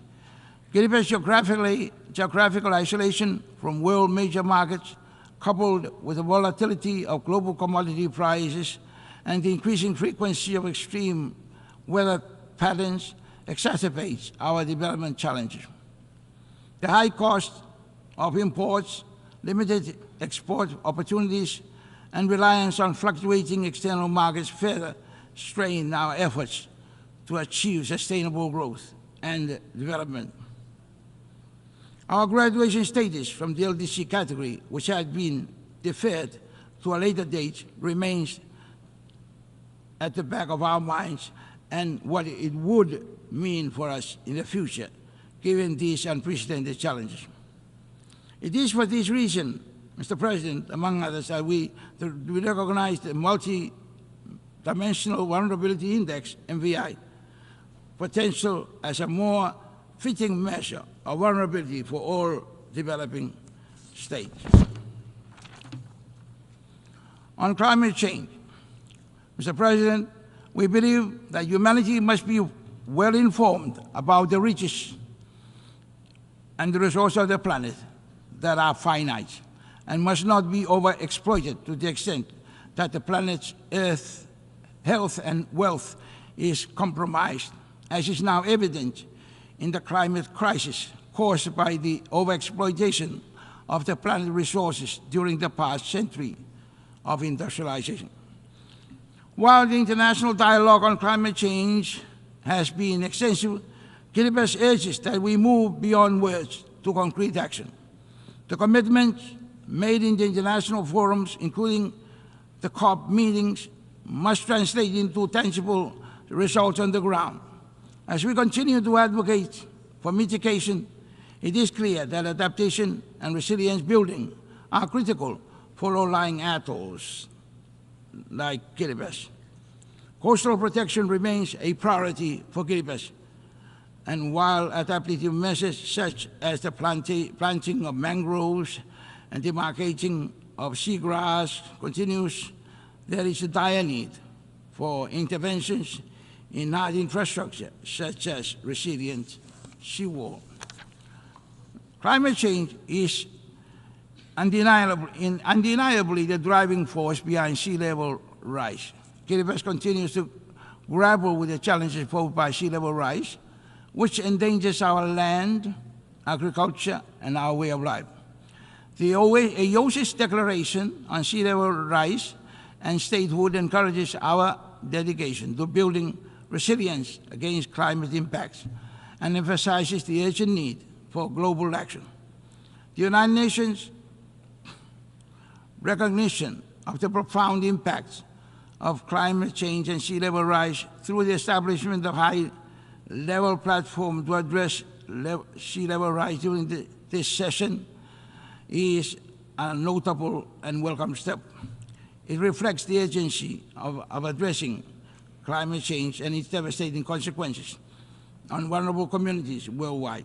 In line with the commitment of the 2050 Blue Pacific Strategy, we strongly advocate for global climate action, including maintaining the 1.5 degree Celsius goal and addressing sea level rise as essential to safeguarding the livelihoods, identity, sovereignty, and security of the Pacific Island communities, especially low-lying atolls, which are only 2 or 3 meters above sea level.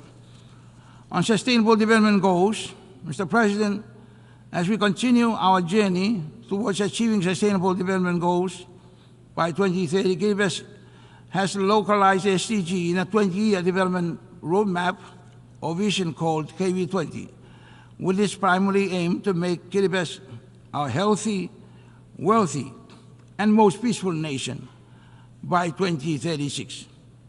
This localization effort ensures that the SDGs are not merely theoretical goals that are embodied in our national policy projects and initiatives. Sustainable development is crucial for the long-term resilience and prosperity of Kiribati and other small island developing states. However, the realization of these goals require enhanced capacity development, technology transfer, and stronger data support systems to better meet the unique and special circumstances of vulnerable countries. Kiribati also commits and looks forward to the implementation of the Antigua and Barbuda Agenda, ABAS, focusing several key areas aimed at promoting sustainable development, resilience, and addressing the unique challenges faced by small and developing states, such as climate change, resilience, sustainable economic development, access to financing, biodiversity, conservation, to name a few. ABAS reflects the need for tailored solutions that recognize the unique circumstances of states while promoting sustainable development and resilience against external shocks. On marine conservation and protection, Mr. President, fisheries continue to hold prominence as a priority sector within our Kiribati vision for 20 years plan. Given that ocean resources are significantly contribute largely to our economy. Kiribati's huge reliance on the tuna fishing license revenue, which finances about 70% of the government's annual expenditure budget, makes it mandatory for the government to take special care of the health of the marine environment, as evidenced in its adoption of the marine spatial planning of its entire 3.5 million square kilometer of its tuna-rich ocean resource. In order to promote public awareness and participation in marine protection and conservation, a number of programs have been launched in some villages and communities in which people are encouraged to make village-based rules protecting fisheries in the areas against overexploitation and sanctioning offenders in accordance with well-accepted cultural practices. However, our limited capacity in monitoring the surveillance of our large economic zone are highly susceptible to illegal, unregulated, and reported fishing, IUU, fishing expeditions. Considering our heavy reliance on our fisheries for livelihood and revenue, Kiribati remains deeply committed concerned about the ongoing challenge of IUU, which undermines not only our national effort to sustainably manage marine resources, but also global progress towards achieving the Sustainable Development Goals. IUU fishing significantly impacts our national economy by depleting fish stocks, undermining sustainable fishing practices, and reducing revenue for local fisheries. This threatens the economic stability and the livelihood of our people dependent on fishing.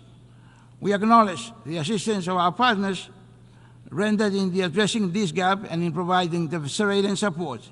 Kiribati calls upon the international community to strengthen cooperation and action to combat IUU fishing, ensuring that sustainable fisheries management become a reality for all nations, especially those most vulnerable to its impact. Kiribati is acutely aware of the profound significance of the ocean to our livelihood, culture, and environment. And this is why we invest a lot of effort in the preservation and protection of our marine environment.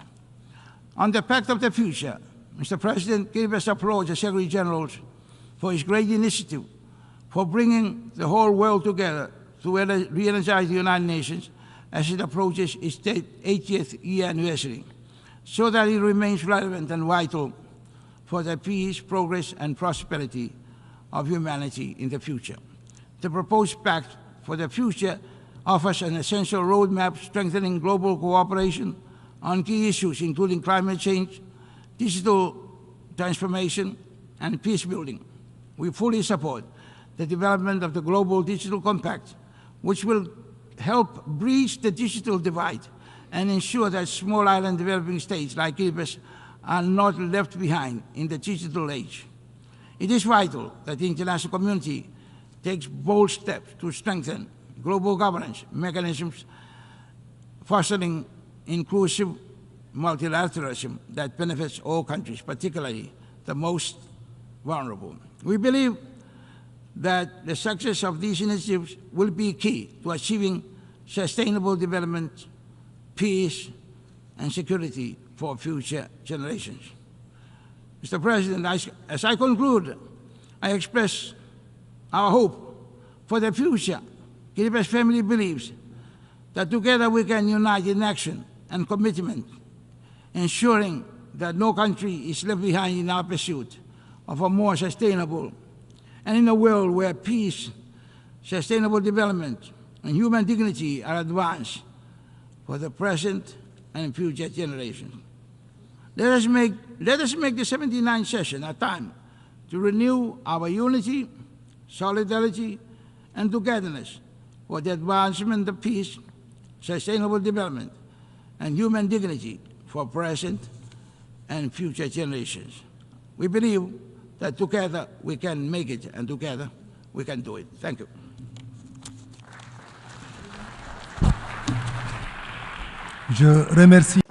I thank the head of the delegation of Kiribati, and I now give the floor to His Excellency Mr. Mohamed Siad Douale, head of the delegation of Djibouti.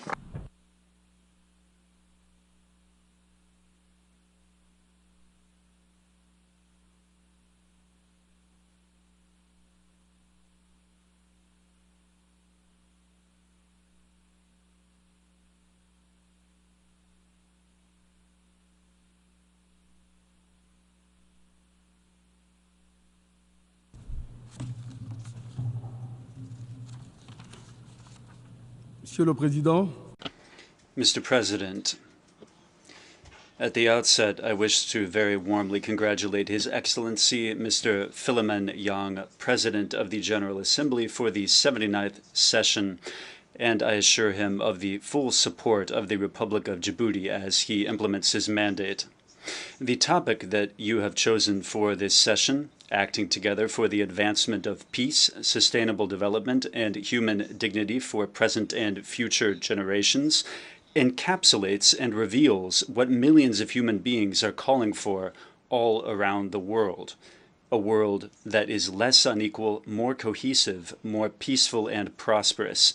A world where unity is not mistaken for the negation of individuality, and where the recognition of a common destiny channels everyone's energy into forging a better common future. We reiterate our gratitude to your predecessor, Mr. Dennis Francis, for his outstanding work as well.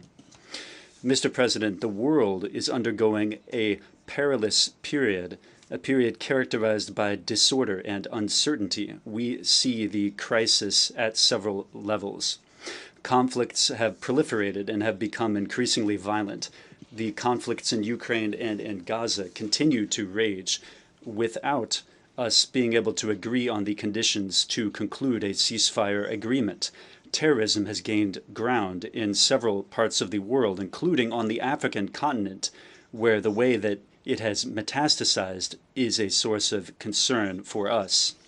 The deficit in annual financing for the SDGs has deepened dangerously every day, and many countries are facing a financially difficult situation, which is aggravated by multiple external shocks and the burden of debt. The crisis of confidence among member states has affected the multilateral system while sapping its credibility. The risk of geoeconomic fragmentation and trade wars are a set of factors that negatively impact world economic growth. They produce a chaos that drowns out the interests and the voices of developing countries.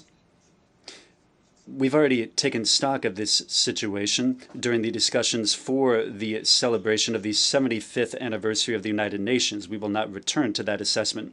The question now is to know whether we are capable of utilizing the window of opportunity for renewal that is open to us, because fortunately, such windows of opportunity do exist. We must redouble our efforts, overcome our divisions, and undertake collective action to put an end to conflicts, to put in place policies, investment programs, and partnerships to make up for the delays in the implementation of the SDGs, and to reform international financial institutions so that they are able to respond promptly and effectively to the emergencies and the systemic shocks facing many countries in the world. Mr. President, financial institutions must provide developing countries with greater subsidies and access to financing under favorable conditions while maintaining their risk tolerance for investments in sustainable development. This includes the use of innovative risk instruments. These solutions need to be discussed, and their implementation should be addressed in greater depth at the Economic and Social Council, whose role and position must be strengthened. The United Nations, as stated in the Charter, must play a major role in the work of world economic coordination because it is the organization that is the most democratic. ECOSOC must continue to play a leading role in identifying emergent challenges and in promoting innovation and achieving economic, social, and environmental integration of sustainable development. We take this opportunity to express our sincere gratitude to the member states of the United Nations for the trust that they have placed in my country, Djibouti, by electing it last June as a member country of ECOSOC for the period 2025 to 2027. You may count on Djibouti to champion the priority areas in ECOSOC throughout its mandate. Mr. President, like many developing states, Djibouti faces major challenges due to climate change, including rising temperatures, dwindling water resources, and rising sea levels. Given these persistent threats, the government of Djibouti has put in place a series of ambitious, multidimensional measures aiming to mitigate the effects of climate change and to strengthen the resilience of the country. The COP29 will be another window of opportunity for the international community to avoid a situation where the delay in fulfillment of climate change commitments becomes too great to overcome. This is a vital opportunity to elevate adaptation to the level of an absolute priority and to marshal the required resources. The promise of paying out $100 billion per year has not been kept, it is urgent to reestablish trust by moving toward the swift disbursement of the billions of dollars that are needed. There's a need to put in place measures that are needed for adaptation and for an equitable transition toward renewable energies in low-income countries. There's a need to move urgently to operationalize the Loss and Damage Fund, which was established to help countries and people suffering from the inevitable effects of climate change. And there's a need to mobilize additional resources. This is a question that affects the rights of billions of people. It impedes development and poses an existential threat. We welcome the adoption of the Pact of the Future and its annexes, the Global Compact and the Declaration on Future Generations. We live in an era of disruptive technological advances and complex challenges. Djibouti is grateful to the United States for having spearheaded the effort that led to the unanimous adoption by the General Assembly of the first ever resolution on artificial intelligence to promote safe, secure, and trustworthy artificial intelligence systems for sustainable development. We in Djibouti are convinced that preparing for the future requires optimizing our country's human capital as the most sustainable key to economic growth. Like many other African countries, Djibouti's population is young. Its population is a tremendous asset and a huge competitive advantage if it is harnessed through investment in skills development and new technologies to promote quality job and workforce competitiveness. We have the ambition to vigorously pursue education systems focused on accessing advanced technological skills. Mr. President, Djibouti welcomes the progress achieved by Somalia in its efforts to stabilize the country, as well as the holistic approach developed by the government of President Hassan Sheikh Mohammed to deepen peace. We welcome the efforts of the Peace and Security Council to produce a joint strategic evaluation of the situation in Somalia and to produce the draft of a general concept of operations. We need to intensify discussions to agree on the best option for financing the mission. The mandate given to the future post-ATMIS mission is a robust mandate. The security threat posed by the terrorist attacks of al-Shabaab constitutes a major stumbling block to our joint efforts, which must be cleared away as quickly as possible. There is a need to guarantee that the future mission has adequate resources and the equipment that it needs, including force multipliers. We must lend our unstinting support to the efforts of the government of Somalia as it seeks to reposition itself as a key stakeholder in the region. Its mandate in the its term in the Security Council, which will begin next January, will certainly serve as a platform for it to share the lessons it has learned and the experience it has gained throughout these decades of conflict.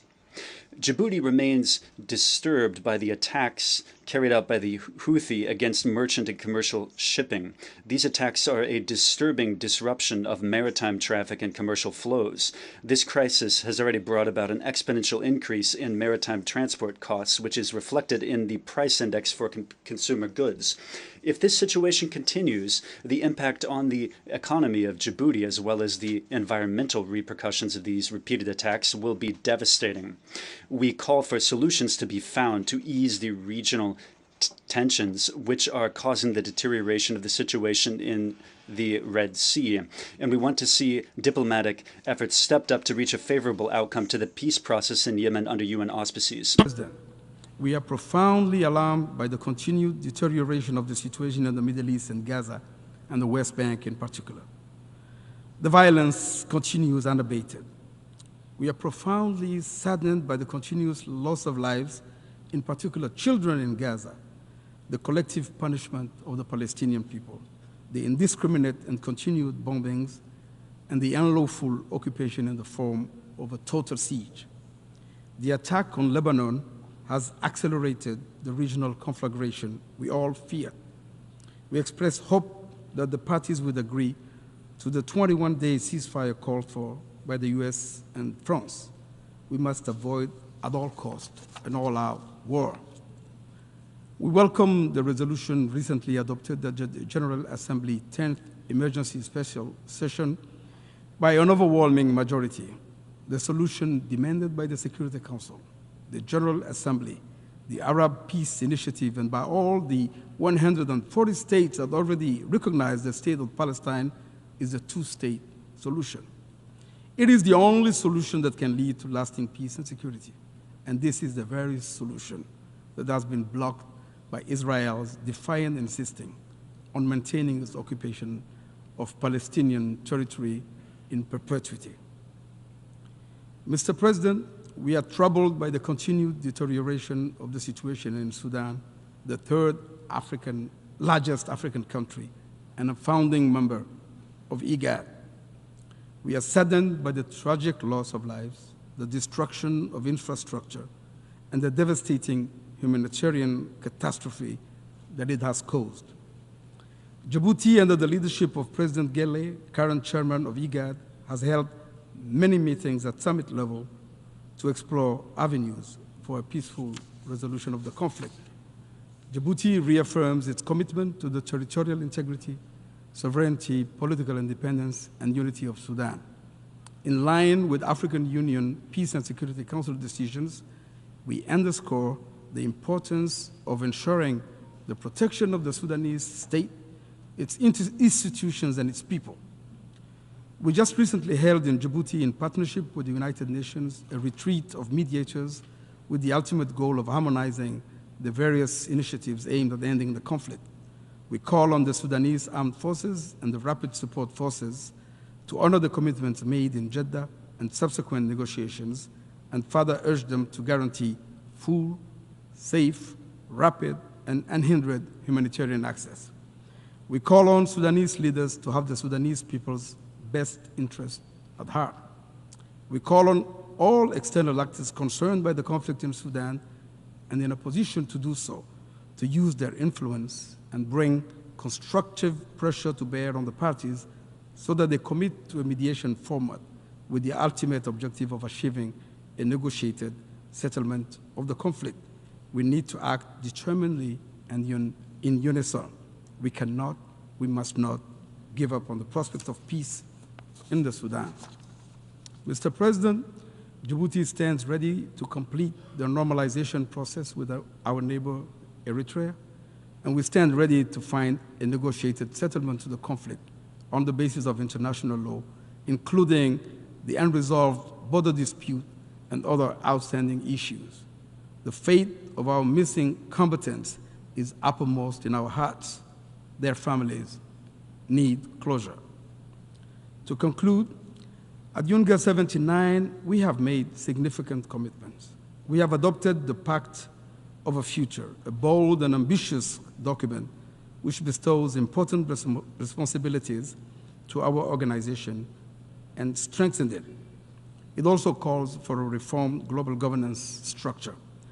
We did it to reject the return to an order devoid of justice, where the strong do what they can and the weak suffer what they must, where there is no rule of law and might triumphs over right. We did it for our own sake and for the sake of our posterity, because we have no choice but to stand up and stand together to prevent a descent into the morass. We now have to honor the commitments made. The stakes are high, because if you don't, the United Nations will continue to be reduced to a symbolic space where non-binding commitments are made but never implemented. Thank you for your attention.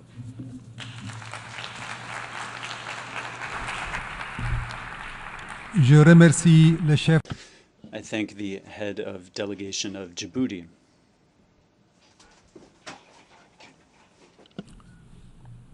Je donne maintenant la parole. And I'll give the floor to His Excellency, Mr. Ernest Roy Musio, head of the delegation of Rwanda.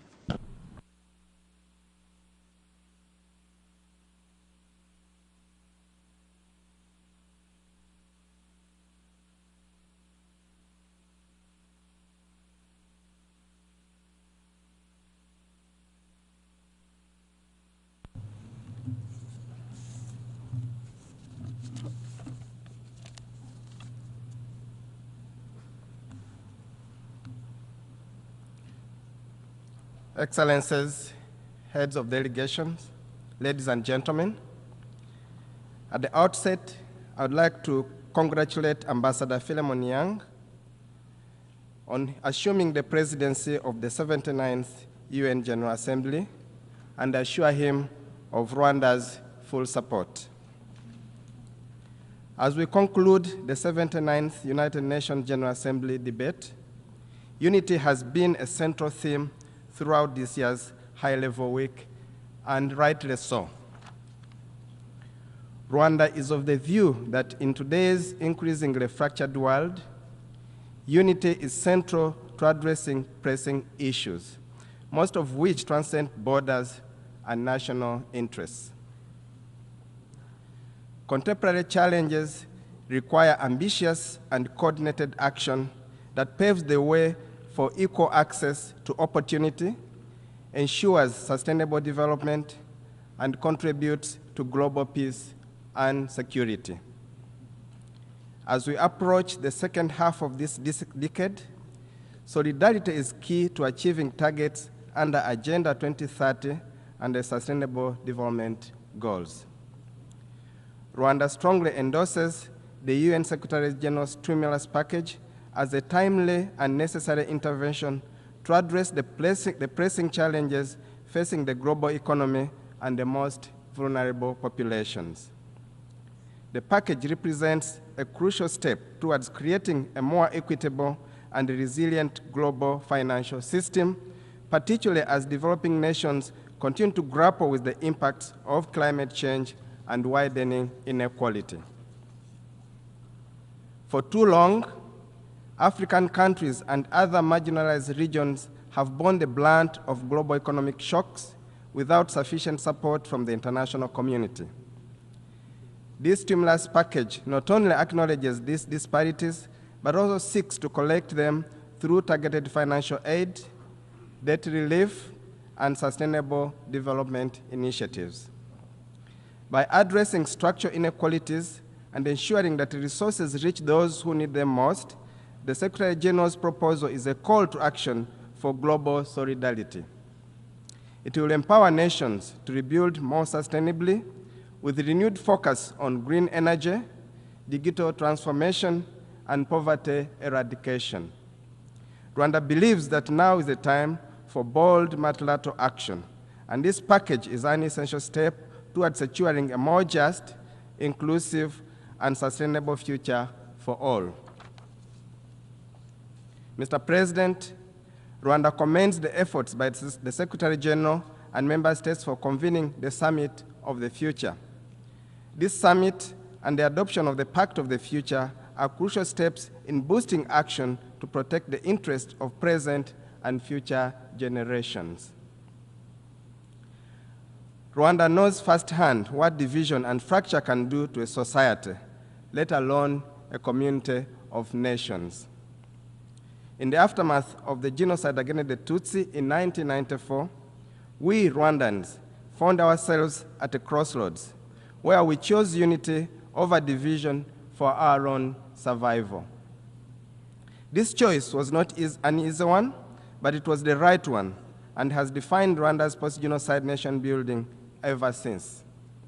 The world now stands at a similar crossroads with a choice to make, to choose unity for the collective good. This is what the Kwibuka Frame of Hope monument in memory of the 1994 genocide against the Tutsi, recently built in the gardens of this United Nations building, stands to remind the world. Excellencies, ladies and gentlemen, reports show that Africa is set to be the engine of future global growth in the decades to come. With the world's fastest growing middle class, estimated to encompass 1.1 billion people by 2060, Africa will take the center stage of global affairs. However, this feat cannot be achieved without the adequate tools to both finance the decarbonization of our economies and mitigate the effects of climate change. Building resilient economies in the global south is an urgent priority, which goes hand in hand with increased solidarity from those who are most responsible for carbon pollution. The pay-to-pollute model is not a viable option. Solidarity and investment are. Consequently, advanced economies should reduce their emissions faster and invest more in African autonomous transition. In a few weeks, the world will gather in Baku, Azerbaijan, for COP29. The international community should seize this opportunity to pledge more green investments in Africa. Additionally, Rwanda encourages nations to join hands and conclude an ambitious global plastics treaty based on a comprehensive approach that addresses the full life cycle of plastics at the upcoming INSC5 in Busan. We have a historic opportunity to demonstrate our collective resolve to end plastic pollution for the benefit of current and future generations. Rwanda stands ready to play a positive role in that direction. Excellencies, esteemed delegates, the year 2024 marks 2 decades since Rwanda's first deployment of troops under the United Nations peacekeeping banner. Today, Rwanda is among the top contributors with deployment in missions across Africa. And yet, insecurity in our region has reached unprecedented levels. This is evidenced by the rising threat of radicalized insurgency in the southern part of the continent, terrorism in the Sahel, or the presence of state-sponsored genocide militias right by our border. Mr. President, no more than ever, cosmetic fixes must be avoided in favor of long-term solutions addressing the root cause of these conflicts. Security is not only achieved by silencing the guns. It is also achieved by building a fit-for-purpose global governance system capable of quickly adapting to crises. Reform of multilateral financial institutions is complementary to the reform of the United Nations Security Council, as both are crucial for creating a more equitable and effective global governance system. The financial institutions which shape global economic policies and the UN Security Council, which ensures peace and security, must evolve to better address the diverse needs of today's world. Without reform, these bodies risk perpetuating inequalities, particularly for Africa, which has historically been underrepresented in decision-making processes. Reforming both the financial institutions and the UN Security Council is vital to ensure fair representation, foster trust among nations, and effectively respond to the pressing challenges of the modern era, such as economic instability, climate change, and conflict. In this regard, Rwanda fully supports the reform of the UN Security Council to enhance its effectiveness and efficiency. Such reforms are necessary to address long-standing injustices faced by Africa, ensuring that the Council becomes more responsive to contemporary global challenges and dynamics. Only through these changes can we build a system grounded in equitable rules, unity, and solidarity. As we conclude this General Assembly, let us remember that history will judge us not by the challenges we face, but how we respond to them. The reforms we seek are not just necessary, but inevitable to ensure a future grounded in justice, equity, and solidarity. Rwanda stands ready to work with all nations, and we believe together we can build the world we want, one where no nation or continent is left behind. Let us seize this moment, for the future of humanity depends on it. I thank you for your kind attention.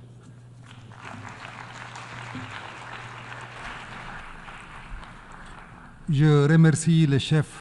I thank the head of delegation of Rwanda. Je donne maintenant la parole à son Excellence. I now give the floor to His Excellency Jose de la Gasca, head of delegation of Ecuador.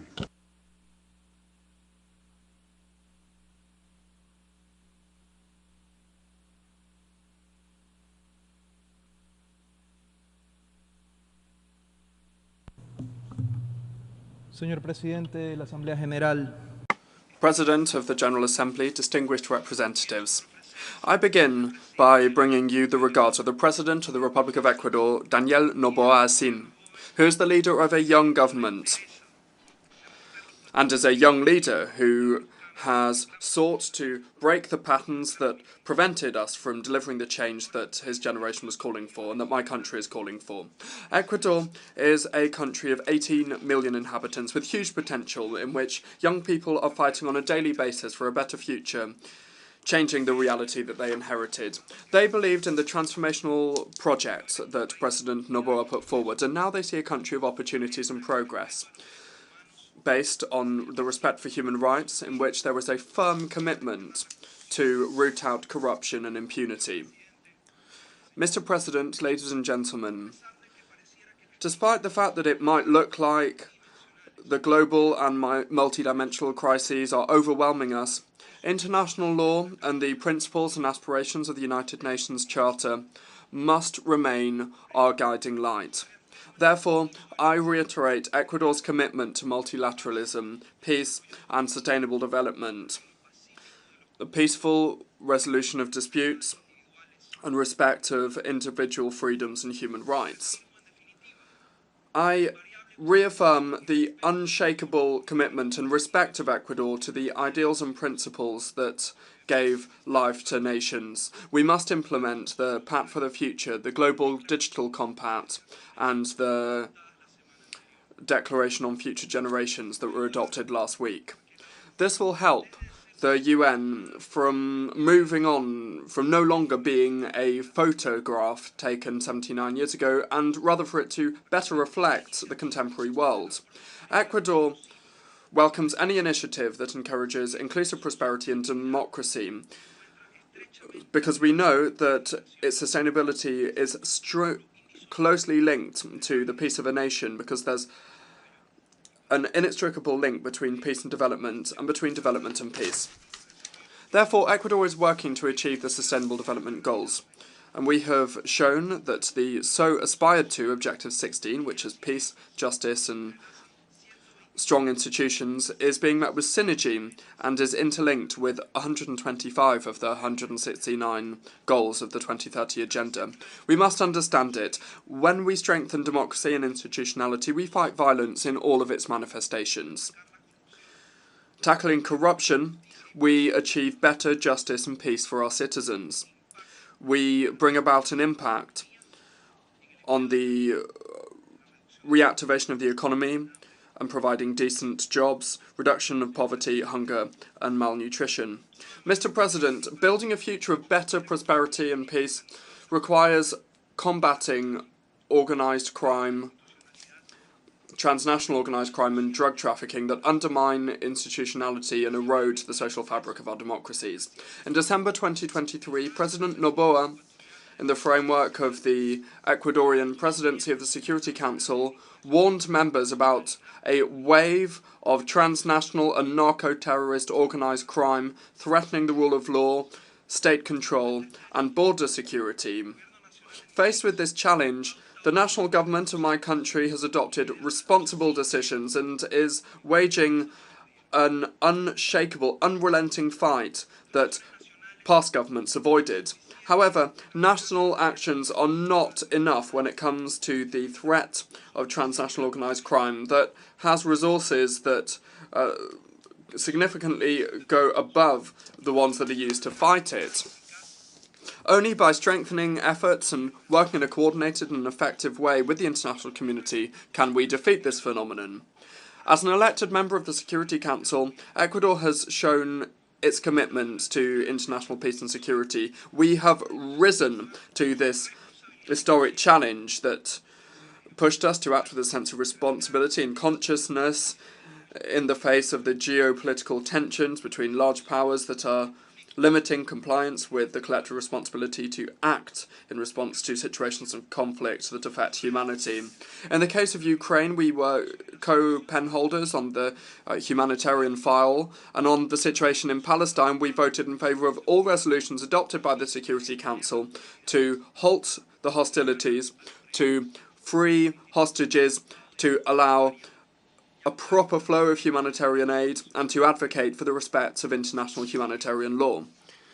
In my region, we are leading the authorization of the Security Council to deploy the multi-dimensional support mission for security in Haiti that was adopted by way of Resolution 2699 in October 2023, and today has just been renewed up to 2025, just a few minutes ago. The role of CARICOM has been key in the support provided to Kenya as leader of the MSS. This first step forward must contribute to the sister Republic of Haiti blazing its own trail towards peace and sustainable development. President, Excellencies, colleagues, to the very end of our term, we will honour the commitment made at this Assembly that elected us with 190 votes to promote the strengthening and maintenance of peace, keeping of peace, respect to the United Nations Charter, prioritising the peaceful resolution of disputes, and democracy and dialogue, protection of civilians as the best way to honour the 75th anniversary of the Geneva Conventions, the fight against transnational organised crime and terrorism, the non-proliferation of and fight against the illicit trafficking of arms, the Women, Peace and Security agenda to move to eliminate the stumbling blocks that prevent women from participating and making decisions in the whole cycle of prevention, construction and maintenance of sustainable peace. Those are all of the commitments we made.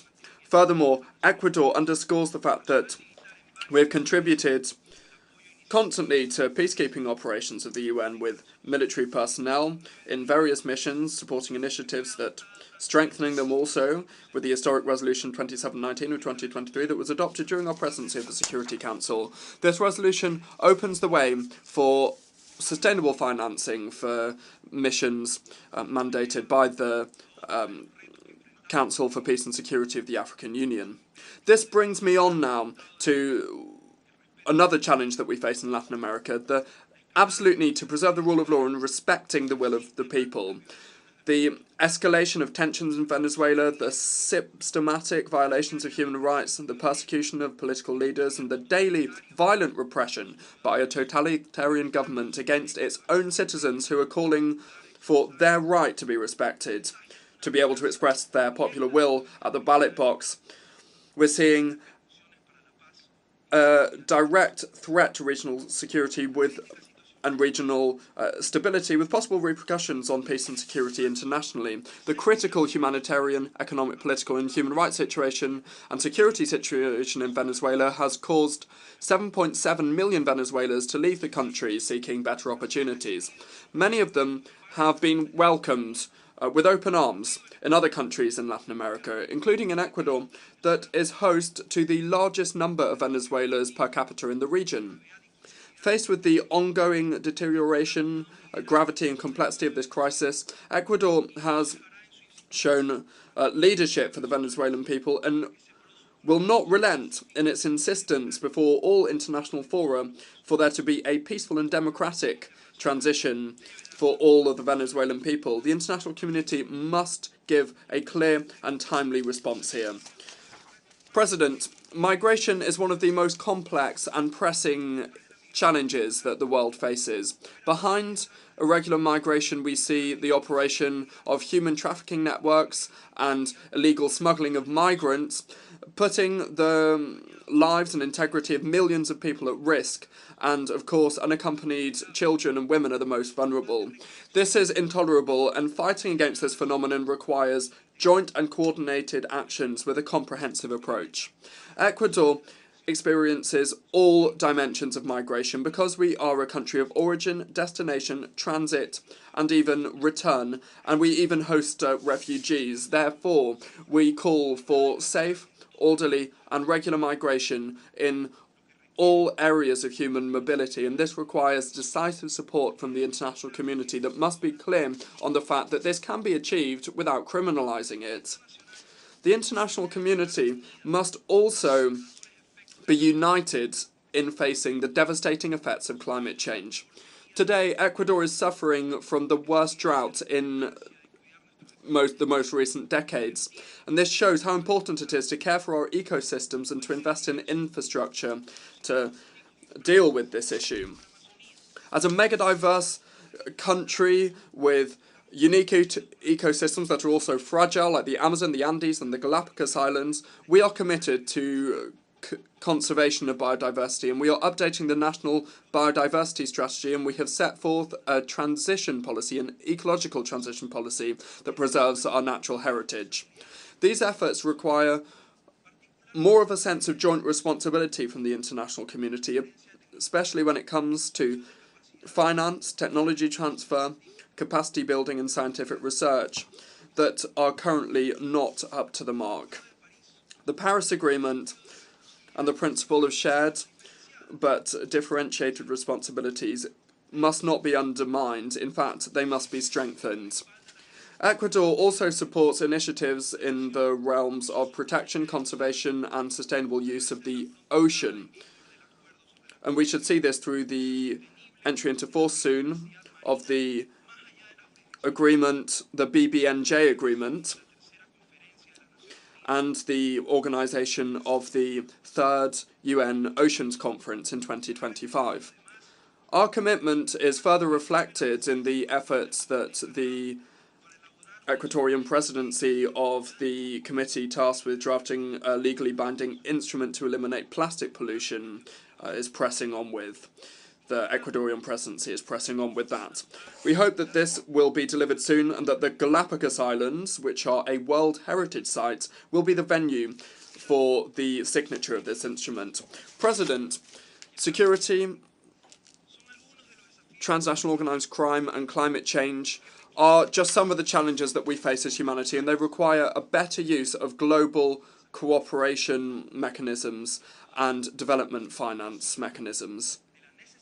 Ecuador is convinced of the need for a true transformation of global governance and its institutions to provide them with legitimacy and thereby avoid them being condemned to irrelevance. And this includes the Bretton Woods institutions and this very organisation. Perfecting the bodies of the UN system is not the ultimate goal, but rather just one step forward to achieve the ultimate goal, which is peace and security in the world. Therefore, bearing in mind the relations between the main organs, in order to benefit from a stronger and more effective Security Council, we also require a more modern and effective General Assembly. We must reaffirm the role of this General Assembly so that it can bring about the necessary reform of the Security Council. Ecuador is clear on the fact that we are a non-permanent member of the Council and we are finishing our term in December this year, but we also know the role of the elected members when we act together is fundamental, and we must continue on this front. An essential part of the transformation is the participation of women in leadership positions.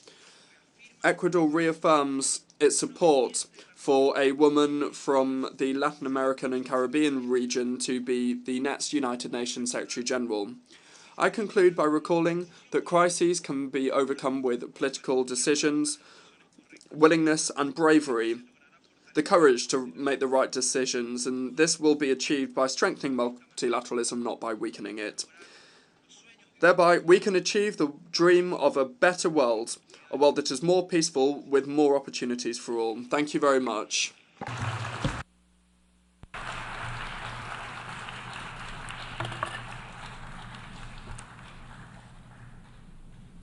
I thank the chair of the delegation of Ecuador.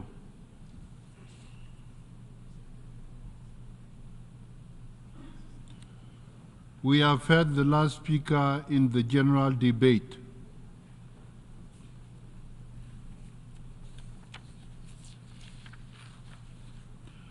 Excellences, Mesdames et Messieurs.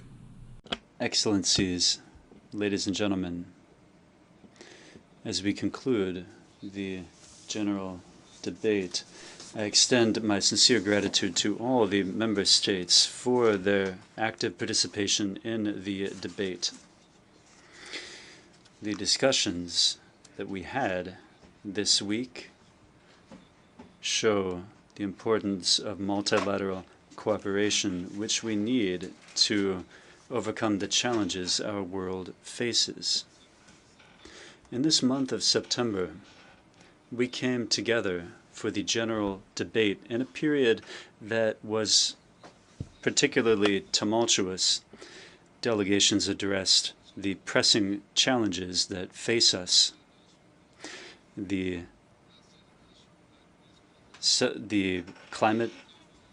crisis of climate change, the sustainable development goals, abject poverty, and a global international financial architecture that is ineffective, persistent gender inequality, and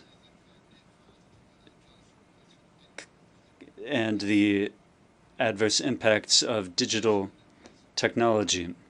These are the main challenges that have emerged from our discussions.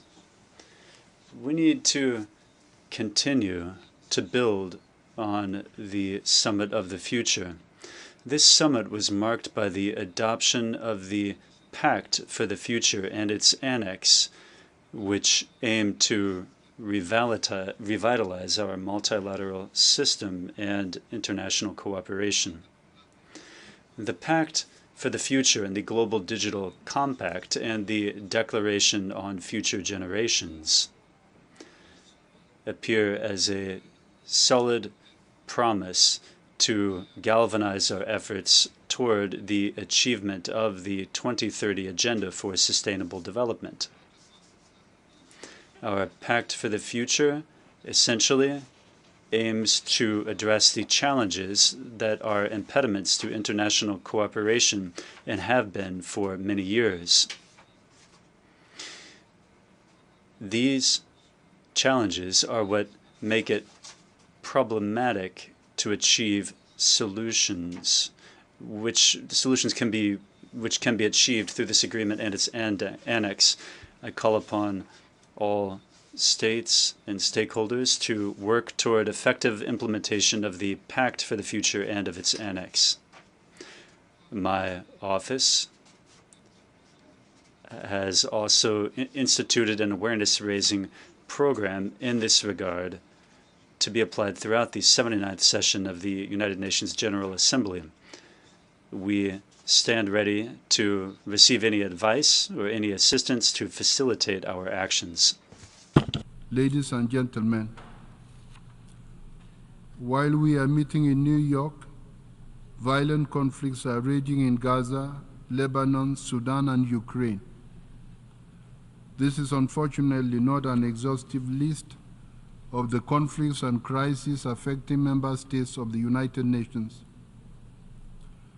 In the last few days, the world has seen an extremely dramatic escalation of violence between Israel and Hezbollah in Lebanon.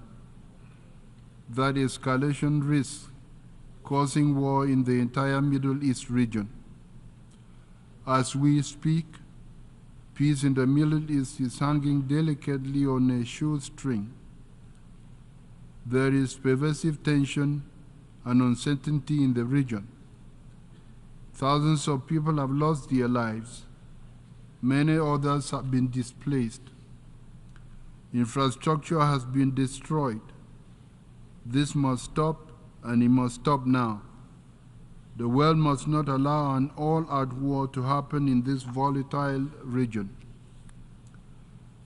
We call on all parties, Israel, Hamas, and Hezbollah, to urgently conclude a ceasefire and for all remaining hostages to be freed immediately and unharmed. I also call on all those with influence on the parties to demand an immediate ceasefire and dialogue. I further call on all states supplying weapons to the region to desist from such actions and give peace a chance, for no sustainable peace will be achieved militarily. Negotiations and diplomatic solutions must take precedence over brutal force.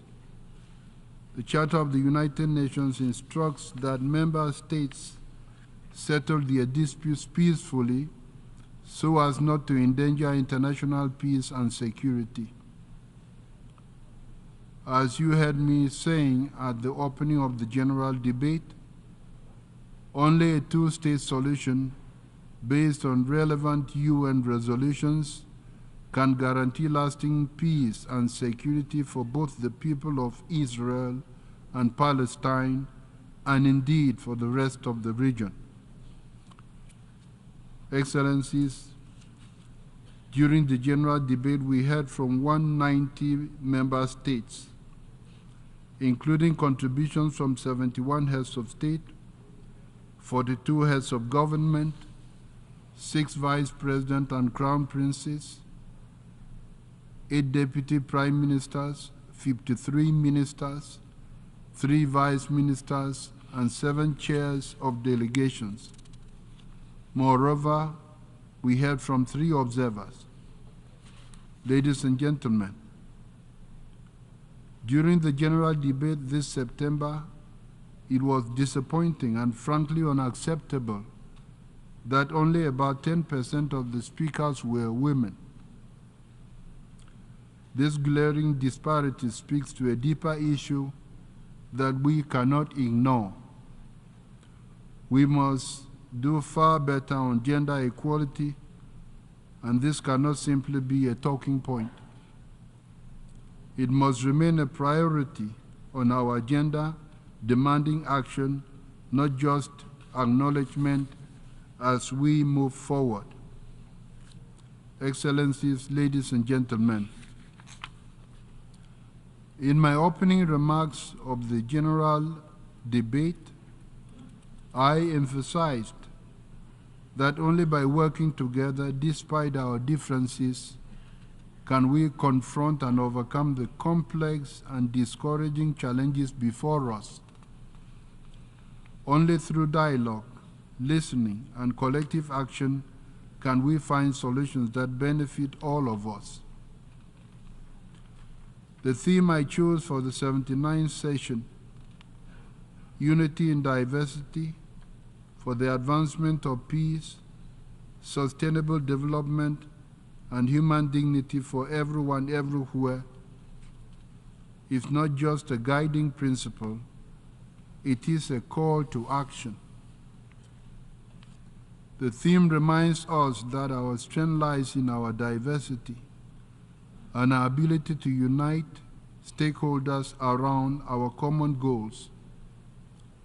Let us all move forward together with this spirit of unity and shared responsibility. Let us continue our work with the clear aim of building a peaceful, just, and dignified future for all. Thank you.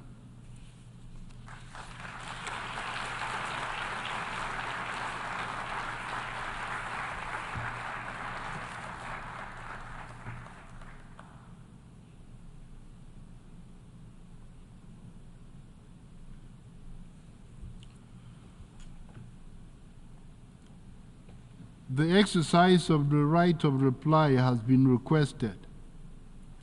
May I remind members that statements in the exercise of the right of reply are limited to 10 minutes for the first intervention and to 5 minutes for the second intervention, and should be made by delegations from their seats.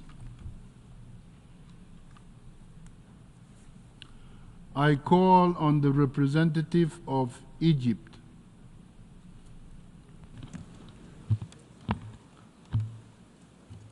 Mr. President, Egypt categorically rejects the reply delivered by Ethiopia representative to Egypt's statement during the general debate.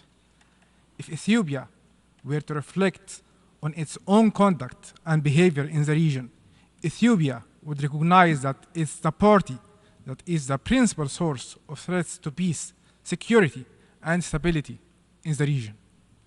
It was Ethiopia that concluded a memorandum of understanding that infringed on the sovereignty and territorial integrity of a sisterly neighboring African state, Somalia.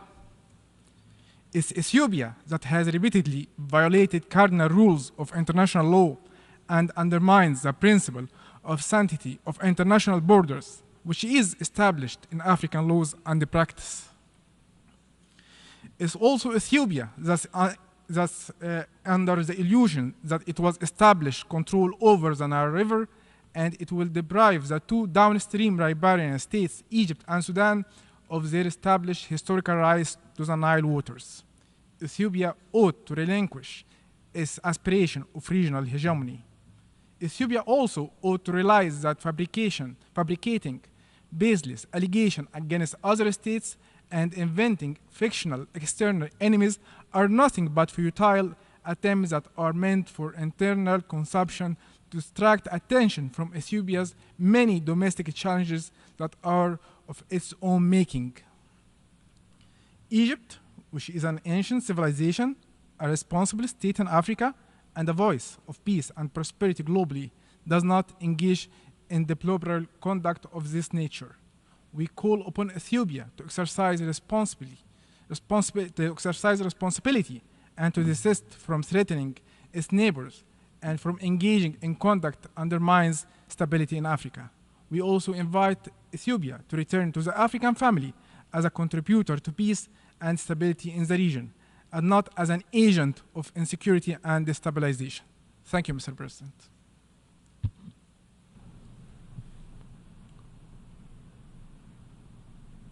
I call on the representative of the Islamic Republic of Iran.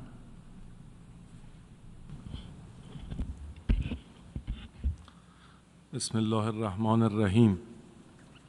Mr. President, I take the floor to exercise the right of reply of my delegation in response to the disinformation and baseless statement delivered by the Prime Minister of the Republic of Albania during the general debate in this hall. The alleged refugees who have been sheltered by the Republic of Albania belong to the terrorist People's Mujahideen organization, also known as MKO, of which violence and terror form an integral element of their eclectic ideology. They never dismissed their ideology of violence and recourse to arms. Rather, they have always been looking to revert to their hate-mongering nature and do commit violent acts of terrorism. The Islamic Republic of Iran rejects the disinformation delivered by the representative of the Republic of Albania. In the meanwhile, it is the obligation of Albania to bring to justice or extradite members of this cult for their role in organizing, supporting, and perpetrating terrorist attacks in Iran. The Islamic Republic of Iran believes that the failure of the government of Albania to take appropriate and necessary measures against this terrorist cult constitutes a grave threat to international peace and security. Moreover, the Islamic Republic of Iran categorically rejects and denounces any kind of unwarranted attribution for the alleged cyber attack on Albania's infrastructure. This accusation is completely unfounded and is hereby rejected and condemned. We have already expressed our readiness to cooperate in enlightenment to Albanian government, and we repeat it once again. Mr. President, exercising our right of reply in response to the unfounded allegations and irrelevant reference to my country by the representative of the United Arab Emirates, while my delegation strongly rejects those baseless allegations, would like to reiterate its sovereignty over the Iranian islands of Abu Musa, the Greater Tom, and the Lesser Tom in the Persian Gulf.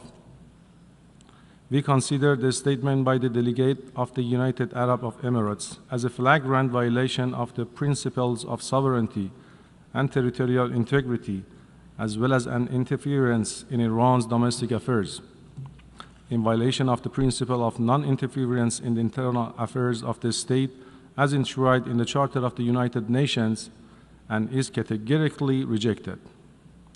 The Islamic Republic of Iran has always pursued a policy of friendship and good neighborliness towards all its neighboring countries.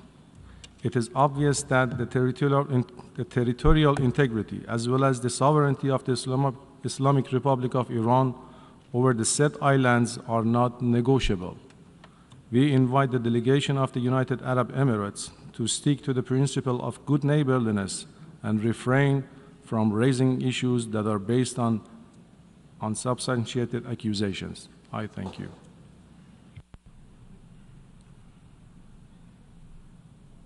I call on the representative of the Republic of Korea. Thank you, Mr. President. My delegation takes the floor to exercise its right of reply in response to the statement by the DPRK. I vividly remember a year ago here in this hall that I did point out how preposterous and absurd the allegation the DPRK made in her statement, particularly on the situation in and around the Korean Peninsula.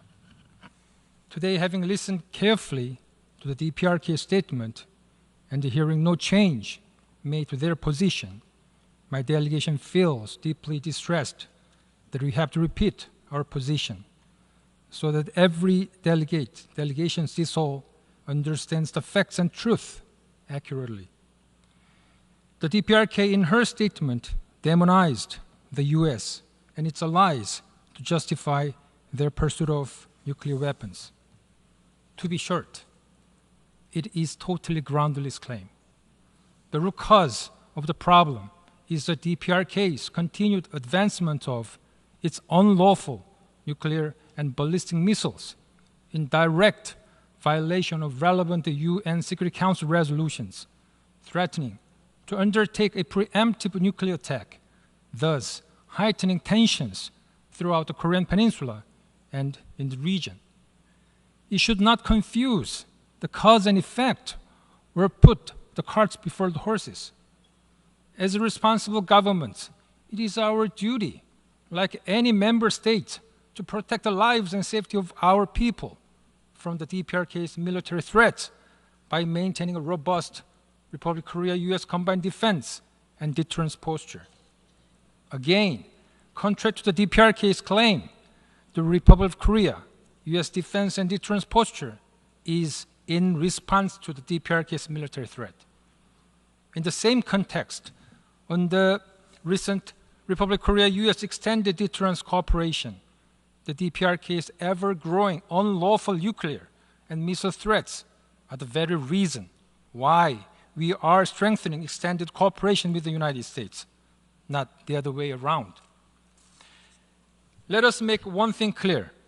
The DPRK's illegal nuclear weapons program is by no means maintaining the regional balance of power as they claim today.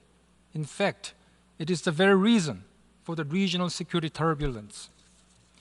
Lastly, my delegation would like to remind that it is the UN Security Council resolutions, all of which were unanimously adopted, that prohibit the DPRK's nuclear and ballistic missile program.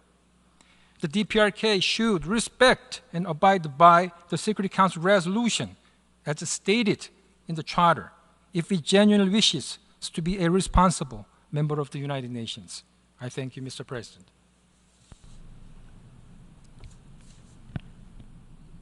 I call on the representative of Morocco. Merci, Monsieur le Président. Thank you, Mr. President. Mr. President, this is an exercise that we are engaging in this room, and I am exercising my right of reply. In particular, this is important when it comes to a brother country, a neighbouring country. You can't change your neighbours. However, at the same time, you cannot remain silent when you are accused of things that are not true. That's why I requested this right of reply to set the record straight on 3 mistruths and to make a comment. His Excellency, the Minister of Foreign Affairs of Algeria, stated this morning that the Sahara needed to be decolonized. I must say that Algeria needs to wake up from its sleep. They're still stuck in the Cold War, and they need to wake up to realize that Moroccan Sahara is independent in terms of its integration in the motherland, the Kingdom of Moroccan, and that has been the case for 50 years. Algeria has perhaps forgotten, or perhaps they're pretending to have forgotten, that in this very room here, a resolution was adopted in Algeria's presence, Resolution 345B, which was adopted almost half a century ago. And this attests to the end of the Spanish colony and the return of the Sahara to its motherland. It's the Madrid Agreement. That is a truth, it's the reality. This is an agreement that was struck in line with international law. This is an agreement, I'd like to recall, historic agreement, and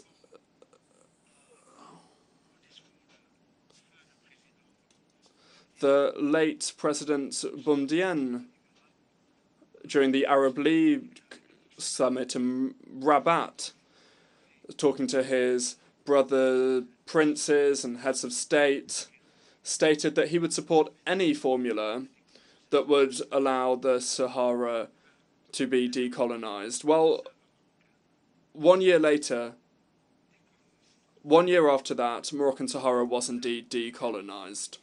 That's the first counter-truth I wanted to respond to. The second one, Mr. President, the Algerian minister stated that his country supported the efforts of the Secretary-General. In that regard, I'd like to say that it's absolute nonsense. It's not true, Mr. President. Just because, and a lot of people must know, the envoy was nominated 3 years ago. He was appointed 3 years ago. Why hasn't there been a single meeting here or anywhere else? Well, the reason is because Algeria is refusing to return to the negotiating table. It's refusing to take its seat at the negotiating table. It's renouncing the political process, and Algeria is rejecting the resolution that is based on a political process. And the minister said this morning that he supports the political process. It's really quite bizarre that Algeria say that they want to support the efforts of the personal envoy and the efforts of the Secretary-General. However, they are imposing the conditions, who can come, who's allowed to participate, who's not. And it's quite strange that Algeria, who claims to support the political process, are opposed to their name being cited in rejecting the resolution, even though they are cited in all the Security Council resolutions as a main stakeholder in this regional dispute, and that they must return to their seat at the negotiating table. We hope that when the Minister of Foreign Affairs of Algeria will meet the personal envoy this afternoon, he'll be able to tell him finally that Algeria is returning to the negotiating table, that they'll be able to give him that good news, that they'll be doing that in line with the Security Council resolution and in line with the statement made by that very minister this morning from that rostrum up there. The third mistruth, Mr. President, the minister accused Morocco of falsifying an immutable reality. We sometimes say that there's nothing worse than a blind man that doesn't want to see. What is Morocco trying to change or falsify? Well, nothing, actually. We're doing everything in broad daylight in the eyes of the international community. And we're doing it here in this very room. We're doing it with friendly countries. And I'd just like to tell the Algerian delegation and His Excellency, the Minister of Foreign Affairs, that there is no truth that Algeria... Well, the truth that Algeria refuses to see is that over 100 members of the international community support the Moroccan Autonomy Initiative. And many of them are members of the European Union. France, Spain, Germany, Denmark, Slovenia, Finland, just to cite a few that have recognised this over the last few months. Furthermore, this room has heard the voices of many heads of state and government who have not only supported the initiative of Moroccan autonomy, but also supported Morocco's sovereignty over its Sahara. The next truth that the Algerian delegation is pretending to ignore is that 29 consulates have been opened in Moroccan Sahara, and the 30th one is currently being built and will be opened soon, and there will be others. And I hope the Algerian delegation will put on a different lens so that it can finally see the light, see what exactly is happening in Moroccan Sahara. Another reality is economic development. That's something that Algeria does not want to see in the Moroccan Sahara. Motorways, the longest bridge in Africa. We have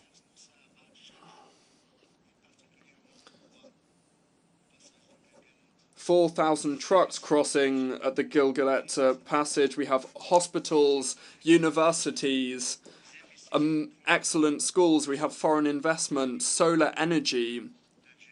That is the reality that Algeria does not want to see. And we hope that soon they will realise the truth. They will see the light, that we're not trying to hide what's happening in Moroccan Sahara. The last thing I wanted to say, Mr. President, is more of a comment. It's more of a remark. The Minister of Foreign Affairs of Algeria talked about the threats that weigh on the Sahel-Sahara region. Terrorist threats, separatist threats, lack of development. For once, I agree with him. I agree with his prognosis. However, His Excellency the Minister forgot to mention the remedy and also the causes. Because what is the cause of this? Well, it's Algeria. Algeria is responsible for all of the problems that the Sahel and the Sahara face. Because where do the terrorists and extremists hide? Where do they seek refuge? Where do these separatists seek refuge? Well, the answer is in Algerian territory. It's true, Mr. President. There is a terrorist threat in the Sahel-Sahara region. There is a separatist threat. There is an extremist threat, but it's because of your country. Algeria's borders are crossed and full of terrorists and separatists. Furthermore, the minister didn't talk about the remedies either. The remedy, the solution is simple. Halt your interference in the internal affairs of the countries of the region. Put an end to your efforts to not respect the will of your neighbours, and also stop interfering in the politics of these countries. And my last observation, re-listen to the speech of the eminent minister made on Saturday from this rostrum here at the General Assembly. The minister that taught about this situation, that exposed the relationship. Je m'arrête ici, Monsieur le... I'll stop there, Mr. President. Thank you.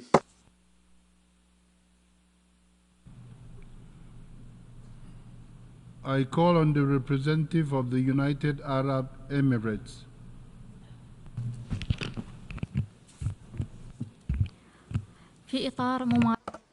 As we practice our right of reply, on the right of reply by the Islamic Republic of Iran, I would like to note the following. The UAE believes that the three islands, Greater Toom, Lesser Toom, and Abu Musa, are in the Arabian Gulf. They are part and parcel of the UAE. They are occupied by the Iran. For this reason, Iran is an occupation force in this field. Any Iranian claims will not change this reality.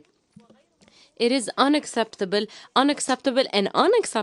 for Iran to claim that this is an internal affairs issue. And the UAE stresses firmly that these three islands are part and parcel of the UAE. They are an integral part of the UAE. We strongly reject the continued Iranian occupation of these three UAE islands.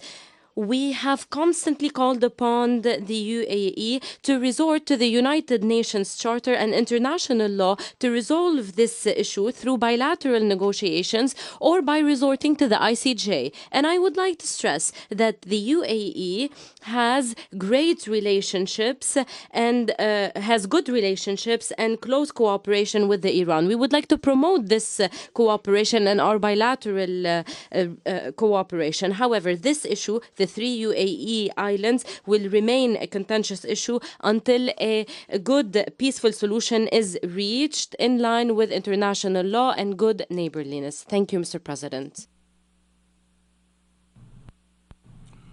I call on the representative of the Democratic People's Republic of Korea. Thank you, Mr. President, for giving me the floor.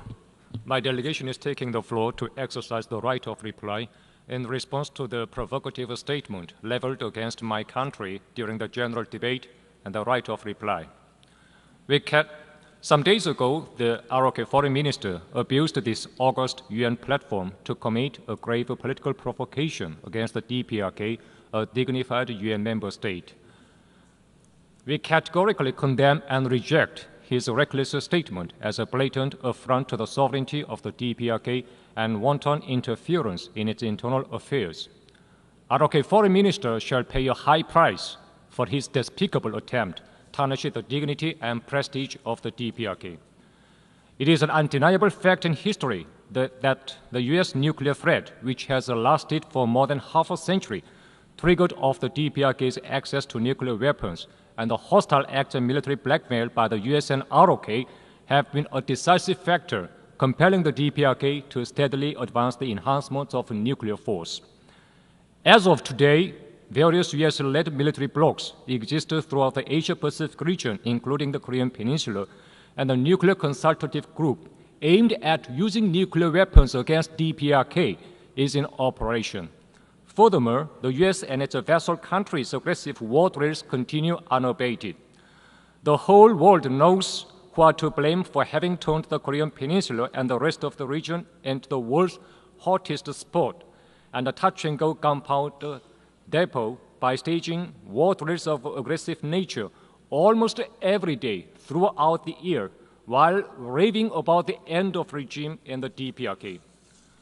ROK is frantically engaged in waging military drills and strengthening military alliance of aggressive nature with the U.S., thereby bringing closer a grave security crisis to the Korean Peninsula and the Northeast Asian region. Given the above fact, it is a mockery and trickery on regional countries and the rest of the international community that ROK is clamoring for the alleged threats as well as peace and stability. The ROK foreign minister's outburst clearly shows that it is impossible to exist or live together in the least with the forces distraught with inveterate hostility and repugnance towards the DPRK, and that the regional situation can never restore stability as long as there exists the U.S., the evil source and root cause of instability of the Korean Peninsula, and the ROK conniving to it. On the other hand, recently the U.S. and its followers are often holding confabs on the alleged human rights issues at the UN arena.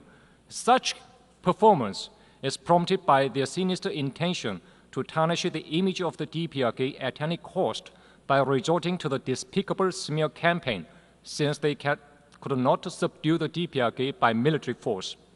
Moreover, ROK has no elementary qualification to talk about a human rights issue, and it is a cesspool of human rights abuses caused by its pro-US sycophancy, fascist dictatorship, and anti-people misgovernment. It is pressing for the ROK to clean its human rights garbage at home. ROK is seriously mocking and insulting our people by scattering political agitation rubbish of leaflets, defaming our ideology and system due to our people, and dirty notes and stuff. ROK scums deserve a counter-reaction accordingly. No matter how desperately the ROK may try to disguise itself as a victim by racking its brain and playing on words to turn black into white, no one will be fooled into believing it anymore. ROK, obsessed with the inveterate hostility towards the DPRK, is strongly urged to read carefully the UN Charter. Article 24 of the UN Charter stipulates that the Security Council shall act in accordance with the purposes and principles of the United Nations, namely principles of sovereign equality, self-determination, and refraining in the international relations from the threat or use of force against the territorial integrity. Accordingly, we have never acknowledged and will never do so the alleged Security Council resolutions which deny our rights, existence, and development and flagrant contravention of the UN Charter itself. Under the prevailing circumstances, it is a priority for the DPRK to preserve its right to security in terms of safeguarding and exercising its sovereignty. The DPRK will never connive at military hostile acts and strengthening of military blocs detrimental to the security environment of the Korean Peninsula and world and peace and stability. We remain firmly committed to fully safeguarding the sovereignty and security interests of the state and the regional peace through offensive and overwhelming counteractions. I thank you, Mr. President. I call on the representative of Algeria to take. Merci, Monsieur le Président. Thank you, Mr. President. Thank you for giving me the possibility to exercise my right of reply after the allegations made by my Moroccan colleague following the speech of my minister this morning to you.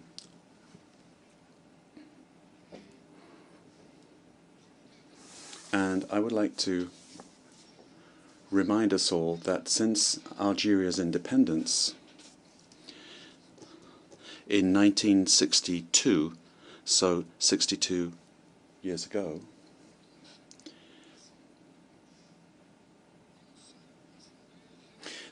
there has not been one General Assembly of the United Nations where my country has not claimed the inalienable right of self-determination of peoples still under colonial rule.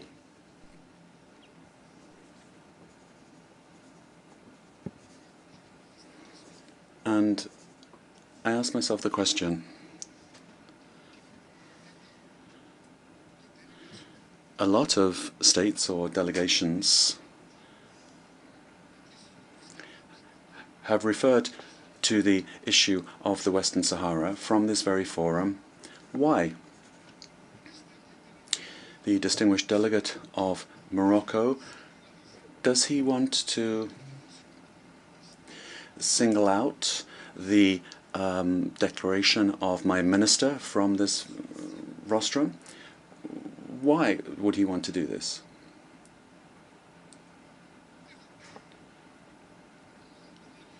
Why would he mention the name of Algeria more than 20 times in 10 minutes? I wonder,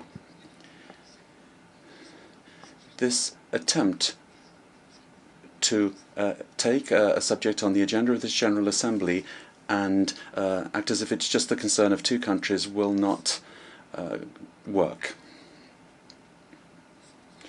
And I'd like to stress here 3 points. Firstly, we should reread my minister's statement. on the issue of the Western Sahara. The General Assembly might learn something, and I think my Moroccan colleague might learn something in so doing. And I quote, "My country aspires to put an end to the colonization once and for all by turning the final page of this chapter, as we unfortunately see in the Western Sahara." The Secretary General of the United Nations and his Special Envoy may count on our full support in their efforts to enable the two parties to the conflict, Morocco and the Polisario Front, to resume the process of negotiations in order to arrive at a political solution that will guarantee the Sahrawi people the full exercise of their inalienable rights to self-determination. And to those who want to impose a colonial fait accompli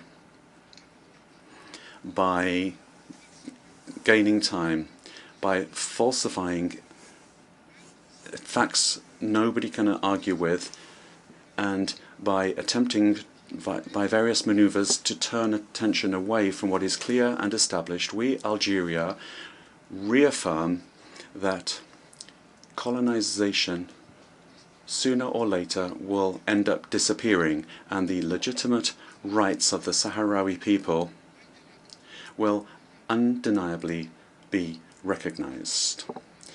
That's the first point. The second point, Mr. President, is that the United Nations, through the General Assembly, through the Security Council, have indeed begun this process of decolonization by creating MINURSO, the United Nations mission for the referendum in Western Sahara. But that work is currently being blocked by the occupying power, which is Morocco, and which uses all kinds of maneuvering to postpone this referendum, including with the rather shady project of supposed autonomy. And if that project was really such a hot deal, why not put that forward for a referendum with the Sahrawis? Are you afraid of the call for freedom of the Sahrawi people? Algeria, for its part, and all those that support the right to self-determination of the people of Western Sahara, call for a consultation, a referendum of the Sahrawi people. Thirdly,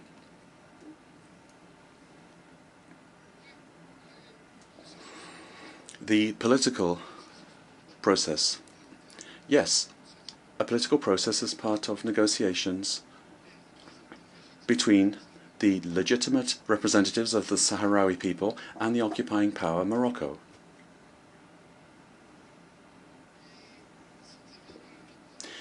And if they reach a political agreement under the inalienable right of self-determination, Algeria would be very happy about that. Mr. President, I don't want to prolong this session, but I would like to recall that the right of the people of Western Sahara to self-determination is solidly anchored in international law and resolutions of the General Assembly and the Security Council. And my country, Algeria, based on our history and values and our fundamental principles, will never fail to stand alongside oppressed peoples under colonial occupation, which is the case of the people of Western Sahara. And it is with that determination that will never change and this deep-seated conviction that we, for our part, will continue with our unfailing support for the people of Western Sahara so that they are able to fully access their inalienable right to self-determination. I thank you. I now call on the representative of Morocco for a second intervention. Thank you very much, President. I'm very grateful, my brother, Ambassador of Algeria, for having reread the part of his minister's intervention on Moroccan Sahara. That now, it means that those that didn't hear it or who weren't here weren't in the room, will understand why my country wished to exercise its right of reply. Because the Algerian ambassador, what did he do? Well, all he did was confirm with more aggression and with more virulence and more detail what was said. And more the better, really, because now the international community can understand why Morocco referred to Algeria 20 times. Why 20 times? Well, quite simply because every day that passes, you drag in the Secretariats, you train the Secretariats of the Polisario Front. Every God-given day for half a century you've been hosting terrorists, militia. Every day, every God-given day for half a century, you are letting them cross borders to come and attack us. Thousands of Moroccans have died because of you, Ambassador, because of your country. Suffering has been inflicted. And there are even foreign citizens who've been killed too.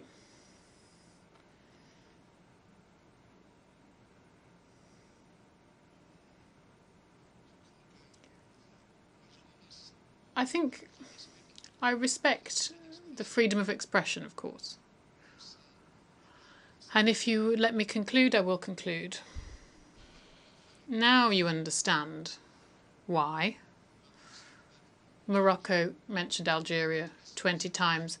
And you asked a question, Ambassador, also. Why are we mentioning the name Algeria and not other countries? Well, the other countries, no other countries, because we're in a building here where there is law in place, where each country is free to express themselves, to say what they want to say, all, of course, respecting the others. The realities that I referred to should have been no injury to you.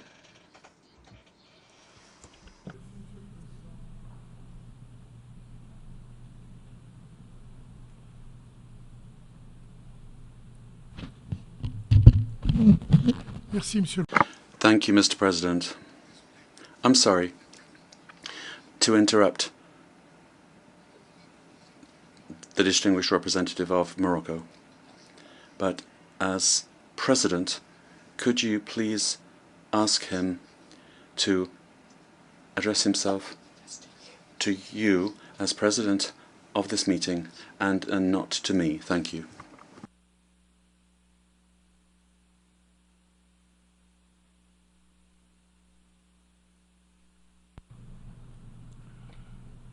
Morocco, the representative of Morocco, continue your second intervention, and I may ask that you address yourself to the President, who I am. Thank you. Merci. Thank you, President, and I will be happy to do so. All I was doing was responding to accusations that were made against my country by my brother from Algeria, but given that he doesn't wish me to address him, I will speak to Algeria. Algeria, why is Morocco addressing Algeria and not the other delegations who discuss self-determination here in the UN? Well, quite simply, President, because we believe in the principle of the right and freedom of expression. We are here in a place where international law rules. Everyone can say what they wish, But why are we addressing Algeria? Well, because Algeria is the source of all our problems, because Algeria created the Polisario, because it's Algeria who is financing the Polisario, because it's Algeria who's paying the Polisario, because it's with Algerian passports that the separatarists from the Polisario Front are travelling around the world. It's in Algeria that there are the camps. It's the Algerians who are misappropriating humanitarian assistance with the Polisario Front. So that's why we're addressing Algeria. The other countries aren't financing this. They're not giving them passports. The other countries, we respect. We don't agree. We respect them. We respect their position. We don't agree with them. We try to enter into dialogue with them. And dozens of countries actually have withdrawn their acknowledgement and support for the Polisario Front. They've closed their embassies that Algeria was paying for the political process, President. It's unfortunate that my brother from Algeria, and I hope he will let me call him my Algerian brother, we can't let him falsify the reality of the political process. It's at a dead end because Algeria simply does not want to, as I said, is rejecting the resolution, does not want to host personnel, and when they say it's as long as it's confidential and it's not communicated, etc., basically they don't want to return to the table for dialogue, for negotiations now. Morocco wraps up. He's reached the 5 minutes. Let him conclude. Okay. I'll stop there, President.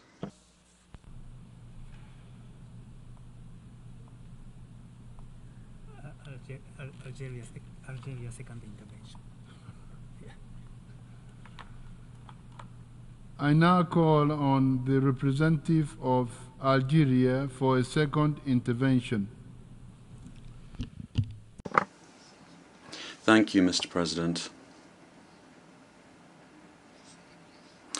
I'll be brief. I've got 2 questions to put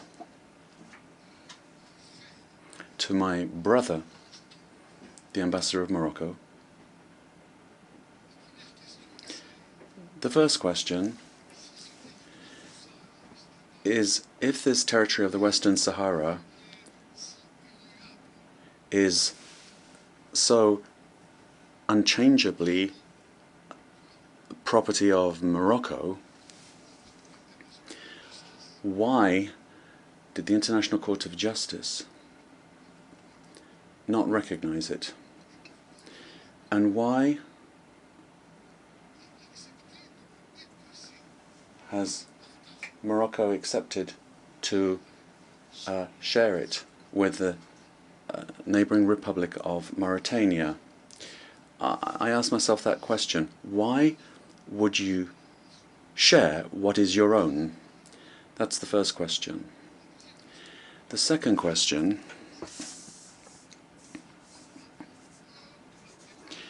is, why be afraid of democracy? Why are you afraid of the referendum? Why are you afraid of freely and frankly asking the population of Western Sahara what they feel? MINURSO is in Western Sahara and it's waiting for authorization to organize this referendum for the good of the entire region. Thank you.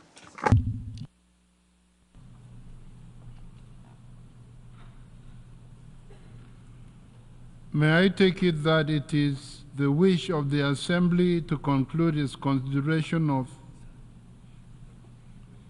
Ethiopia second intervention. Ethiopia second. I now call on the representative of Ethiopia for a second intervention. I thank the President. Mr. President, I'm exercising the right of reply on what the representative of Egypt has said just before. Egypt is dumping arms in the region, in the Horn of Africa, that could potentially fall in the hands of the terrorist groups Al-Shabaab. Still, Egypt is trying to stick to colonial policy of monopolizing the waters of the Nile River. Ethiopia is known for respecting international principles, particularly equitable and reasonable use of its own natural resource. I thank you, Mr. President. I now call on the representative of Ethiopia for a second intervention. I'm sorry, of Egypt. I now call on the representative of Egypt for a second intervention. I'm sorry. سيادة الرئيس. Mr. President, once again, Ethiopia has just proven what we said before regarding its approach. Is dealing with the Somali government, now a support for terrorist groups. We know well who is exporting weapons and who is supporting terrorist groups and who is working on spreading instability in the Horn of Africa. Ethiopia is the one who is doing this. We have never heard from the Ethiopian delegation any clear example that supports their claims.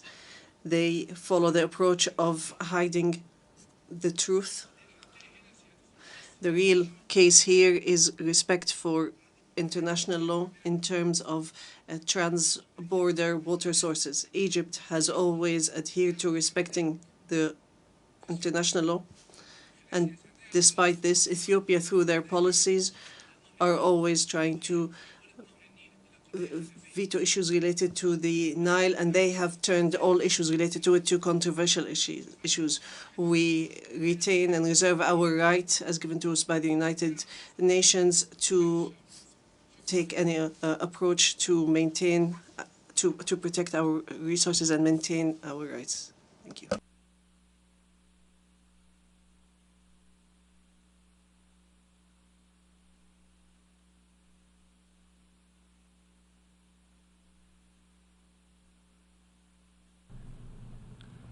I call on the representative of Iraq.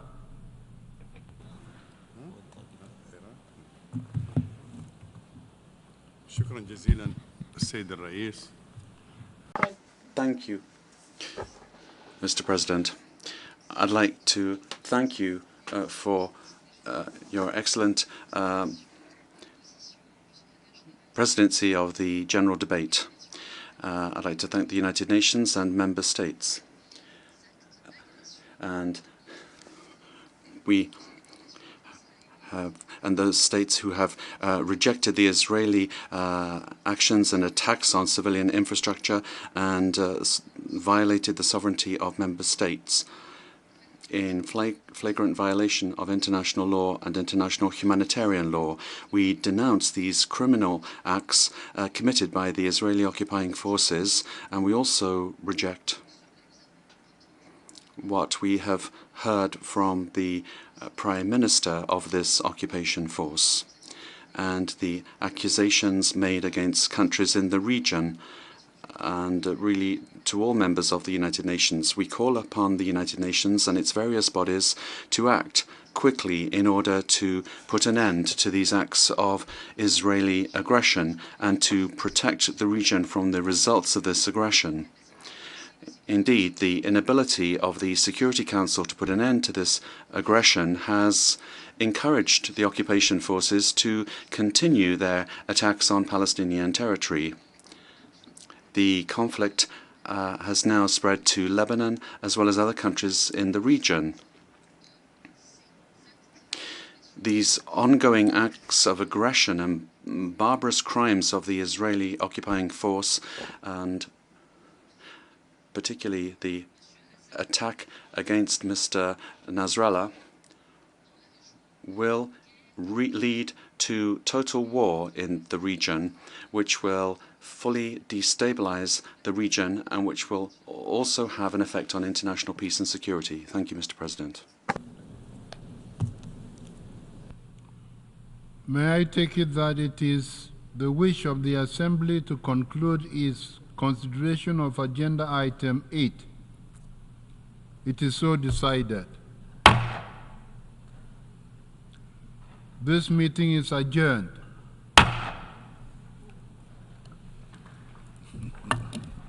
Thank you, Mr. President.